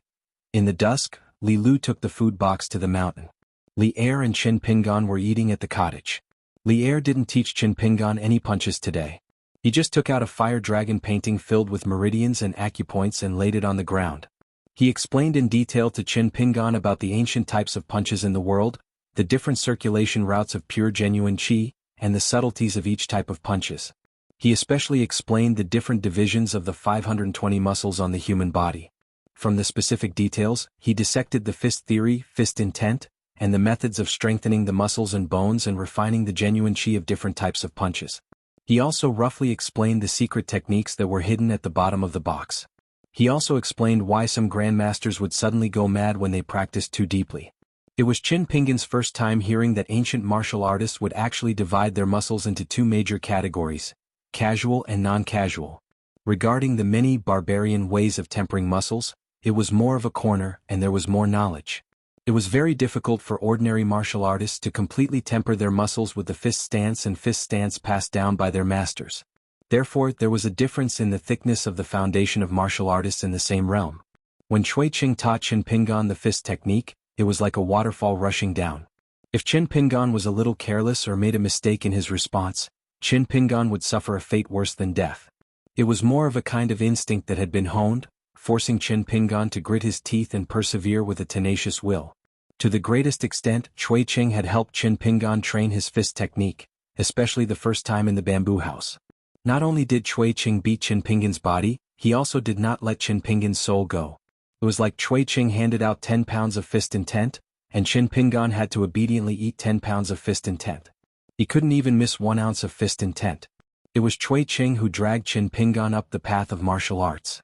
The old senior didn't care whether the child in his hand would have blisters on the soles of his feet, be badly mutilated and bones exposed. On the other hand, Li Er's teaching this time was also to strengthen the body, but he also taught the basic fist theory, and Qin Pingan had to figure it out by himself. It was Li Er who pointed out the path. There was no superiority or inferiority between the two. It was just a difference in order. Just as Li Er had said, Qin Pingan would not have been able to achieve the martial arts he had today if he had switched places with Cui Qing. At the dining table, Qin Pingan was still asking Li Er about the true qi circulation path of the fire dragon diagram. Li Lu did not disturb the two of them and sat quietly at the side. At some point in time, the wooden tables, benches and bamboo chairs in the room were all prepared. Qin Pingan asked curiously, "Uncle Li, have you been so meticulous since the beginning?" Li Erxiao said with a smile, "It's not up to me to be rough. Master will keep an eye on the progress. Master doesn't care about the details on the path of martial arts. At a certain time, Master will feel that there should be some weight of fist intent. If Master thinks that I'm lazy and slack off, I'll suffer. I'm fine. According to the rules, I'll just practice hard." Back then, Zheng Dafeng was in a rather miserable state. I remember that when Zheng Dafeng left Black Pearl Grotto Heaven, one of his spiritual souls and one of his physical souls were detained by Master. I don't know if Master returned them to Zheng Dafeng. Although we're brothers from the same sect, there are some questions that I can't ask casually. Qin Pingan was even more puzzled. If his spiritual soul was not complete, how could he practice martial arts? Li Erxiao took a sip of wine and said, "There's no harm in telling you this. Zheng Dafeng's method of practicing martial arts is based on the different spiritual souls. Strands of spiritual souls train in their own ways. 3 spiritual souls and 7 physical souls train in their own thoughts. Therefore, when junior brother was guarding the door, he often looked sleepy and dozed off, but he wasn't really sleeping. As for junior sister Sue's shop, it's different. It emphasizes on day practice, night practice and dream practice.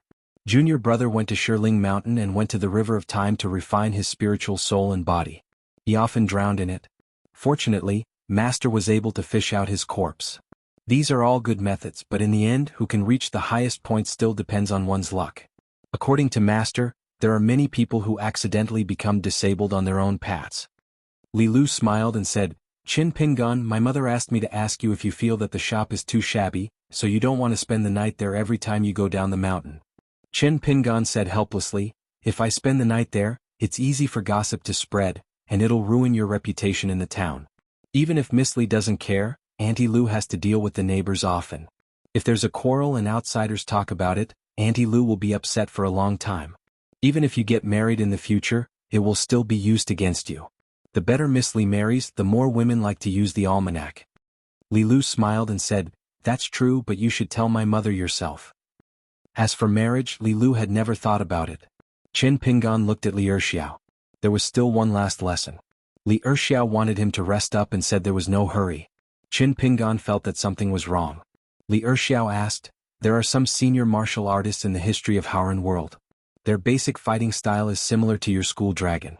Where did you steal it from?" Qin Pingan drank a mouthful of wine and smiled, "Uncle Li, can't I figure out the fighting style myself?" Li Erxiao smiled. That gaze was like an old father-in-law looking at his son-in-law. The latter had nowhere to hide. Qin Pingan did not continue to hide and said, "This fighting style was created by an old man in Tongye Continent's Lotus Blossom Blessed Land. His name is Zhong Qiu, the imperial tutor of Nanyuan Kingdom.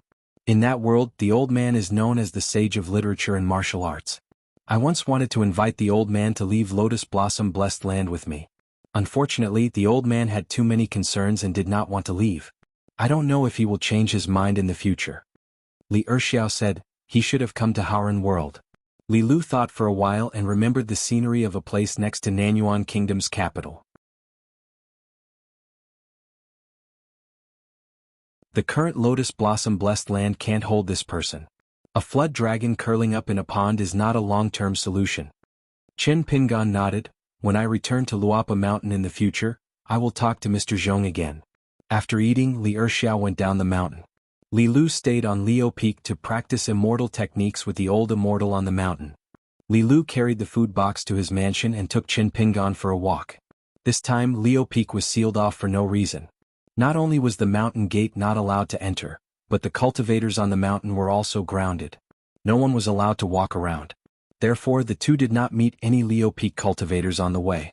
Li Lu asked, after leaving the Dragon Palace Grotto Heaven Duck Island, the spiritual energy on Leo Peak is much thinner. Are you not used to it? Chen Pingan smiled and said, no, I won't. The spiritual energy accumulated on Duck Island, the underwater residence, the mountain temple and the wooden house have not been completely refined. This is the first time I have eaten too much since I became a cultivator.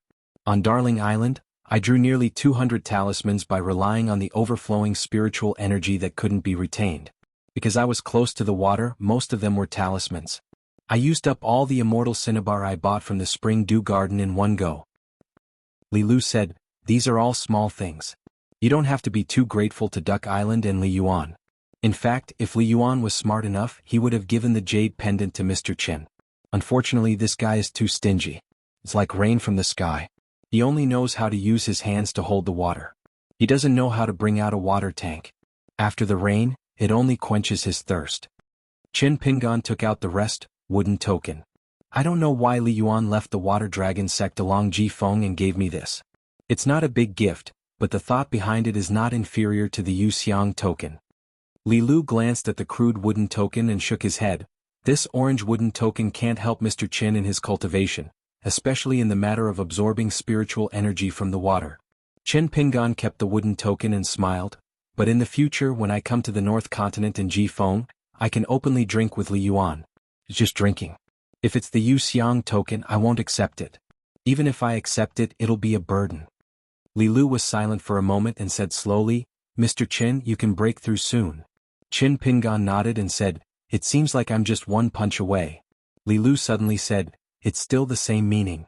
On the path of cultivation, don't hesitate. On the path of martial arts, every step must be steady and orderly. Cultivators need a different kind of mentality. Even if it's a great opportunity, you must dare to ask for it and dare to accept it. You can't be timid, cowardly, or too concerned about the admonition that fortune and misfortune are interdependent. Mr. Chen, you might feel that when you have gathered all 5 elements, collected all 5 natal items and completely rebuilt the longevity bridge, it doesn't matter even if you're still stuck at the 3 realms. In fact, a cultivator with such a state of mind will be at a disadvantage. Chen Pingan thought slowly. Li Lu continued, since you're a cultivator, you should have a detached heart that's thousands of miles away from the ground. Practicing martial arts is to go with the flow, and cultivation is to go against the flow. So when you reach the golden body realm, you should think of ways to break through the bottleneck of the 3 realms of Chi Refinement Warrior. The Willow Tendon realm has always been the realm of people. Don't tell me Mr. Chen is still hoping to reach the heavens in one step? Chen Pingan smiled and shook his head. I don't dare to think about it and I won't think of it that way. Li Lu said, before I returned to Lion Peak, there was a martial artist in the Golden Armor Continent who reached the Golden Body realm. So other than the martial temples in the Golden Armor Continent, all the other continents had to send a portion of martial arts fate to the Golden Armor Continent. One portion would be given to the martial artist, and the other portion would be left in the continent where the martial artist was. According to the old rules, the martial artist's martial arts fate is similar to the spirit chi of cultivators. It's not that mysterious fate. The Central Plains Divine Continent has the most land and resources, and can be compared to the other continents. So it's usually the martial artists in the Central Plains who get the most martial arts fate from other continents. But once the martial artist breaks through in another continent, the Central Plains Divine Continent will send out more martial arts fate. Otherwise, the strongest martial artist in the world will be taken by the Central Plains Divine Continent. This was something that Chen Pingan had never heard of before. Li Lu joked, if that martial artist from the Golden Armor Continent breaks through later, a good thing will turn into a bad thing, and he will miss out on the martial arts fate. Looks like this person doesn't just have great martial arts fate, he's really lucky too. Chen Pingan understood the meaning behind Li Lu's words. On Leo Peak, after Uncle Li had fed him with his fists, Qin Pingan had begun to catch up and even surpass the genius martial artist's Realm 6 foundation. Of course he was happy, but he couldn't be said to be overjoyed. Qin Pingan asked curiously, "Can the cultivators at the top of the mountain see the martial arts fate tracks flowing in the 9 continents?" The fate of martial arts in the world has always been something that the Confucian temple can't see through and can't control. In the early years, the Confucian sage wanted to get involved and wanted to include it in his own rules. But the sage of rites didn't agree, so it was left unsettled. It's very interesting. The sage of rites is the one who set the rules himself, but he seems to be against the Confucian school of later generations. Many choices that are beneficial to the development of the Confucian school of rites are rejected by the sage of rites himself. Li Lu spoke tirelessly and revealed many secrets of heaven. Unless it's a cultivator at the peak of the ascendant realm who can see the secrets of heaven, it's very difficult to detect the signs. Then there are the 72 sages of the Confucian school of rites who can see the most clearly. The so-called strongest martial artist is just a matter of the moment, compared to the martial artists of the 9 continents of the same era. So if martial artists like Chao Ci and Mr. Qin stay in a certain realm for a long time, other martial artists of the same realm can forget about the martial arts fate. Qin Pingan shook his head and said, "Compared to Chao Ci, I'm still far behind." Li Lu smiled and said, "If that's the case, then we can only look further. We'll talk about it when we reach the 9th and 10th realms. The difference between the 9th and 10th realms is the difference between heaven and earth. Moreover, reaching the 10th realm is not the real end. The gap between the 3 realms is also very big. The Dali dynasty's Song Jianqiang was at the 9th realm, and his realm was not as good as my father's. But now it's hard to say. Song Jianqiang was born with qi. If they were both at the 10th realm with my father's temperament, he would be dragged down and would be at a disadvantage if they fought. That's why my father left his hometown and came to the North Continent. Now Song Jianqiang is still at the qi level and my father's fist technique has returned to the true realm. If they really fought, Song Jianqiang would still die. But if both of them reached the divine arrival, which is the closest to the word end, my father's chances of losing would be higher. Of course, if my father could reach the legendary 11th realm of martial arts first, it would be difficult for Song Jianqiang to survive as long as he punched. If he had reached the 9th realm first, my father would have suffered the same fate." Qin Pingan asked softly, "So if Uncle Li had stayed in the Aquarius continent, both of them would not have had a chance?" Li Lu nodded and said, "Although nothing is absolute, that's probably the case." Li Lu smiled and asked, "Mr. Qin, aren't you curious about the truth? Did my father say it or did I know the inside story?" Qin Pingan shook his head and said, "There's no need to know these things. I believe that Miss Li and Uncle Li can handle the matters at home and outside." Li Lu suddenly said, "If Mr. Qin feels that it's not enough to be punched and would like to have a good fight, I have a suitable candidate here who can come at any time. But once the opponent strikes, he likes to fight to the death." Qin Pingan did not hesitate and replied, "It's enough. Let's wait until the next time we travel to the North Continent." Qin Pingan estimated that even he might not be able to withstand Li Er's punches. And once he reached the 7th level of martial arts and the great desecration was over, he should immediately return to the Aquarius continent. There were still a lot of things for him to deal with in Luopa Mountain. After that, of course, he would have to go south to Old Dragon City, take the cross-continent ferry, and rush to Inverted Hanging Mountain. Li Lu said, "Actually, Mr. Qin knows that person as well. He was at Ghost Valley's Treasure Mirror Mountain." Qin Pingan was enlightened. It was the strange person who gave Qin Pingan an extremely dangerous aura despite not being able to see through him. He had never had such a feeling from Chong Shen Bureau's Yang Ning Xing, or rather, it was not as strong as the former. Li Lu asked, "Mr. Qin, have you ever thought of a question? If your cultivation level is not too far apart, how would your opponents feel?"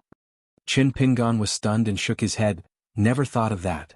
In these years of traveling, he had killed too many people and made too many enemies. The first person Qin Pingan thought of was Ma Kuxuan from Apricot Blossom Alley, whom he had not seen for a long time. A cultivation genius from Aquarius continent, after becoming the heir of the military ancestral court's Jinwu Mountain, Ma Kuxuan broke through to the next level like a hot knife through butter. After the battle on the streets of Tsai Nation, they never had the chance to meet again.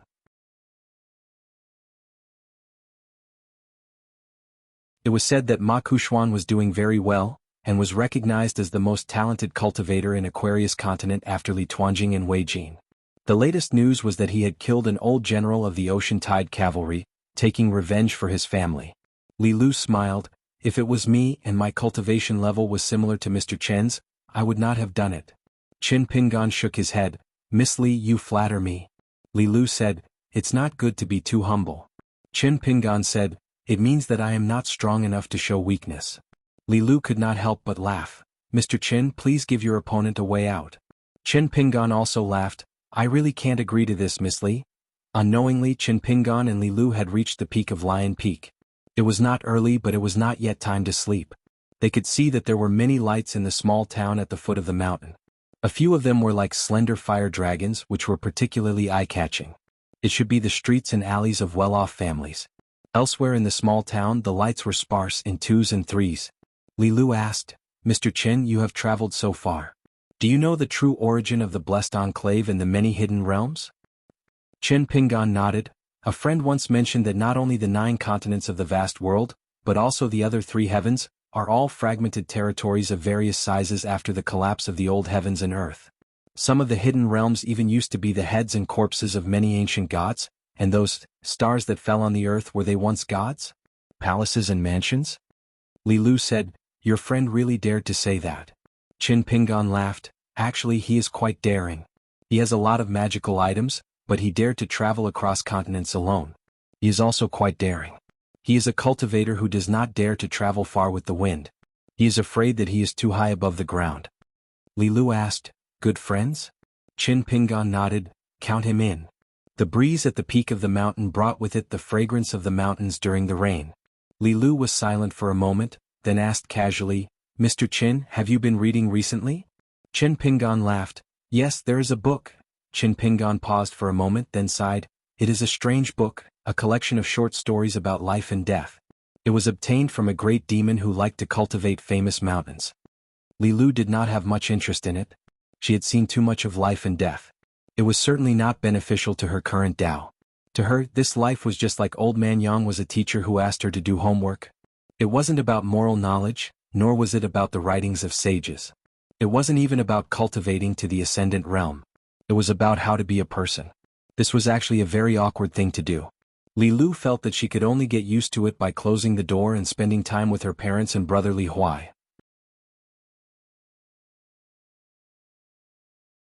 When she walked out of the door, she looked at the world as if it was no different from her previous life. Qin Pingan looked at the lights at the foot of the mountain and said softly, I once read in a scholar's notebook that ordinary people have a short life and spend half of their lives on the bed. It seems that cultivators are not bad. Cultivation is like sleeping for half of their lives. But after thinking about it carefully, it is still not the same. Standing in different places and looking at the same thing, one's heart could be 2 different things. I once read 2 scholars' notebooks, both of which talked about ghosts and the world. One scholar was once in a high position and wrote it after he retired. The other was a scholar who was down and out. He failed the imperial examination and never entered the official career. I read these 2 notebooks. At first, I did not have much feeling, but later on, when I was traveling and had nothing to do, I flipped through them and chewed on them. The higher you stand, the farther you see, the more comprehensive you see human nature. The closer you stand, the more detailed you see, the more detailed your analysis of people's hearts. Speaking of this, Qin Pingan sighed, probably this is the good thing about traveling thousands of miles and reading thousands of books. Qin Pingan suddenly laughed. That friend who did not dare to ride the wind was knowledgeable and made me feel ashamed. I once casually asked him a question. If there was a small grass at the beginning and end of the alley in my hometown at the foot of the wall, and at the end of the wall, which was so close but could not be seen, would he be sad if he was enlightened? He seriously thought about this question and gave me many unimaginable and mysterious answers, but I kept holding back my laughter. Miss Li, do you know why I was laughing at that time? Li Lu smiled knowingly. In that mud bottle alley, chickens and dogs come and go, especially the hens often bring a group of chicks. Every day they peck here and there. How could there be flowers and plants? Qin Pingan smiled from ear to ear and nodded vigorously. Li Lu suddenly stopped smiling and bowed. Thank you for your teaching, teacher. Qin Pingan was stunned on the spot. He did not understand what Li Lu was doing. I was just casually chatting with you, Miss Li. Could it be that I could comprehend something from this? Qin Pingan only had one thought at that moment. He was indeed not a cultivator and his aptitude was mediocre. Therefore, after this boxing practice at Lion Peak, he had to cultivate diligently. Li Lu stood up and said goodbye. She actually carried the food box and rode the wind to the shop at the foot of the mountain. Qin Pingan was confused. He returned to the immortal's cave and went to the mirror. He continued to learn boxing from Zhang Shanfeng. He did not seek to increase his fist intent, only to truly calm his heart. In the night, the woman behind the counter of the cloth shop was calculating with an abacus. She flipped through the account book and sighed. It had been more than half a month and there was not much income. There was not even a profit of 3 taels of silver. Compared to Qin Pingan's previous help in the shop, he could earn 3 taels of silver in 1 or 2 days. It was really frustrating to compare oneself to others. Fortunately, they were in a small town and did not have much expenditure. The woman looked at the lamp on the counter and was in a daze. Then, she turned her head to look at the man who was standing not far away and said angrily, "Lier, what are you doing here? Are you going to order me around like an oil lamp?" Lier shook his head. Understood. Recently he had been buying alcohol more often. However, it was not entirely his fault. Qin Pingan drank a lot. The woman seemed to have seen through Lier's thoughts and said angrily, "It's one thing to feel sorry for spending money. It's another thing to entertain Qin Pingan. You, young Master Li, are bringing Qin Pingan into the picture. If you have the ability to spit out your portion and sell it to me, I won't blame you. All you do is wander around and work for others. How many taels of silver can you earn in a year? Is it enough for you to drink and eat?" Lier said sullenly, "Qin Pingan is leaving soon. I'll stop drinking for half a year. Is that okay?" Unexpectedly, when she heard that Qin Pingan was leaving, the woman was even angrier. "Your daughter can't get married. She's just a burden to you. If you have the ability, go and be an official. It seems that the matchmaker who comes to our shop to ask for a marriage will trample our door." Lier did not say anything. The woman complained, "In the future, if Li Huai gets married and the girl looks down on our family background, I'll make you sleep in the yard in the winter." Lier scratched his head. The woman was about to extinguish the oil lamp when she suddenly heard the door open. She immediately ran around the counter and hid beside Lier. She said in a trembling voice, "Li Lu went to the mountain. Could it be that thieves came? If they come to ask for money later, Lier, don't mess around. Just give the broken taels of silver in the shop to the thieves."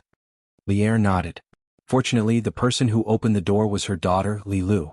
The woman immediately stepped on the back of Lier's foot. "Alright, if a thief really comes, I reckon that skinny monkey like a bamboo pole, you can't even rely on Lier. When the time comes, it's hard to say who will be protecting who." The woman scolded the man endlessly. After extinguishing the oil lamp, the family of 3 went to the backyard. The woman did not have the strength to scold and went to sleep first. Lier and Li Lu sat on a bench. Li Lu produced a pot of immortal wine out of thin air. Lier shook his head. If it was really a person who liked to drink, Lier would not be able to drink anything if he really wanted to drink that good wine. This time, Li Lu insisted, "Father, make an exception this time." Lier was a little puzzled. He took the pot of wine but did not open the mud seal. He laughed softly and said, "The rest drink with Li Huai later. At his age, it's about time for him to drink. When the time comes, say that it was given by the old immortal master of Lion Peak." Li Lu smiled and did not speak. Lier said, "Your mother actually thought about it many times to return to the Aquarius continent. After all, there are relatives there and the neighbors are all familiar with each other. It will not be like here where they are all outsiders. So when your mother said it, I agreed. But later on your mother went back on her words. She said that Li Huai was at least studying in the academy, and even if he was bullied it would not be too much. You are different. After all, you are a daughter.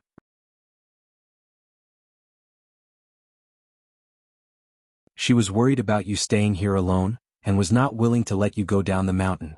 She had cut off the immortal fate that she did not even dare to think about." Li Lu nodded. She stretched out her legs and gently placed them on top of each other. She intertwined her fingers and asked softly, "Father, have you ever thought that one day I will recover my true body? At that time, my divinity will far surpass my humanity. Everything in this life will be as small as a mustard seed. Maybe I will not forget you and Li Huai, but I will not care about you as much as I do now. What will you do then? Even when I reach that moment, I will not feel sad at all. What about you?" Lier laughed. "Of course I have thought about it. Father is not a fool. What should I do? There is nothing to do. I will just take it that my daughter is very promising. Just like a farmer's father and mother who have been facing the yellow soil and the sky all their lives. Suddenly one day they find that their son is the top scorer in the imperial exam, and their daughter has become a concubine in the palace. But isn't the son still a son, and isn't the daughter still a daughter? There may be less and less to talk about. Father and mother are guarding the old family in their hometown. Son who is an official has to worry about the country and the people far away. Daughter who becomes a concubine rarely visits home, but father and mother's worries and thoughts are still there. As long as the children are living well, father and mother know that they are living well, and that is enough. Lilu lowered her head. Is it that simple? Li'er grunted. It is not that complicated, and it does not need to be as complicated as you think. I did not tell you this in the past because I felt that you should think more about it. Even if you are imagining things, it is not a bad thing. Li'er hesitated for a moment. But I still hope that one day, even if you're stubborn and put on an act, you still have to treat your mother better. No matter who you really think you are to your mother, you'll always be the daughter she carried in her womb for 10 months. It wasn't easy for her to give birth to you and raise you up. If you can agree to this as a father, I really have no more requests. Lilu said softly, okay. Li'er sighed. It is a pity that Chen Pingan does not like you, and you do not like Chen Pingan. Lilu complained, Father. Li'er grinned. Father is just saying, what is there to be angry about? Lilu's pair of beautiful eyes narrowed into a pair of crescent moons as she smiled. Li'er said, knowing that Chen Pingan does not live here, is there any reason that he cannot say? Lilu was puzzled. What is he worried about? Is he afraid of causing trouble for us? Li'er shook his head. Our family is reunited, but there is an outsider. That Chen Pingan can endure all kinds of hardships, but this is the only thing he cannot bear. That day Lilu returned home. Chen Pingan smiled and left. A young man in a green robe in a foreign land walked alone on the street. He turned his head to look at the shop and did not withdraw his gaze for a long time. You're tuning in to the Sword Dance in the Vast Sky YouTube channel. Don't forget to subscribe and join us on this journey to catch the most captivating stories.